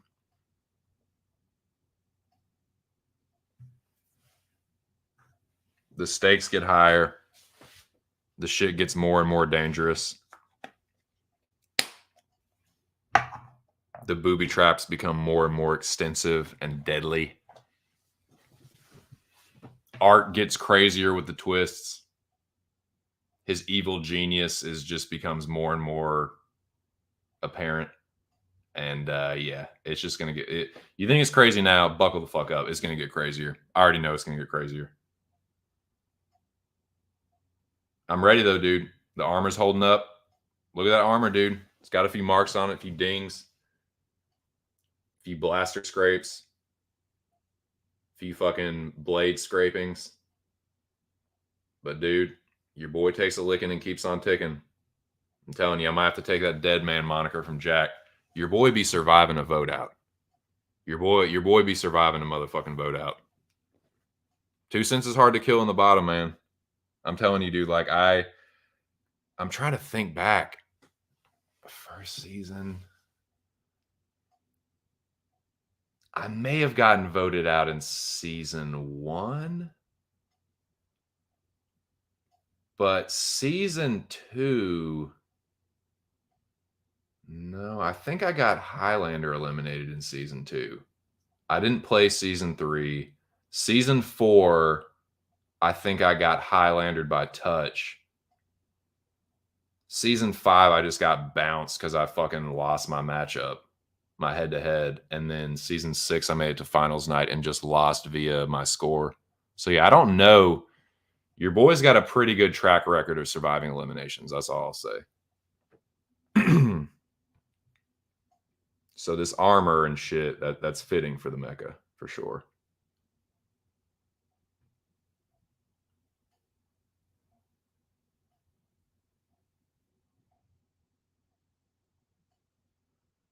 Telling you, dude. I feel like I can safely say that now too, that I am a little streaky myself. You can go back and look at my Tapology record. It's like a couple good weeks, a couple really good weeks, like, oh, top 17 in the world. Oh, 1,532nd in the world next week. You know what I mean? Kind of shit like that. But yeah, a couple bad weeks. Your boy's due for a big one.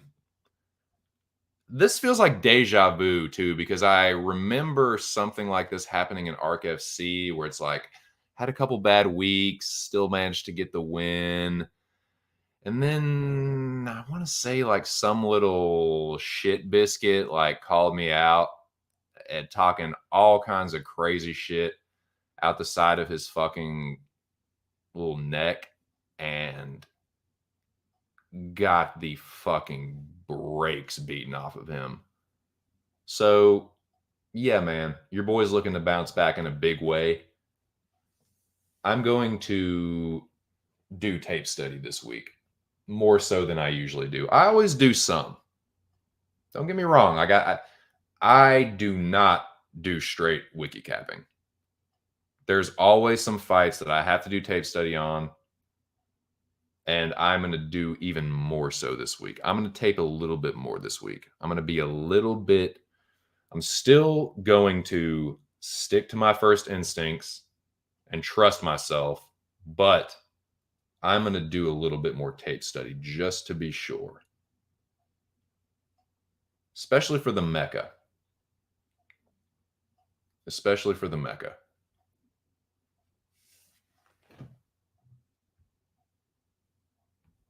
I'd like to think so. I'd like to fucking think so. So that was the eliminations.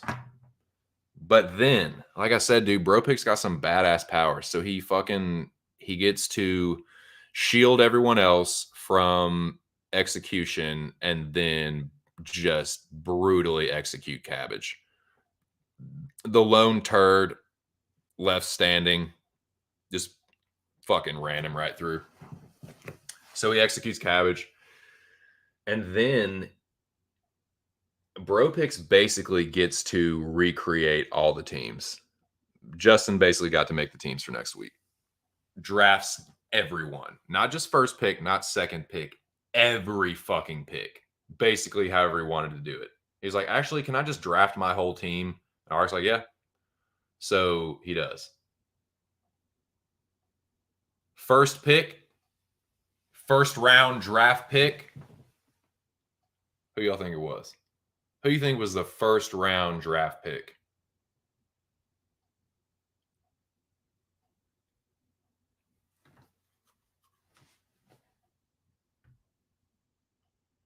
Yep. Zach is another guy due for a big week. Yep. Well, it was your boy. It was your boy. There's always pressure being a first round draft pick, but you know what? This ain't no fucking NFL, dude. This ain't no fucking man. I'm not some fucking like shit turd out of college. Unproven. Nah, man. This ain't like college to NFL. This is like already in the NFL, like drafting again. You know what I'm saying? Like a fucking like redo on the draft, basically. So I ain't gonna be like no traditional fucking draft bust. I think Bro Picks made a good selection, and I'm not gonna let my team down, dude. So yeah, Bro Picks drafted a fucking excellent little squad. I'll go in order. Scorpion picks drafts every team for awesome mecha powers, man. Awesome twist from Mark. It's crazy, man. Like, and I know some of y'all got to be feeling like the same way I do when it's like, dude, like, how does he come up with all this different shit? And some of it is being done right on the fly. Like this, I feel like that's part of why it's so fucking entertaining. Because like, no, not all that shit's planned out. And like I said, when Ark, like, you can't like, you basically can't plan all the fucking dumbass shit that Ark has to deal with. And hearing him like go off on people, dude, in the moment, god damn, it's funny. It is fucking quality entertainment, dude. So yeah, man, it's been good shit recently, and this season has been really awesome, really fucking awesome. And it's just like I definitely enjoy coming on here and letting you guys know what it was like for me, especially with some shit like that where I'm like on the fucking chopping block. So I'll go ahead and tell you, like,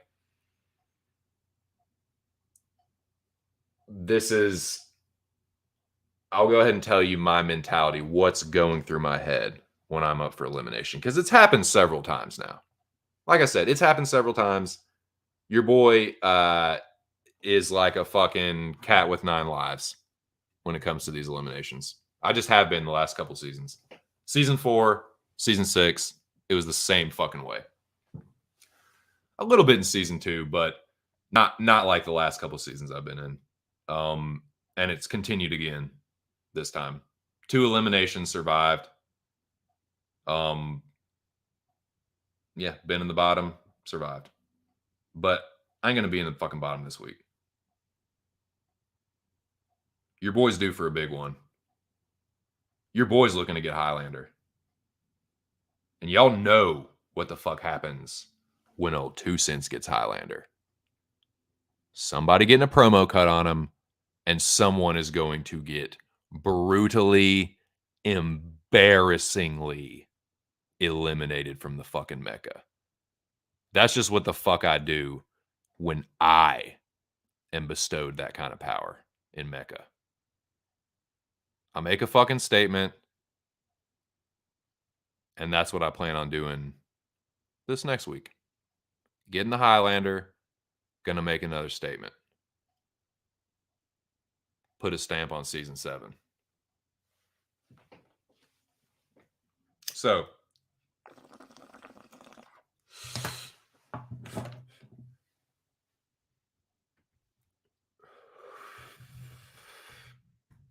team 1.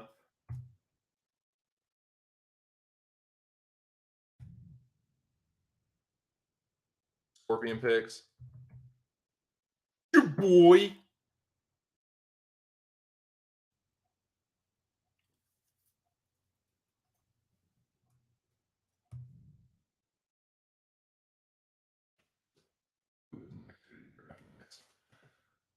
Oh. No. Wait, no. Yeah, it was me. And then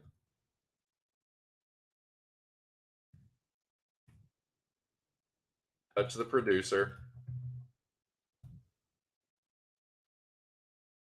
And the homie Big Ear regardless.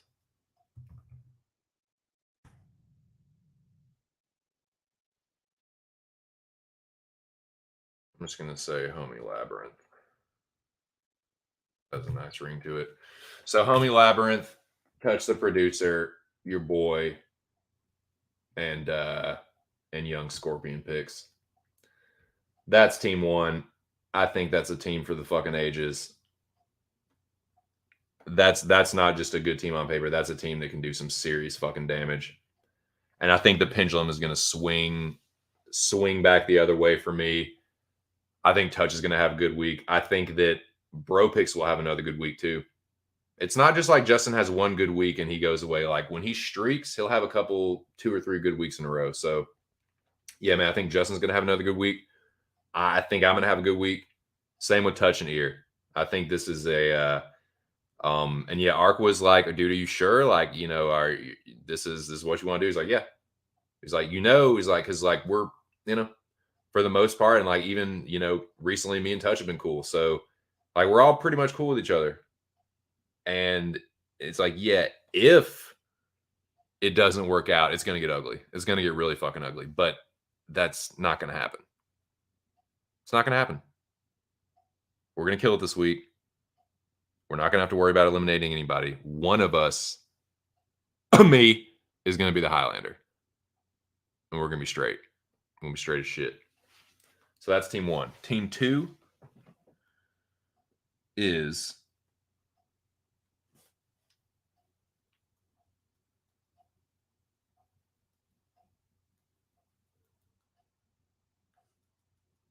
sorry, scrubbing through here. All right, let me skip ahead and see if. Okay, so this is the part where he's going through one by one. I'm just going to go ahead and skip ahead to the teams.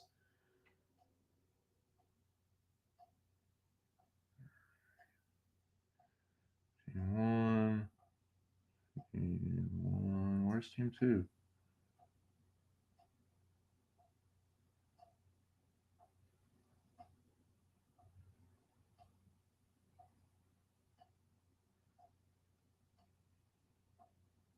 Okay, I'm seeing team 1.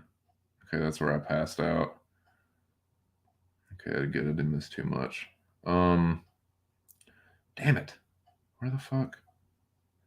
Okay, so Bro Picks isn't even there. Okay, let me see. Okay, team 1.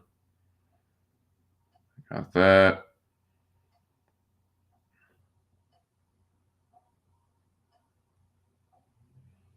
Or maybe he picked, he might have picked touch before me. I can't remember.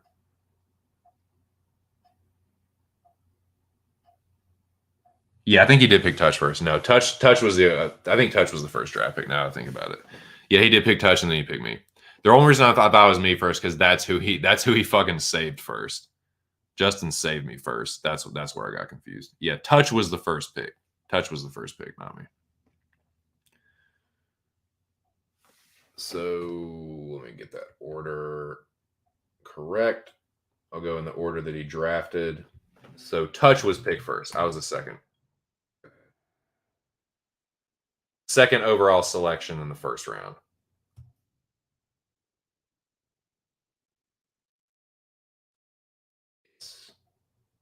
Gotta get it right. Gotta get it right. Get it right. Get it tight. Team 1, Team 2.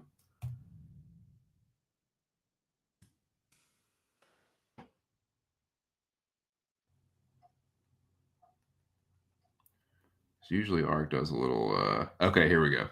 Team 2. Team 2 is Darth Maul, aka Chris the Bipolar Jedi.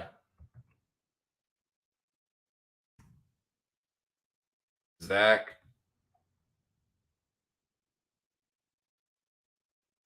Johnson. Rush. And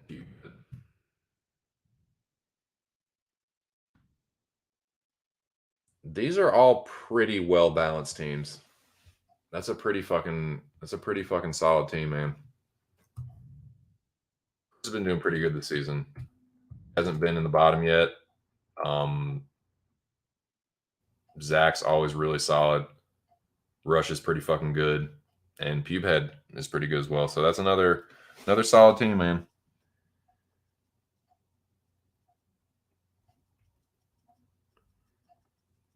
Where the fuck? Okay, so team 4. I gotta kind of skip around. Okay, here's team 3. Okay, team 3 is Nick Alexander, Leafly, West by God,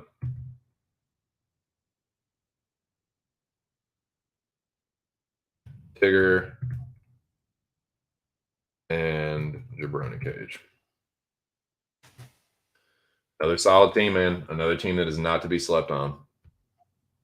I think everyone that's left is pretty fucking good. I like the season, man. I like the teams and like the shifting teams, and I like it. Okay, so and that leaves team 4. General Stone, Anon. That's a strong team, man. Hey, dude, just the General and Bo together is a really strong team, and Cardone and Anon aren't slouches, man. All these teams are good. This is good drafting by BroPicks, man. Good even teams. Nice, a lot of parity.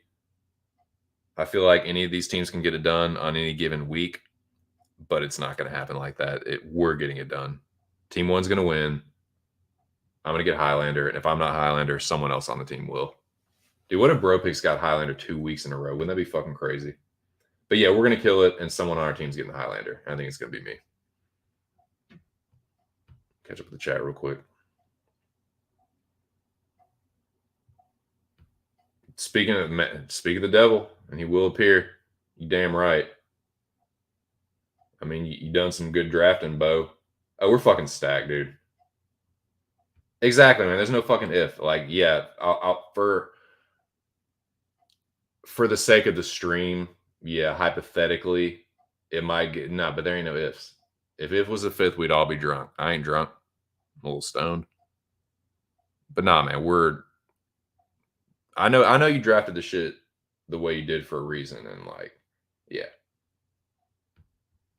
I see the method to your madness, dog. All the teams are dangerous to me. Good drafting, dude. Yeah, I agree. Still rolling, dude. Always good to see Nikki Elbows back in the chat. What's going on, Nikki? So that was basically week 4, dude. That was week 4. I wrapped up the betting, wrapped up the UFC Austin talk. I think it's just might be for I think the old lady is napping. So I can go for a little bit longer. I haven't really been streaming that long for me. Yeah, I'm probably going to go another 30 minutes to an hour. Might take a glance at next week's card. Maybe. Open discussion, whatever. And then I'll usually do what I do at the very end. Talk some movies and shit and TV. And, yeah. But yeah, we can just bullshit for the next hour. Talk about whatever y'all want. We can talk about the next card a little bit. I'll take a look at it. But I got to use the bathroom. So let me throw on the tunes and I will be right back. And we'll jam for the next hour or so.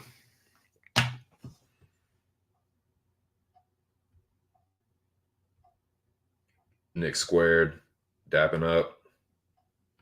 The homie saying what up. Good vibes, good vibes. Good times, boys. Okay. Get this fucking. Oh, Nick, man, have you heard my my little fucking beat? It's not really a fucking song. It's just like a loop beat. I'm gonna turn it into a fucking song though. I think this is gonna be the chorus or maybe the verse. It will probably just be an instrumental all the way through, but I want to add some more parts to it. But I gotta fuck around some more with GarageBand. But yeah, let me put on this beat real quick, and I'm gonna fucking hit the John.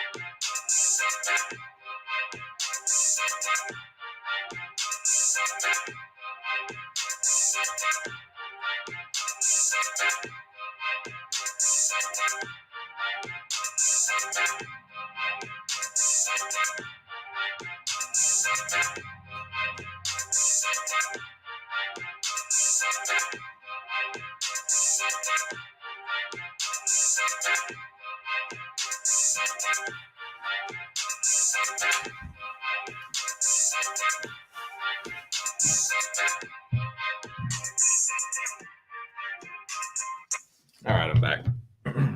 I am back. Okay. Then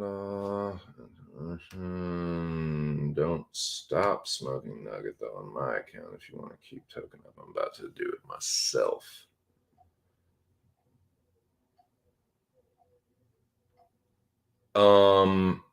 Yes and no. I have most of my original drum kit. I have my snare. I have my pearl snare. That's the only part of my drum kit that's really decent. It's an older pearl, but it was new at the time when I bought it. I have my cymbals. They're all in my mom's closet. I mean, not closet, attic. My mom's attic or attic space, whatever. It's one of those, like, her attic is one of those where it's like the upstairs is like has a room that has like slanted walls, and like the attic space is behind those walls, basically. There's like little doors on each side of the room. You know, I'm talking, you know, which rooms are the shape you're talking about. It's like like a narrow ceiling, and then like, yeah, on either side of the ceiling it starts to like slant inward. Yeah, it's one of those kind of attics. It's my drum kit's up in one of those, all broken down, covered in dust. Yeah. Haas DC beef goes back to wrestling. Win and Haas were top wrestlers in the same weight class and never faced each other.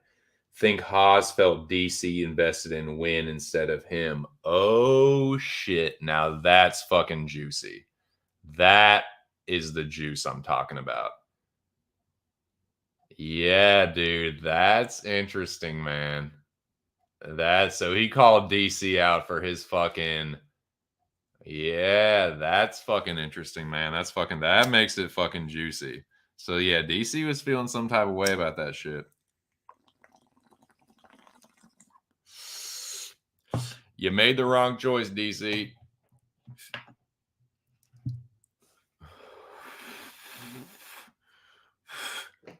That's hilarious. Thank you for the clarification on that. I was wondering, I was like, man, there's no way that just like materialized out of nowhere. That seemed way too personal. Way too personal. For him to just come out of the blue like that, like, wow, like what did, like, was DC just talking shit or what? But it's like, no, that was like, oh man. So so Haas must have felt some type of way back then, and DC definitely felt some type of way on Saturday. Cause like, yeah, dude, that was funny. But it was also like, and maybe it's just like, I don't know, man. Y'all know how I feel about DC. I respect him as a mixed martial artist a lot more than some people do. Like, some people really like to clown DC and like for shit that happened, like for him getting head kicked by Jones and all that shit. It's like, that's John Jones, man. DC only ever lost to Stipe and John Jones. You know that, right? Like, that's not bad at all. So yeah, like I respect DC more than some people do as far as like what he accomplished in the cage, and I don't think he's a bad dude. I think DC is a good family man. He's a good person, but I also find him extremely corny in some instances. I find him to be a shameless company man. I find his commentary to be incredibly biased sometimes. Um, and yeah, especially towards, I mean, and naturally, logically so, like fighters that he has coached or whatever. But that's basically how I feel about DC. And so this situation, I kind of take it with a grain of salt, like, and factor all that shit in, you know. But that all makes sense. Like, yeah, I can see it from now. It's all making sense. Like, okay, yeah, Haas felt slighted back then. He felt some type of way about and probably looked up to DC as a mentor or whatever, and like felt like DC took to win instead of him. So he felt like slighted. The unappreciated whatever protege. That was the word I'm looking for. So now it's like, oh, that's your boy, huh? That's the one that you passed me over for. So yeah, if that's what it was, he didn't really even say anything that he said, you picked the wrong pony. You picked the wrong fighter. So yeah, to me, hearing that, yeah, it sounds like DC just felt some type of way about it. Because he really wasn't like, fuck you, DC, you bitch, you punk, like you corny ass bitch. He didn't say nothing like that. He just said, yeah, you picked the wrong pony. I don't pick fights. I don't pick fights. It's like, that's not what he was like. Okay, now hearing that now, okay, DC, you know exactly what the fuck he was talking about. And you know he wasn't talking about actually picking the fight now. He was talking about when he passed Haas over for win. That's juicy, dude. That's fucking juicy. Yeah, I don't think Phil Haas and DC, Haas only feels probably like he should apologize now because DC is this famous company man. And DC, for DC to go up and flex on him like that, don't be disrespectful like that. Nah, he just called you out. All he did was call you out for you passing Haas over for win.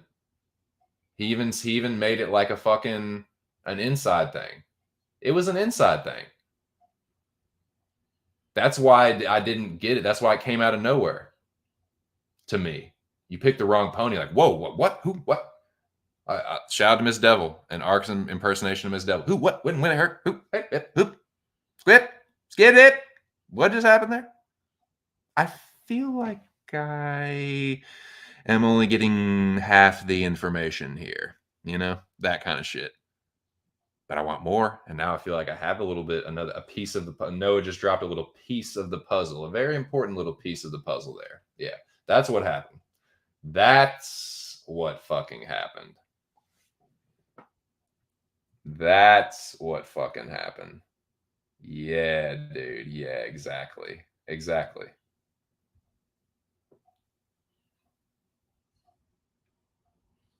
Yeah, exactly, man. So yeah, yes, exactly. When he's not talking about that shit, dude, this is when he's not talking about fights, when he's not commentating on a fight where he has a bias towards the fighter. Yeah, DC seems like he would be someone that would be really fun to hang out with, like the fucking like I don't know, man, like the kind of everyman like dad, cracking corny dad jokes, drinking a couple beers at a fucking picnic or something, or like a fucking backyard barbecue. You know what I'm saying? Like DC seems like he would be fun at a fucking cookout or something. You know what I'm saying? Like he seems like he'd be fun to like hang out with, shoot the shit around the grill, toss the fucking football. He just seems like a kind of like, old fucking like I don't know, just an old bud, you like that's I don't know, man. Like, yeah, in that respect, yeah, I like DC. Like I say, he seems like a good father and a good like family man, a good husband, a good, dude, a good person. But like everyone, like nobody's perfect. And dude, like some of the shit that he says in his commentary is like, okay, dude, this is not like you're not totally making this commentary an argument in good faith.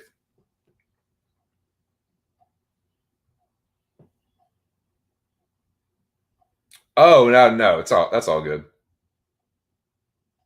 I've only like I think I've only there's been like a couple dollars here and there, so don't worry about it. Nah, don't I ain't worry about that, dog. I appreciate that. I appreciate you even mentioning that. No, it's all good, man. That's the donos are for the good content, dude. And letting me come up in there. I mean, I've only recently been like, contributing to the betting scene. But yeah, man, no, I appreciate that, Nick. I appreciate y'all, man. Shout out to Pub Sports Radio. Nah. I think nothing of it, brother. Yeah, I'll be back next week too. Hopefully I can fucking like have a good weekend. Throw some more donos in there. Definitely toss another fucking at least another 2-cent special up in there if I have a good week. But yeah, so with that in mind, But yeah, the whole DC and Haas thing, that's fucking interesting, dude. I was trying to think of what I was talking about. Yeah, man, that's fucking interesting. So Haas called DC out for passing him over. Don't talk about that. You don't call me out for that. We're not gonna do that. It's like, I don't pick fights. I don't pick fights. No, that's not what he's talking about. You picked fighters. Oh yeah, that was for yeah, I had a good weekend UFC Vegas 56. That's when I hit that one parlay. It was that four-legger Blanchfield inside the distance, O'Day by TKO, someone else by TKO, and like Mavsar by decision. And yeah, that one got me almost $200. Yeah, that was a good one. I know. It made them both look crazy. It's like, what? I feel like dude, it was totally, you know what it was? It was totally one of those like, I feel like I shouldn't have heard that. Like, I feel like that was a conversation that should have happened, like, that no one else should have heard. You know what I'm saying? Like, that's a conversation that should have happened, like, behind the scenes. Like calls him out, like, oh, hey, what's up, buddy? Old buddy, old pal. You know what I'm saying? Like, that kind of shit where it's like, whoa, like, we just like got an inside scoop. Like, you know what I'm saying? That was very, very inside baseball. You know what I'm saying? Yeah, dude. Yeah.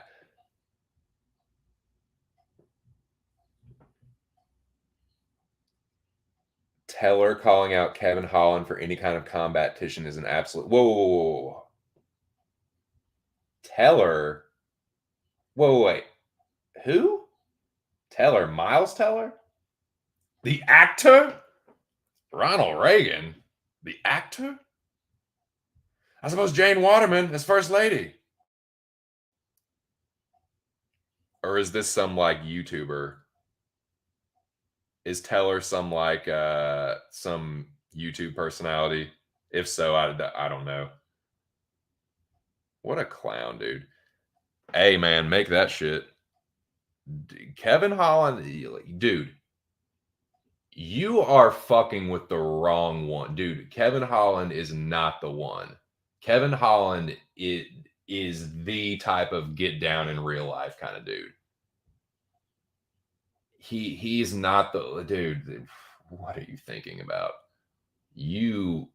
That is some fucking masochism, dude. That is some fucking masochism.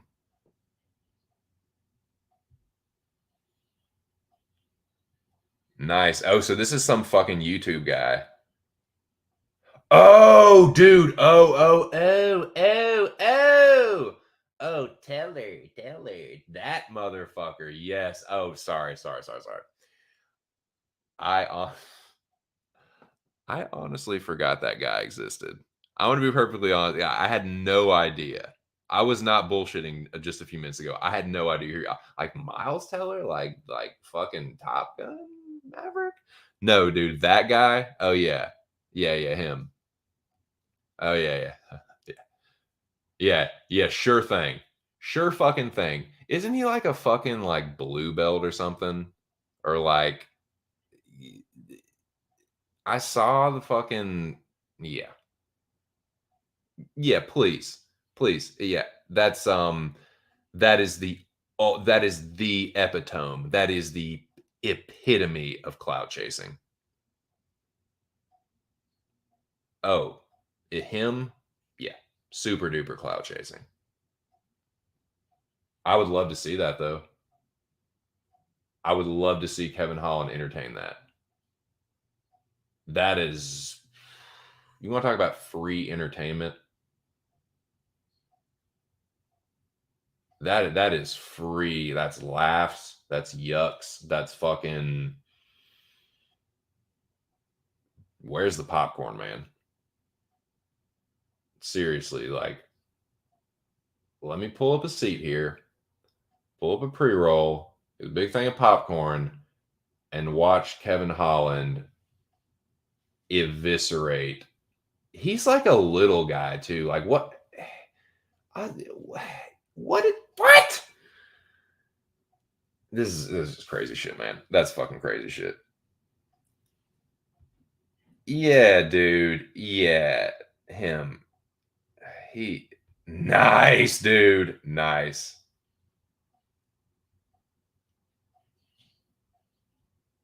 Yeah, big fucking tough guy.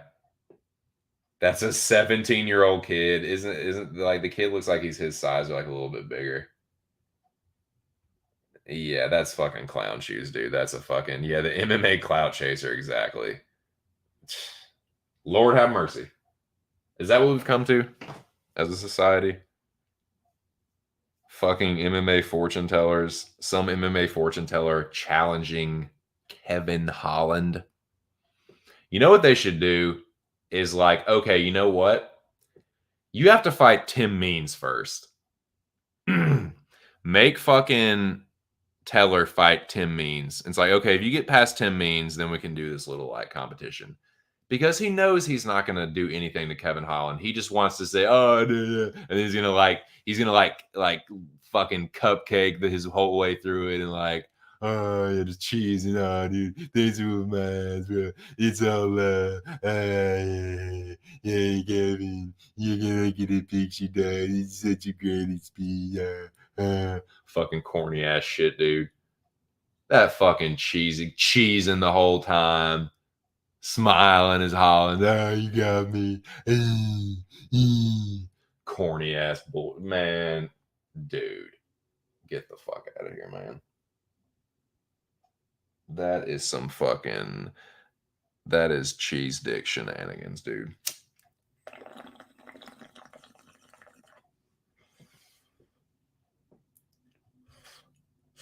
Just slap him. That's what I like to see. It's a fucking grappling, modified grappling rules that allow slaps. Isn't there some grappling organization that does that? It's like no, you can like open palm slap them, like Buster the palm strike, hip to the kick to the knees, and a headbutt to the side. All I have to do is like and Disney will be shattered. Yeah, yeah, that's the one. That's the one. Combat BJJ rules. I'd like to see that. Just full. He has Teller full mounted. Teller's like on his belly. He like flattens him out and just slapping. Just fucking. Just Big Brother Atomic Noogie style. Just slapping the piss out of him. That'd be really funny. It's true. I mean, think about this, dude. Kevin Holland puts his life at risk chasing down like petty criminals that could be armed and just not thinking anything of it. Just like just for a warm up, dude. And just like laughing about it and cracking jokes about it. Like that real life like dangerous situation, he just whatever. He would do it for free and for fun. But it is such clout chasing, dude. It's very, very corny.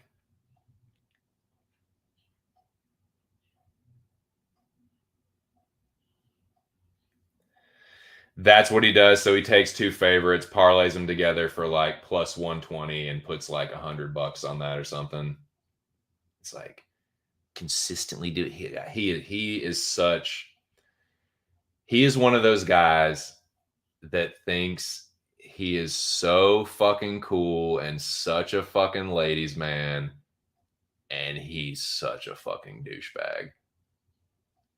He's such a sniveling little shit. Yeah, I remember him now. I remember that dude now. Yeah. The fucking wannabe pretty boy. Thinks he's a badass with his little touch butt competition. Cool story, bro.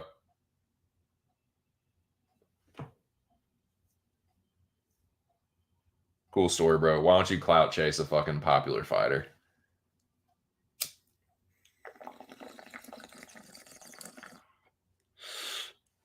Well, what should we do, boys? 9 people in the building. I leave it up to y'all. The next topic of discussion is up to y'all. I'm rolling right now, man. I'm fucking irie poofed out. I got some more fucking sunset shortcake in my little cup here. Got my little cup, got a little bubbler, got my little mini ashtray. Coffee's done, but yeah, man, I'm fucking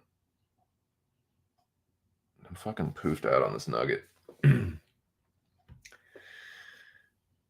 He's a fraud. Hopped on when COVID hit. Nothing else was going on for 2 cars. I was like, this guy literally knows nothing. Yeah, he's now look, man. I am someone, I know I'm an arrogant motherfucker. I talk a lot of shit. I like to hear the sound of my own voice. I can be full of it sometimes. But I at least like to think that, and I do my best to admit when I'm wrong and to give people an opportunity to fucking let me have it. And I'm very open about all my picks and my bet. Like I said, I'm not third party tracked, but I don't ever bet anything that I don't tell you guys about, because I want y'all to be part of this, to come along with me on this little experiment, this little betting journey of mine. That's the whole point. I do it for fun. Get a little bit of action. So yeah, I don't do any other like secret bets or anything. So yeah. My point is, like, yeah, I might come off like I'm some fucking like know-it-all, but it's all part of the show, boys.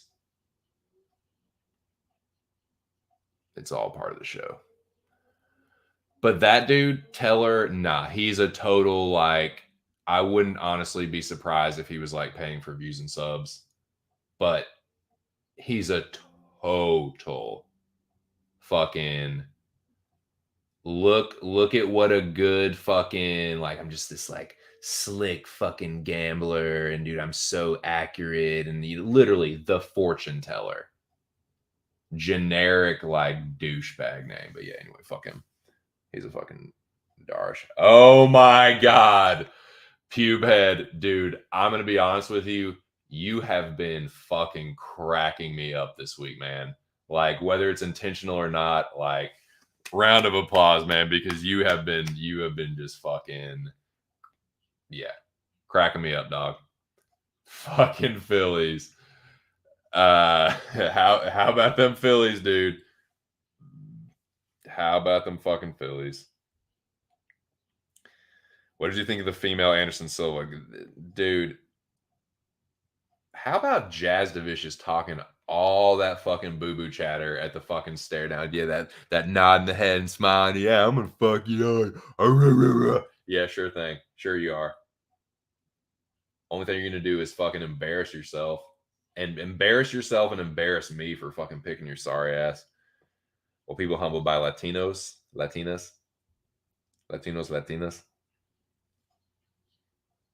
Shout out to the Latino homies. Ranch had me convinced Jasdavicius would win. I had myself convinced that Jasdavicius would win. So yeah, jokes on my fucking dumbass. Canadian bias. Damn it. The fucking Conan meme. The Conan gif. That's one of my favorites, dude. Damn it. Rats. Curses. Foiled again. Dude. It's, yeah. Keep it going, dude. Keep it going. Pube head and the fucking Phillies. Yeah, round of applause, man. I gotta give him credit, man. He rides for the fucking Phillies, dude. He holds the Phillies down single-handedly, man. Don't nobody ride for the Phillies like fucking Pubehead. First of all, you will never be as much of a Phillies fan as Pubehead is. You will never be as much of a pirate as he is. Just try it. Try it. Try to be as much of a pirate as that one dude is in dodgeball, and try to be as much of a Phillies fan as Pubehead is. I dare you. You can't fucking do it. I dare you to fucking try. Referring to Yanez killing Kelly to grade A in the morning. Oh, yeah, pillar to post. Beat her up and made her look stupid, too. Like, it was embarrassing how much she was, like, making her miss and teeing off on her. And, like, it was a combination of her being good and vastly improving over the time she was away, and Jasdavicius just being such trash. Like, I'm telling you, that is the slowest jab I've ever seen a human being throw. Ever. It looked like when they do like highlight replays in slow motion, but it was like real time. Like it looked like someone was slowing down the video. Nice. Oh, dude, speaking of which, boys going to a fucking O's game. Me and the old lady are going to a fucking O's game, boys, and I'm so fucking pumped, man. So technically, I'm a Cardinals fan. The O's are my sweetheart team, though. Like, unfortunately, because of the location that I live in, the region of the country, I don't get to watch as many Cardinals games. I've only watched like 2 or 3 Cardinals games on TV this year. We watch the O's in this household, as my wife is a Orioles diehard. So yeah, I've been watching the O's more this season more than the Cardinals, but we're getting to go to an O's game, and I'm really pumped about it. I've never been to an MLB game. Been to a couple NFL games, been to an NHL game, but never been to an MLB game. I'm so fucking pumped about it because I used to love going to farm club games with the old man. Speaking of the old man, shout out to my father. I got to talk to him a little earlier. Had to put the stream on mute. I'm gonna call him back when I get off the stream. Actually, it's a little bit. He's in Arkansas, so it's a little bit earlier there. But yeah, man. Speaking of that, yeah, my dad used to take me and my brother to Arkansas Travelers games when I was a kid. Used to go to Ray Winder Field. But I love that shit, dude. As a kid, especially, dude, I love that shit. Walking through the tunnel, see those bright lights out on the field. Like the smells, the sound of the organ. Like, I cannot fucking wait, dude. I'm already thinking about that shit. Gonna fucking get everything ready. Gonna have the pin ready. Gonna fucking like get some good food there. Get some good fucking Baltimore food. Can't wait, man. I'm fucking pumped. Never been to a fucking MLB ball game.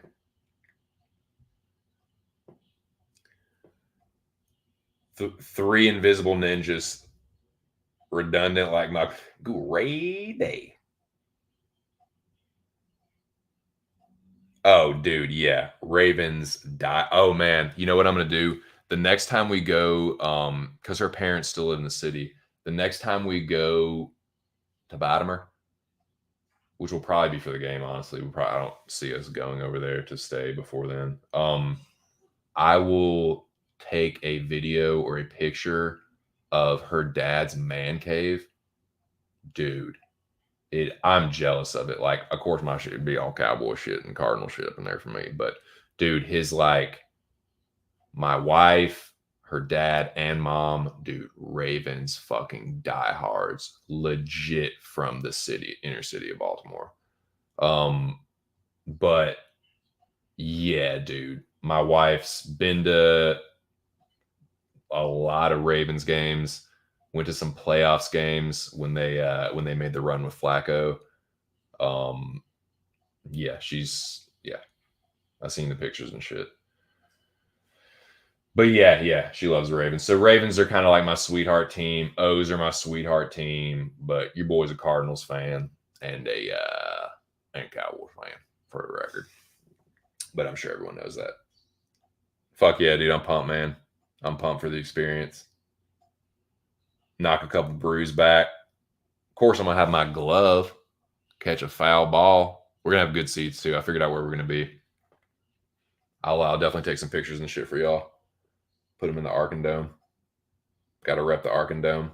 But yeah, I'm gonna be in disguise, man. I'm gonna put on my fucking, gonna rock some O shit. I don't have any like, I don't really have much Cardinals gear. I've been a fair weather Cardinals fan for a while, but I've only been a serious Cardinals fan for the last 4 or 5 years, maybe. And I don't have much. I had a Cardinals fitted cap, but I need some fucking, like, I need a t-shirt and a hoodie, and yeah. But we did get some O's gear for the game, so yeah, I'm gonna be a fucking O's fan in disguise. It'll be fun though.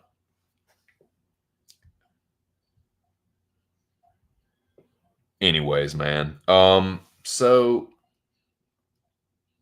what do you want to talk about, dude? I'm gonna go for a little bit longer, I reckon.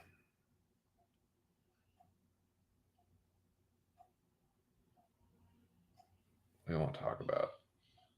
I don't know, I might not go too much longer, but I'll go for at least a little bit. There's 8 people in here. Had 10 people in here a second ago. Been a good stream, man. Been a good solid stream. Once again, happy Father's Day to all the fathers out there. Got to talk to my dad. It was awesome. Texted my brother. He and my sister-in-law are doing a great job with my niece. So the fam bam is doing good. I can't complain, man. Nobody listen if I fucking did. Let me looking at the schedule here, looking at this fucking UFC sketty. I want to peep this fucking. I haven't even glanced at this this next fight card, honestly. I just knew what the main event was. I did know that it was Sarukian and Gamrot. I will not be betting that fight. I will be betting something now, because as I have been saying, with a couple exceptions, I'm really just, especially if I don't have a winning weekend, I just bet the next weekend with what I got back. So I only got 27 bucks back. I'm only playing with 27 bucks this weekend. That is how I'm keeping myself in check with my bankroll management. Now, obviously, if I make money, what I do is the next weekend, I bet only with what my wagers were for that weekend. So, for example, what was it? UFC Vegas 56, when I had that good week that me and Nick were talking about a minute ago.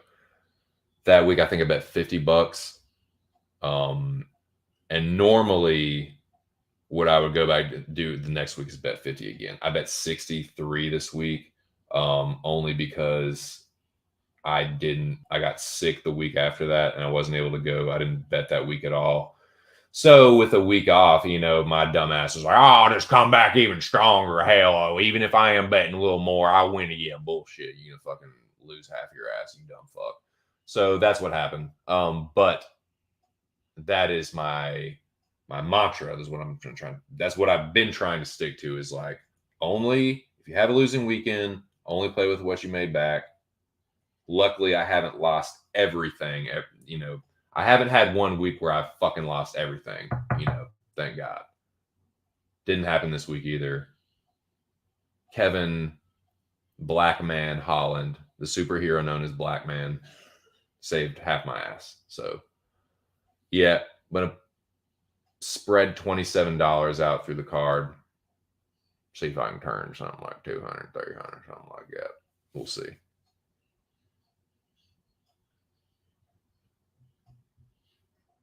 Well, I'll tell you what, Nick Al.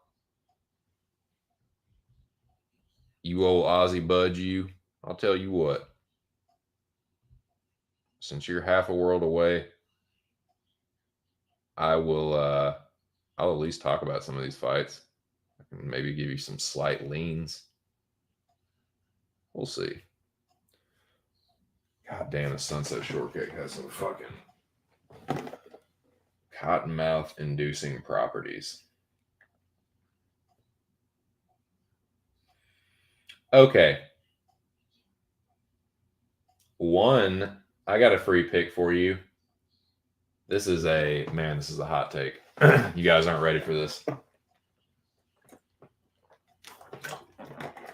Dude, nobody's going to make this pick. And what's going to happen is I'm going to say it, and then that's going to set the trend, and everyone's just going to be like, oh, yeah, okay. No one else has thought of this yet. No one else has even thought about making this pick. Yet, Black Man. The superhero known as Black Man saved me. Yep.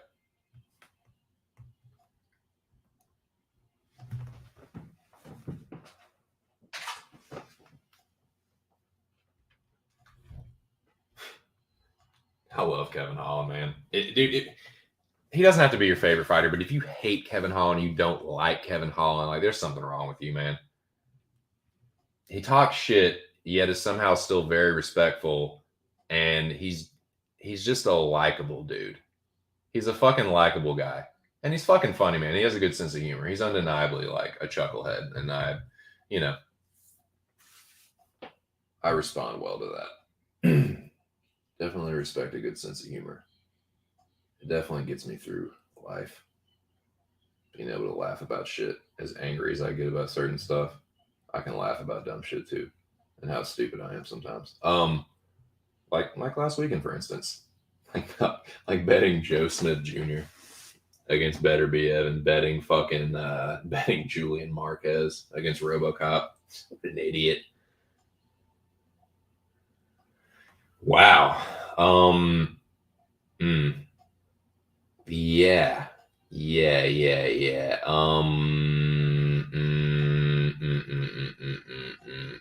I'm seeing a lot of pass. I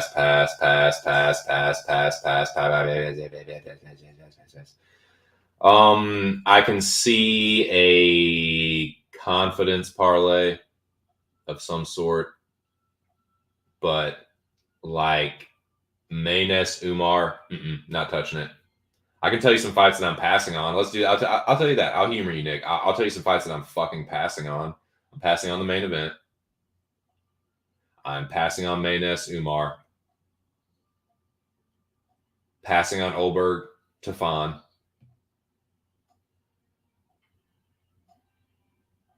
Yeah.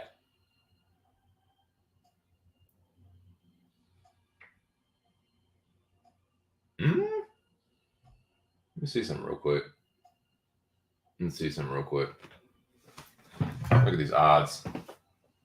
Pull up best fight odds. What say? Put that bitch on airplane mode. It needs to charge up anyway. Look at who you're asking. Man, please. Come on, Nick, now. Come on, man. Come on, Nick Al, man. I'll tell you, these are my three favorite. I'll tell you what, man. Speaking of that, my wife is a huge Cottonmouth Kings fan. She's seen Cottonmouth Kings. I think she said she's seen them more than once. I know she's seen them at least once. She loves Cottonmouth Kings. Probably more than I do. But I like Cottonmouth Kings a great deal. You ready for my favorite Cottonmouth King songs? You fucking ready? You ready for this shit? Oh, dude, he's such a treat.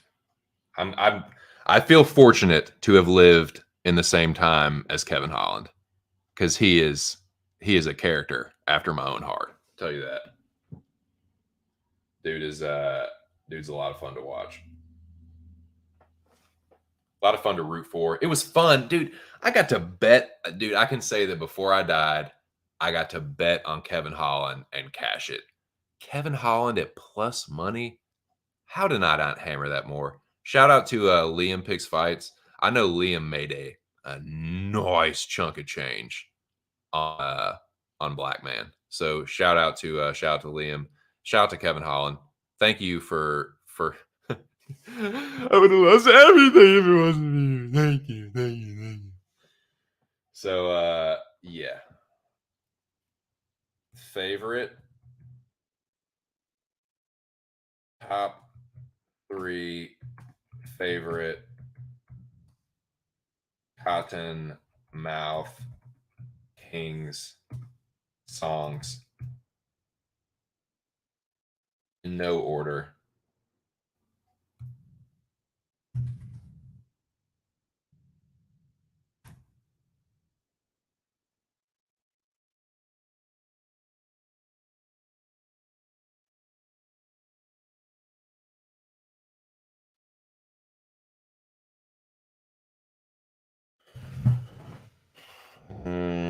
What's the other one?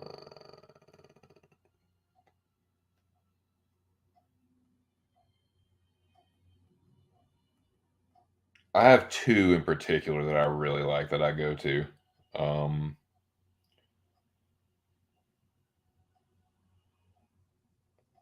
Let's see, look at some of these. Yeah, probably these three. Probably these three.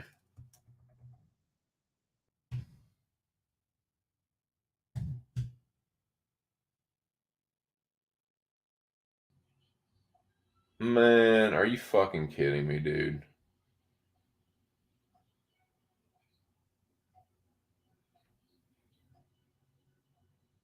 Damn it.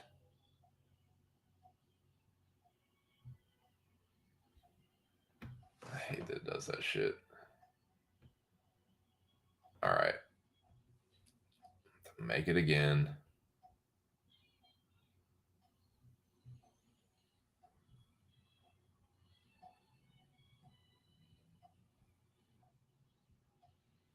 All right.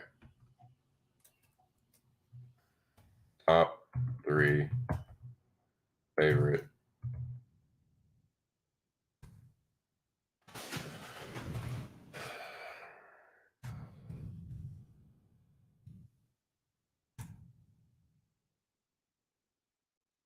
Yeah, I will rank them. Fuck it. Since I went ahead and had to retype it anyway, I will rank them.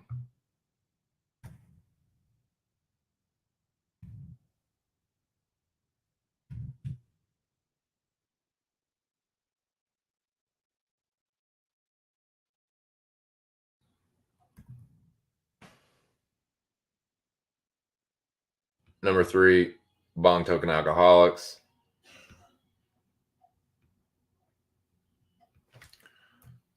Number 2. Now, number 2 was my favorite when I was a little bit younger, when I was in my like wild partying days. And this was when like I first really like heard about Cottonmouth Kings. And I like this one. I used to bump this one a lot. And then when me and my wife met, and she told me, you know, like when we first started talking, and she told me like, you know, talking about different music we like and different like stoner bands and shit. And she was like, "Oh yeah, Cottonmouth Kings is my favorite. I've seen them like I think she said like once or twice." And I was like, "Oh shit." I was like, "Well, I don't know that much from them, but I know this one, and it was my favorite. Like I don't really know their whole discography or anything, but I've always loved this one. It's really, really fucking catchy, and this was one that I've liked since probably like back in the day, like around 2004, 2005.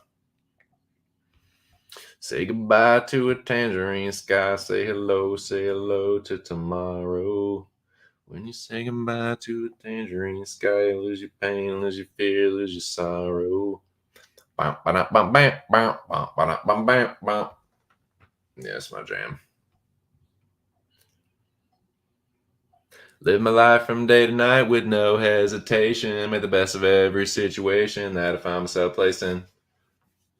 Yeah, dude. I like that song a lot.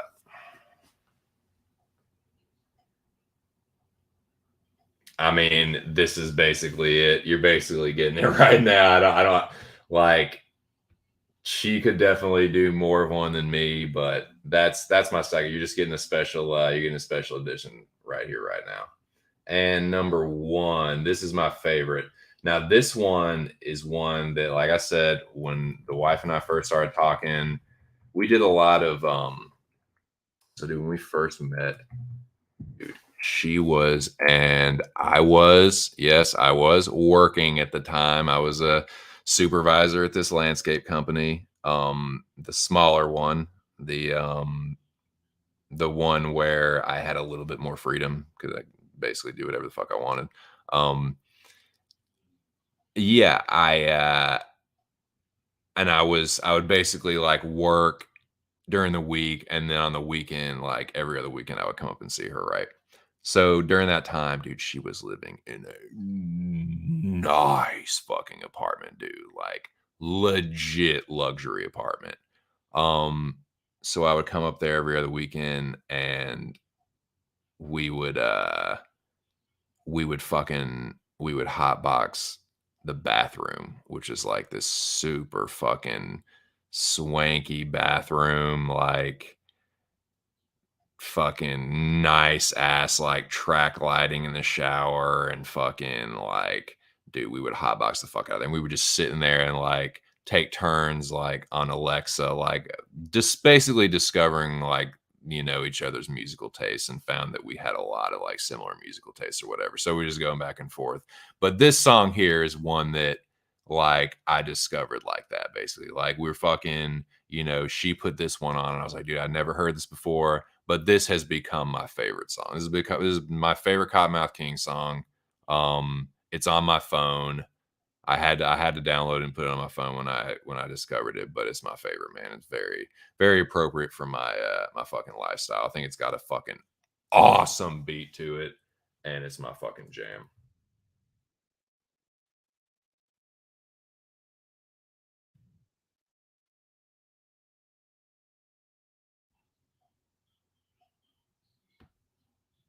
Somebody got to know where the motherfucking weed's at.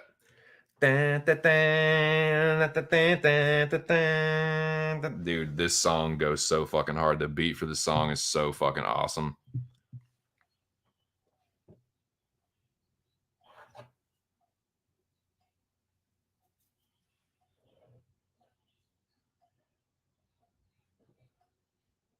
I got that NASA spaceship THC. I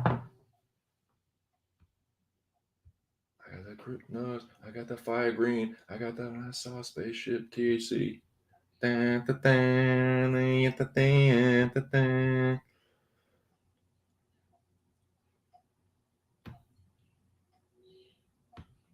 What? Tell you what I'm hung up on, Batista Kelleher. I'll tell you what I'm not hung up on is that fight. And I'm about to see something right now, and I'll tell you what, if I see a certain thing, it's my jam, dude. You heard that one? It's a fucking good one, man. The beat is just so dope. What's so goddamn funny, Zach? What's the fuck about it? But yeah, dude, that's yeah, little story time. Lovebirds. The summer of love. Dude, it was. That was the summer of, we started dating in the summer or the winter of 2017, like right before Christmas. And got really serious during the spring and summer of 2018. And actually, dude, now that I think about it, no.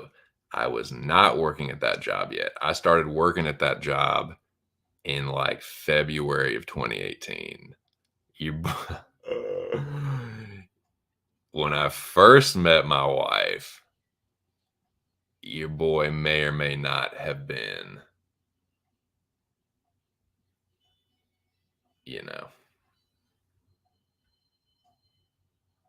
trapping. Yeah. Keep on smoking. I'm the weed man. I'm the weed man.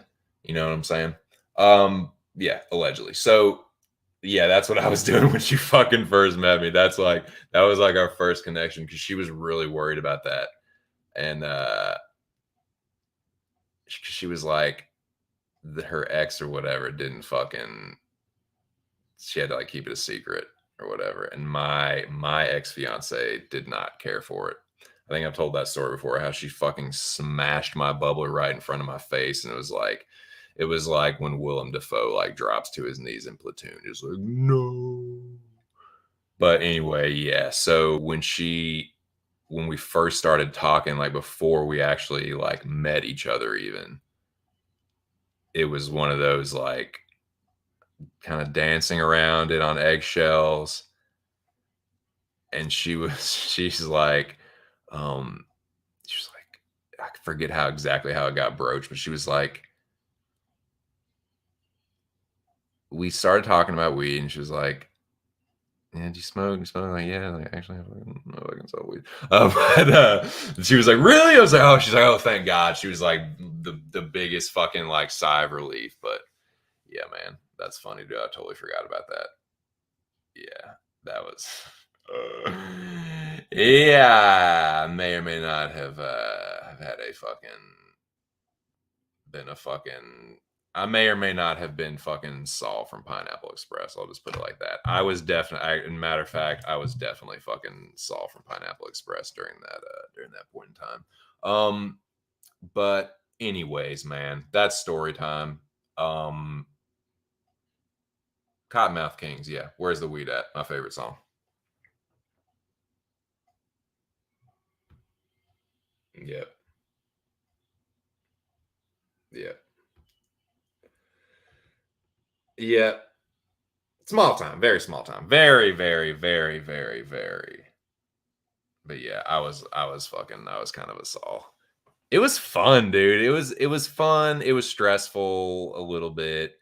I never like made a ton, but I never had to pay for anything and like got to pay my fucking cell phone bill and my car insurance and my fucking like my rent and stuff, you know.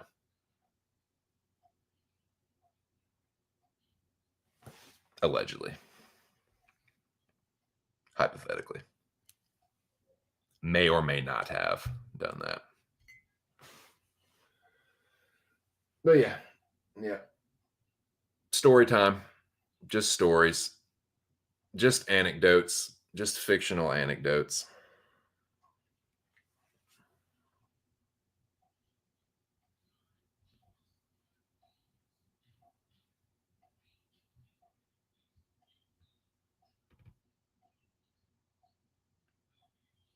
So what's up, man?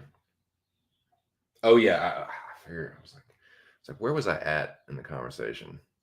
Where were we at in the stream? But I remember now. I remember what I was gonna look at. And I think what I will try to do is, yes, that's on airplane mode. That is off Wi-Fi. And so let's hope, fingers crossed, the signal will be strong enough that we can look at this together.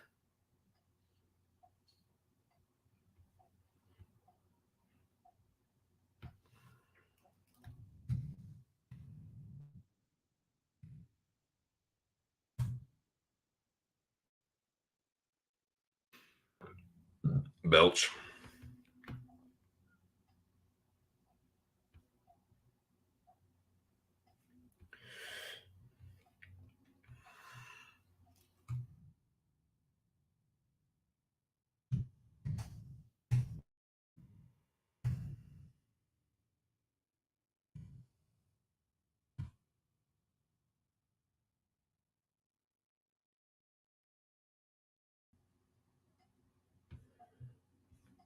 Okay. Share. Share screen. Chrome tab. That. Share. Now. Is this the Bellator? Is this the PFL? Is this the UFC Fight Night 212? Yes, it is. It is. Oh my goodness. I know what I'm doing. Just a little something. Just a little something.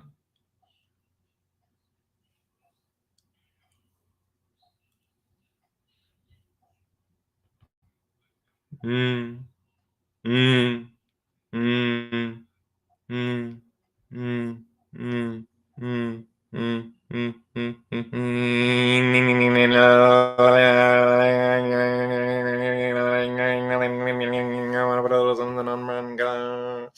Brian Boom, Mario Batista's fucking chinny ass. I can see him fucking knocking him the fuck out, maybe.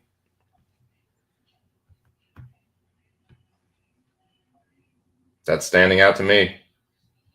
As soon as I looked at that fight card, I said, I wonder if he's going to, yep, he sure is. Yep, yep, eat, bop, squeeb it, skitted it, billip,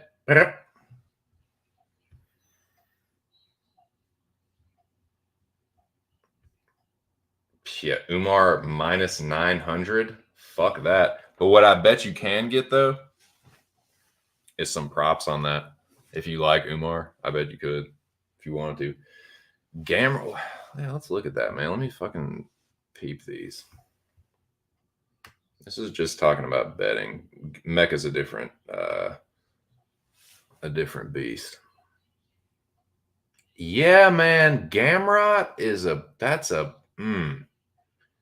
yeah, Sarukian's good, but that good, dude? Man. Yeah, that one could get greasy though, dude. That one could be a very that could be a fucking grapple fest. I'm gonna have to tape that one. Gamrot is attempting. I'm gonna have to tape that one before I make my pick, but just as a bet, yeah, I'll probably take a little bit. I'll probably put like $5 on Gamrot because I'm only betting with 27. I might do like $5 on Gamrot, maybe a unit on Kelleher, and then put the rest on a parlay that I'm really confident about. Like, here's a free pick for me. I'm taking Shavkat. Some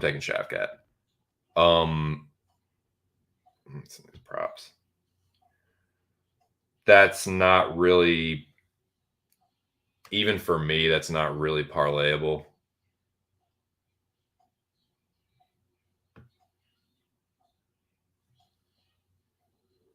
That's not bad.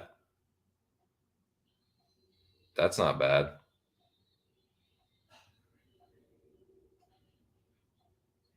That's something maybe I would do.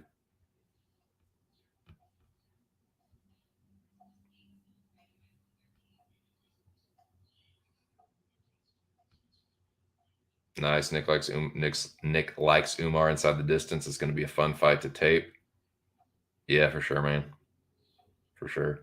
Yeah, I like I do like, I mean, full disclosure, I am a huge Shavkat Rachmanov stan. I do actually stan Shavkat. So take what you hear from me about that fighter with a grain of salt, but it's for a reason. It's for a good reason. I think he's really talented. I think he has the makings potentially to potentially become champion. I think he's got what it takes to beat Neil Magny. I think it's a pretty decent test for him. I think it's his toughest fight to date. But I think where I see him really dominating Magny is in the grappling and the wrestling.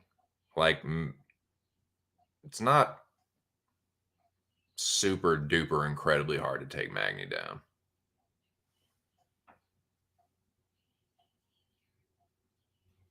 But yeah, to go decision, bet maybe $5 on Shavkat by decision. Maybe get greasy Shavkat by decision. Fucking.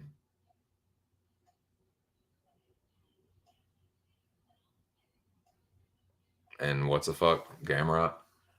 I'm surprised Gamrot is that big of a dog. Sarukian, man, that dude's got a lot of fucking hype on him. I don't know if it's really overhyped necessarily, but it's definitely hype. Could be real. I'm not saying it's not real. But like Noah said, that stands out to me. I think Sarukian should be the favorite. Not that big of a favorite. This is sounding like what I was saying with the Joe Smith Jr. thing, but yeah, and I was totally wrong about that. Like, I couldn't have been more wrong. But nah, Gamrot's legit. Arman Sarukian.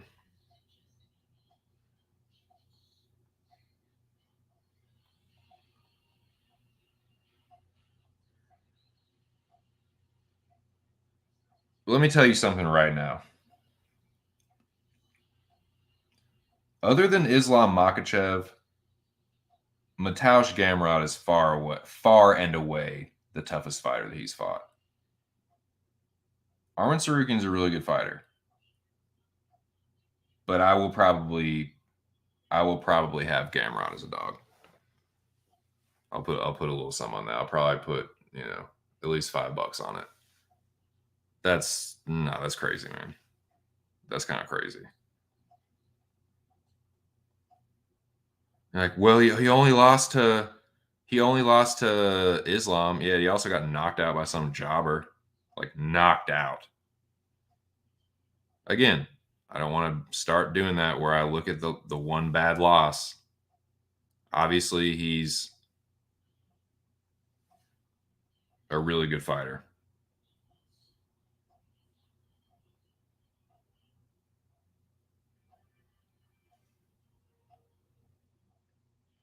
But no, that seems a little wide. That seems a little wide. Wide enough that I'm going to take a shot. Ooh, nice. Nice. I mean, Shafkat's a fucking beast, dude. I stand the dude like a motherfucker. I fully expect him to win. I think he's gonna look impressive doing it. I just don't know. He might I think he might take it to decision. Maybe I'm giving Magny a little too much respect, but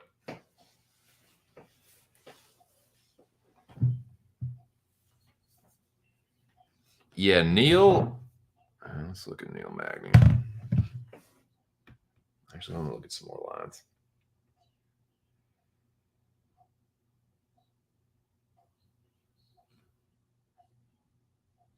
Chris Curtis, Rodolfo Vieira.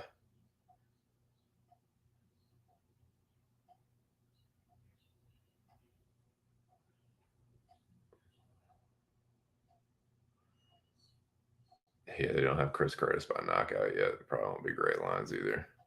If inside the distance is like that, by knockout, it'd be like plus 120 or something.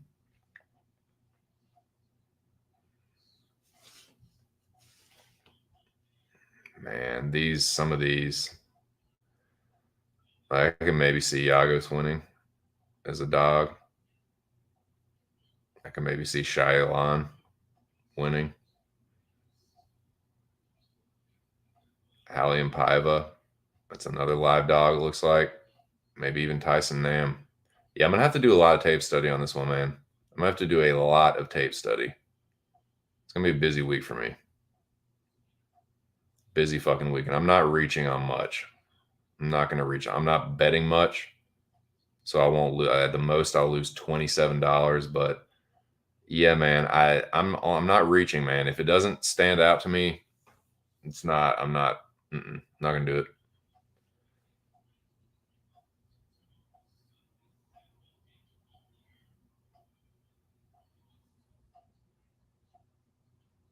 Yeah, Umar inside the distance is not even plus money.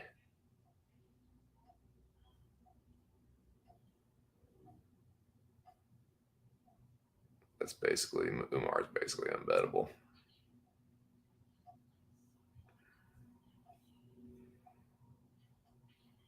Pass. Pass. Pass.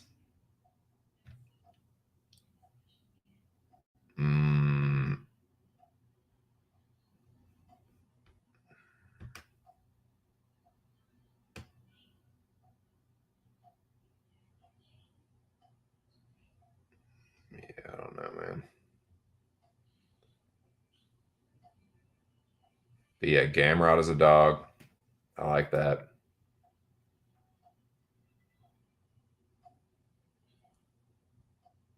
Maybe Shafkat inside the distance, maybe. I like Kelleher as a dog. As far as a bet. Damn right.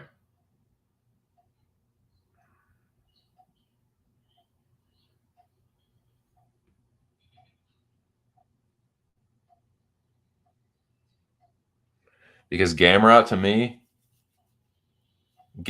me is he's not going to get ragdolled like some of these other guys have. I think he's definitely Sarukin's toughest fight.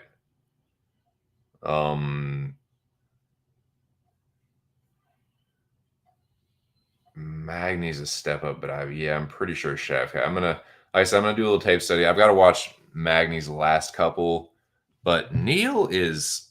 Let's see. Magny.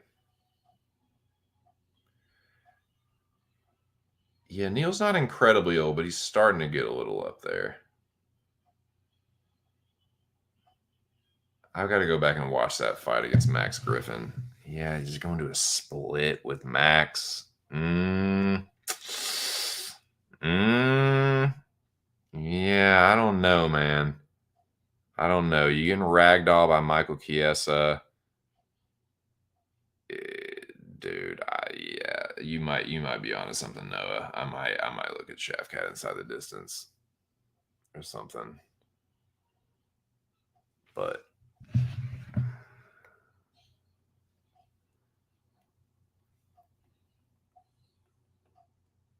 see something real quick.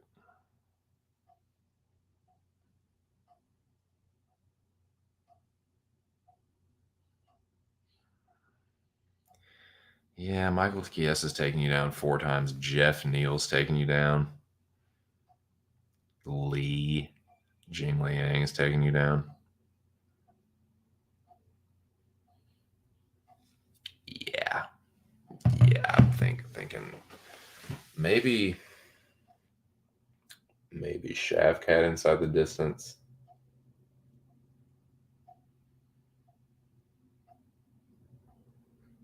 Yeah, we'll see. We'll see. But you know what? I think I'm gonna wrap this one up, boys. Been going for a good little bit.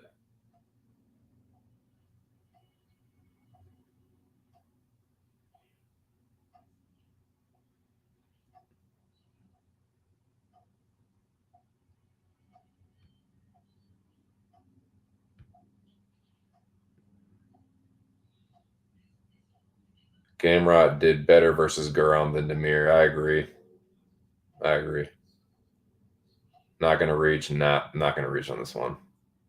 Seems like a heavy favorite card. The live dogs seem to the super low level fights. Yeah. Over 2.5, you think? Yeah, I don't know, man.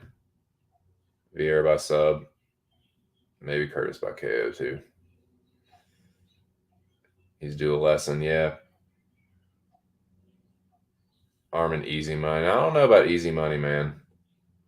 Armin been slept by a jobber, and like I know Islam Makhachev is really good, but and I do rate him, man. I really do rate Islam Makhachev, but I am not like some people are just convinced that he is just gonna like go on this crazy legendary like title run, and man, I don't know. So no, I'm not like, oh, he had a competitive fight with Islam, so he's the second best. Like, no, not really. He hasn't like, other than that fight, he hasn't fought anybody really that good. Like when Joel Alvarez is your best win. I don't know, man. I think and Gamrot's a +2, but this is another one, man. This is another one where it could get greasy if it goes to the cards. This could be a trap. This could be a fucking Vegas trap where they're like they dangle that fucking those nice juicy dog odds with Gamrot against the fucking super duper hyped up ass motherfucker. But I don't know, man. Gamrot's got a good little bit of hype on him too. And honestly, like Gamrot has had better wins over like I don't know, man. It's hard to say because Stevens at lightweight. I don't know, man. And the Hooker win isn't aging incredibly well. Hooker is kind of fucking done.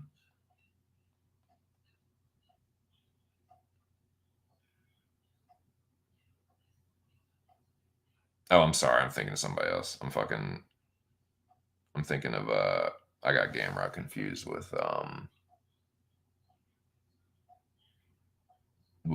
Islam. Sorry.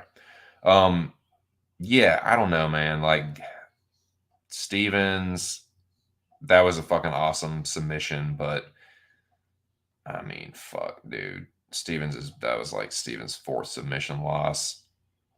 I don't know, man. I don't rate CDF as high as some people do. So it's a good win, but I don't know, man. I think Sarukin should be the favorite, but that's a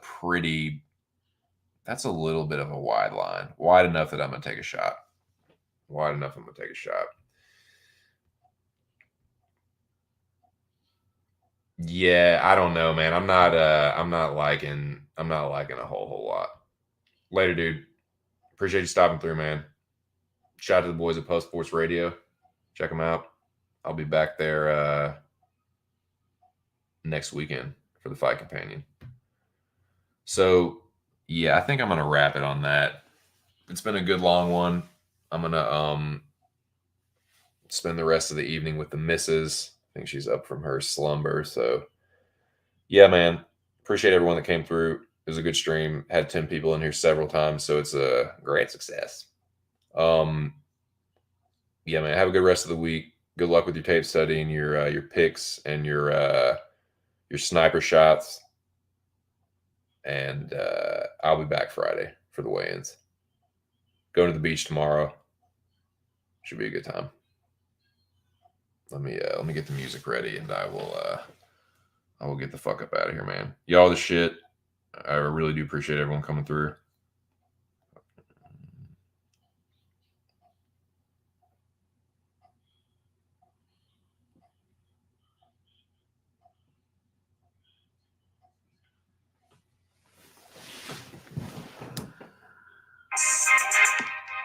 All right, man. It's another good one. Shout out to the Rabbit Dog, Mr. Arkansas, the creator of the Mecca. We're in season 7 of the Mecca. Week 2 is in the books. Move on to week 3. Team 1's going to get it done. Shout out to the Captain Bro Picks. Shout out to Kevin Holland for saving my fucking ass. Well, not really saving my ass, but saving half my ass. Yeah, man. Shout out to all you guys, everyone that came through today. I'll be back on Friday. Arc will go live, I'm sure, at some point during the week. Hype up the Mecca. Make sure you guys tune into that one. Subscribe to Mr. Arkansas's channel if you have not done that. If you haven't subscribed to this channel, do the same thing. But like I said, I'll be back Friday, man. Thanks again. Another good stream. You've been listening to Just My 2 Cents, and I'll catch y'all in the next one. Peace!